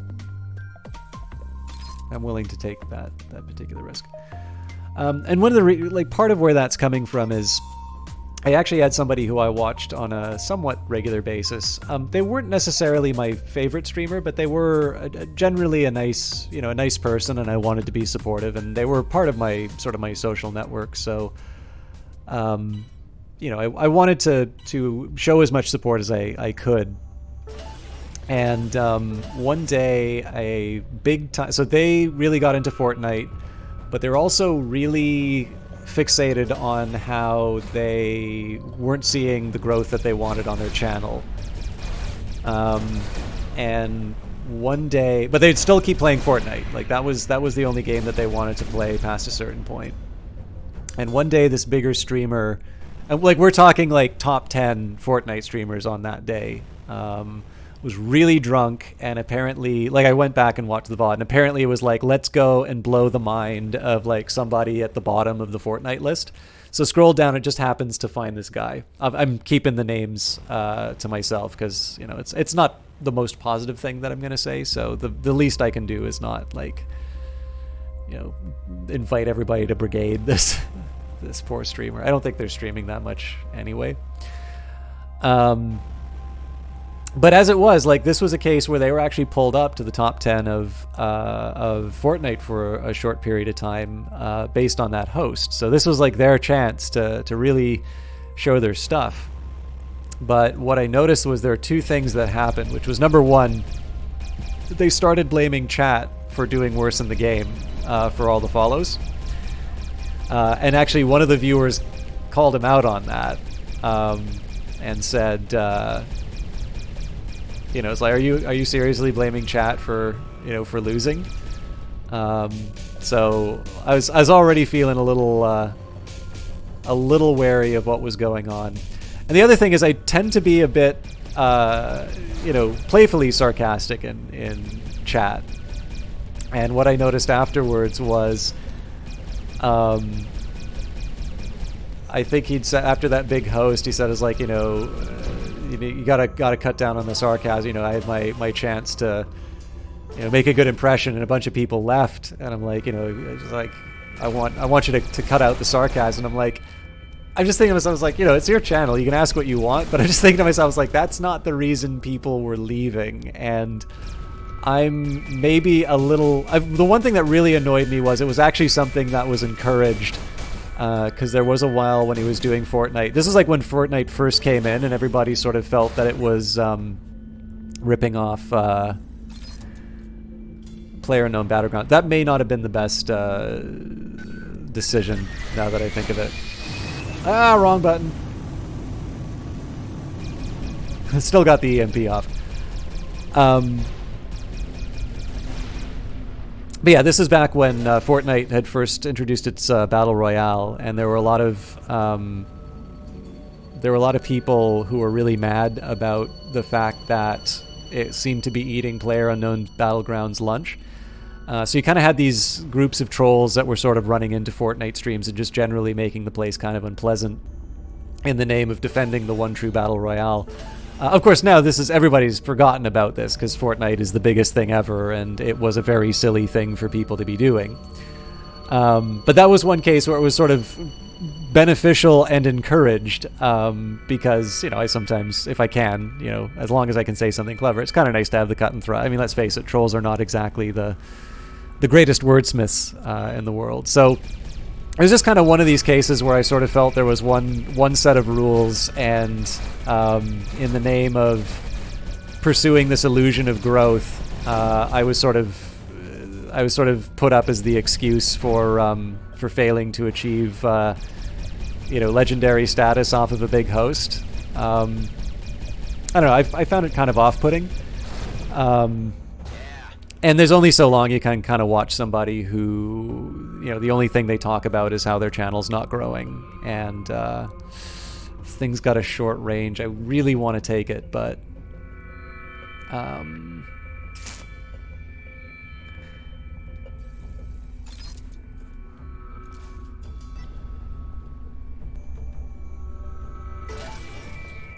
given the fact that I kind of felt like I was doing them a favor by showing up anyway, they can set the tone that they want for their chat, but I had I not been told to rein it in a little bit. I'm not entirely sure I would have wanted to hang around anyway. But yeah, it's a tough one, right? Because if you feel like you've been... Dax, anything new on that third distractor? Dax? Hey, Dax went down to the hangar. He said he needed to prepare for something. Double cross. Say, was your friend close to any ethium when he was injured? Yeah, we were out mining for G&B when his engine caught fire. Why? He got what we call a crystal burn. It's caused by destabilized ethium and inflicts serious progressive damage to human tissue. The only way to stop it from spreading is to amputate. Oh, man. I'll use some cyber prosthetics from the medical transport. The procedure will take a few hours. You never deserved any of this. Please be careful. Don't worry, that's what I'm trained for. Oh, we're going back to Rhodia? I mean, it wouldn't hurt because I've got so much stuff, but I probably want to sell at least some of this. But yeah, I don't know. Anyways, based off of that experience... Oh no, these are large and medium. Okay, well, some of this goes into my stockpile for sure. I definitely am not going to use this plating. Yeah, I think I've become a little conscious of the idea of, I've never really wanted to sell a particular bill of goods and then sort of to mix my metaphors, pull the rug out from under people in the name of some sort of channel-specific goal.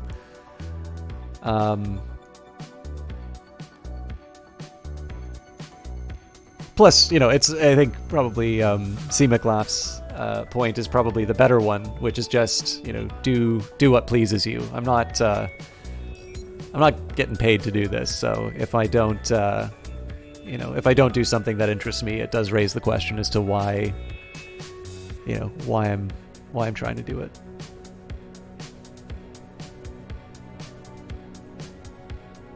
I really like traveling in space this way. I know there's like nothing to do, but again, the music, the effects, just that little point to rest between levels is it's a really nice touch. I'm also really I'm surprised actually at this reaction to myself. I'm really getting into upgrading the ship. I know I've kind of silently dismantled a lot of equipment that I've gotten up, but because I've never been, I'm not totally opposed to sort of the looter genre. Like, I've played Destiny 2. I quite like The Division 2. I actually really like playing Anthem, but I realize that's maybe a harder sell for most people. So it's certainly not an unfamiliar genre. But it's not what, like, even though I've played them, it's not one that I necessarily think is, my bread and butter as far as gaming is concerned. Excellent. You're back. We're so close to finding the I genuinely thought he was gonna... one last distractor between us and that hive. And it's located at the worst possible place. Palayman's wound. Isn't that where the Okar blew up a planet to end the war? Yeah, only one orbital fortress survived. Bloodstar used to hold me there, torture me. That was before they moved me to Fort Cetus, where we met. They tortured you? That job I'm working on, Gas Mask had gotten wind of it and thought treating me to some electroshocks would get me talking. But you can't get blood from a stone. During my stay, I got to see what they had stationed there. And let me tell you, Palayman's wound is a scrap ton of bad. And that place is their third distractor? Yep, but I'm not letting you fight them alone. Get yourself buffed up and prepared to be away for a while. I'll be waiting for you at the wound. Yeah, I agree completely, C. McLaugh. I will admit, I think everybody's going to have a certain character that they bring on in terms of a broadcast.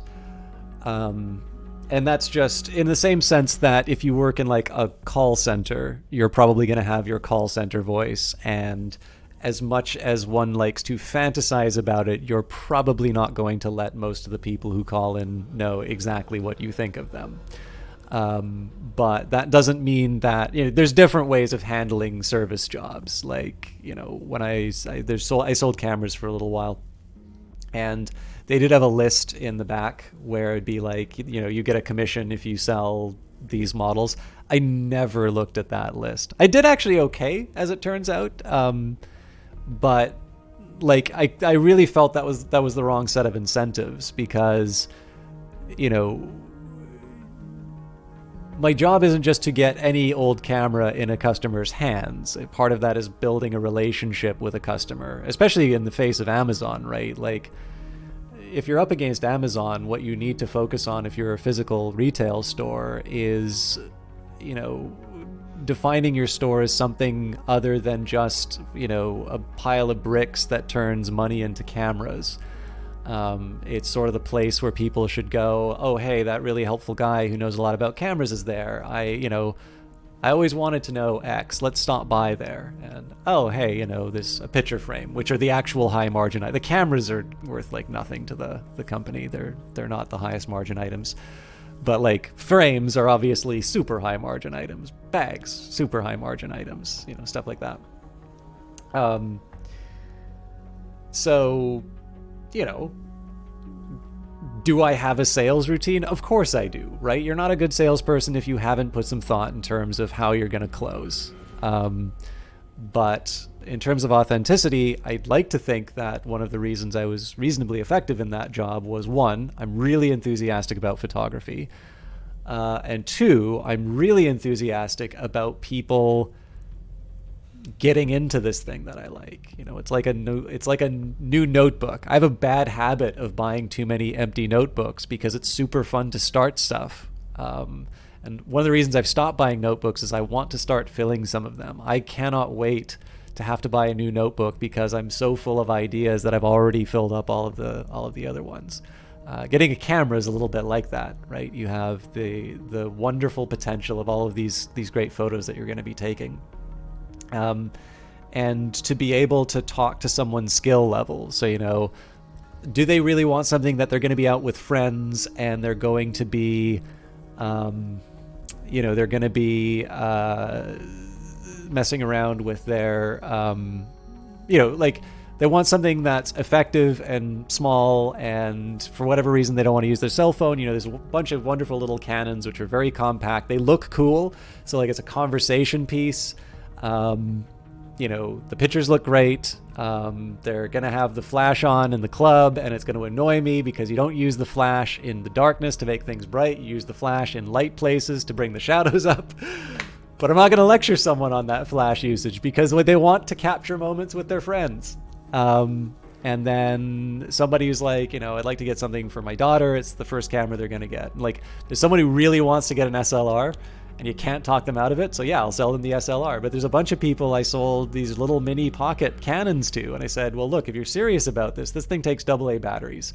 So if you travel a lot, you just get AA batteries. You do not worry about chargers. If you're going into the middle of the jungle, you do not need to find a place to charge that lithium ion battery. Just take a bag of AA's with you and you'll be fine. Do you want to learn about photography? Here's all the manual settings. You can change your aperture. You can change your shutter speed. This thing is low cost enough that if you want to dip your toe in and get some practice taking photos, this is not going to break the bank. And you can upgrade to an SLR when you want that final degree of freedom of being able to change out the lenses. And at that point, you're going to be a lot more informed about the types of photos you want to take, and you're going to be able to decide what camera body you want the most. Some people were really receptive to that. It didn't make my sales figures look great when I talked them out of $1,000 camera, but you better believe they came back when they wanted to buy that camera. And again, to me, that's the only option. I like to think you can still be authentic, even if you're presenting in a certain way. I actually have noticed how different my presentations on streams are compared to like when I'm showing some data work that I've done to the local game dev meetup, or when I'm doing a presentation at work, partly because it's prepared. But I think it's possible to be authentic. I think it's both possible and important to be authentic while still trying to put a particular style in, let's say. For instance, I probably curse a lot more in real life than I do on stream, because it would be nice, for people that are bothered by it. I'd love it if I could make it so that people feel comfortable coming in. Anyways, that was like my closing off rant. I think I've hit my limit for what I can do today. I think I'm gonna take these big stacks for copper and actually, you know what? Let's just take all the stacks. I know I'm gonna use these in upgrades. Oh, before I do that, I do want to see how much of this stuff I can put into other perks and upgrades. So energy orbs, destroying ships will sometimes free energy orbs and replenish some weapon will boost. Okay, let's give it a shot. I'm probably going to have to say goodbye to my ship upgrade after this.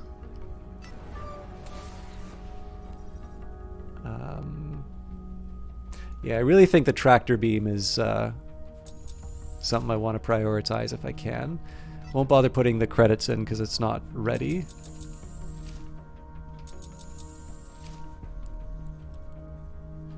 I didn't get any iron? I'm surprised.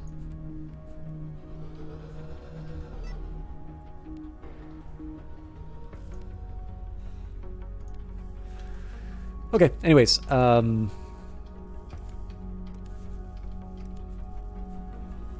needed to use super... Yeah, you know what? I'm putting all of these into storage. I'm not sure about the dark, but screw it.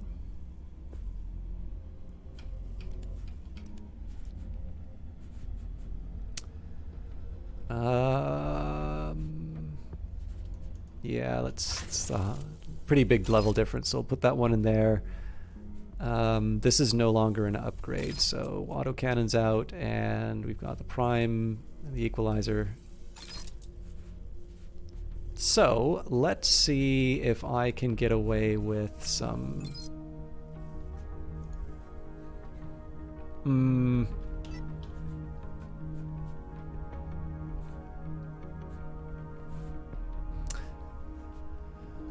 Speed booster I can afford to increase the level. The other ones I think I give up too many valuable goods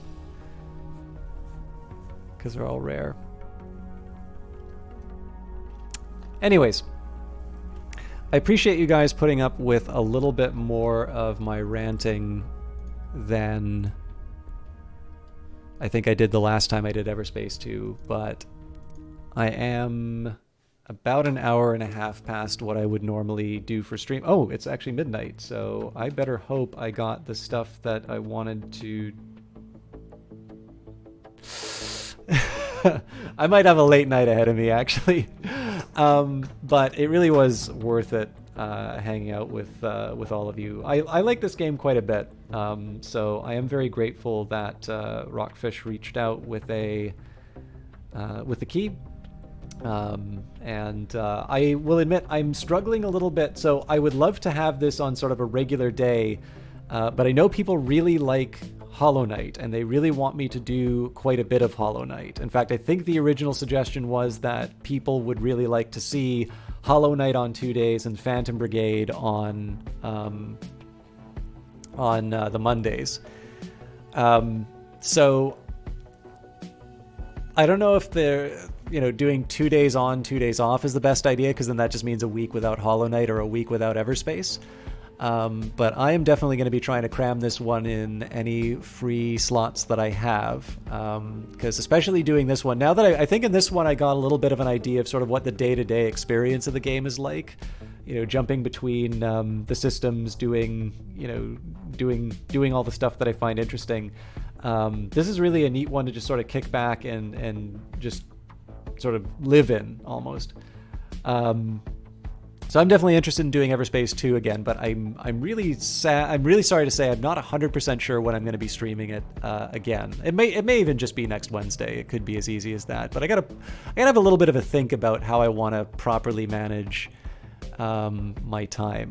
Hey, no, it was great having you here, C. McLaugh. It's like I said, it's part of the perks out of this is being able to. I know, like, if I'm completely honest, I am not as articulate as I would like to be on stream. I've noticed over time, I've found it a little bit easier to get distracted on stream. I do a lot of ums and I stumble a whole lot, but I appreciate the fact that this hasn't stopped people from being able to voice their opinions and talk about the things that they're interested in. So I have a little bit of improvement to do on, on my end. But like I really meant it when I said it's a bit of a perk that people bring up interesting stuff in the channel for me to react to. And it's not something I take for granted, because I know when I started streaming, part of the job was to try and fill the silence with anything. So, thank you for hanging out and giving me a chance to talk. But yeah, like I said, I mean, it might be as easy as just next Wednesday as Everspace, but the best way to know if you want to see what game I'm playing, I'll always say it on Twitter before I go live. Probably I'll do Hollow Knight on Friday. I'm not 100% sure, but that's the most likely candidate. Phantom Brigade on Monday, as always. And not next Wednesday, but the Wednesday following, I believe, is the next local game dev meetup. So I will not be live for that. And then, because I know some of you were talking about Cultist Simulator, that has now been adjusted. So not only will there be a video at 6 p.m. on YouTube each day, there will be a second video that happens on the Friday as well for sort of the foreseeable future. I will try and announce ahead of time if that schedule stops. The biggest one for me now is just to try and record everything on time for Oblivion and Cultist Simulator, and now a couple of other things which I'm not ready to talk about yet. Let me just take a minute here and find somebody live. I know I've kind of bled out some of the viewership, but let's see who is live. It's just going to take me a minute to bring up my follow list. I've noticed a really nasty habit. Every once in a while, like especially if somebody goes offline, Twitch actually hides my followers. I don't know if it's because they're trying to encourage me to check out other people or exactly what's going on. There's a few people kicking around.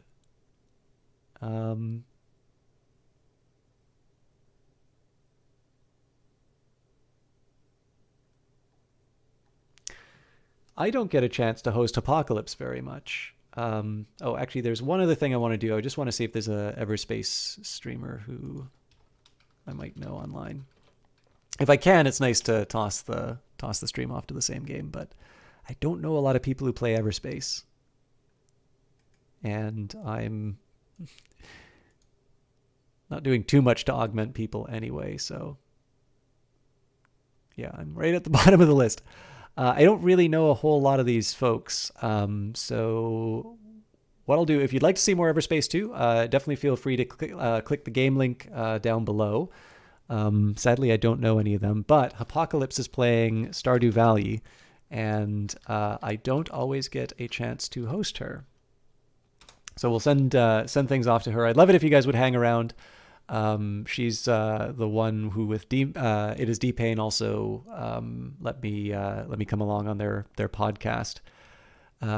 So somebody who's very friendly. Night Valiant is also streaming right now, Hitman 2, but I know we hosted him last time, so we'll spread it around. And however many of you are left, I hope you have a good night. We will see you next time, and enjoy Hop's channel.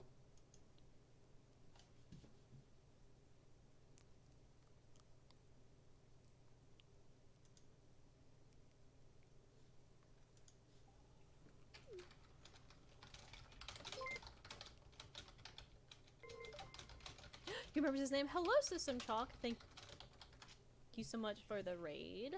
Were you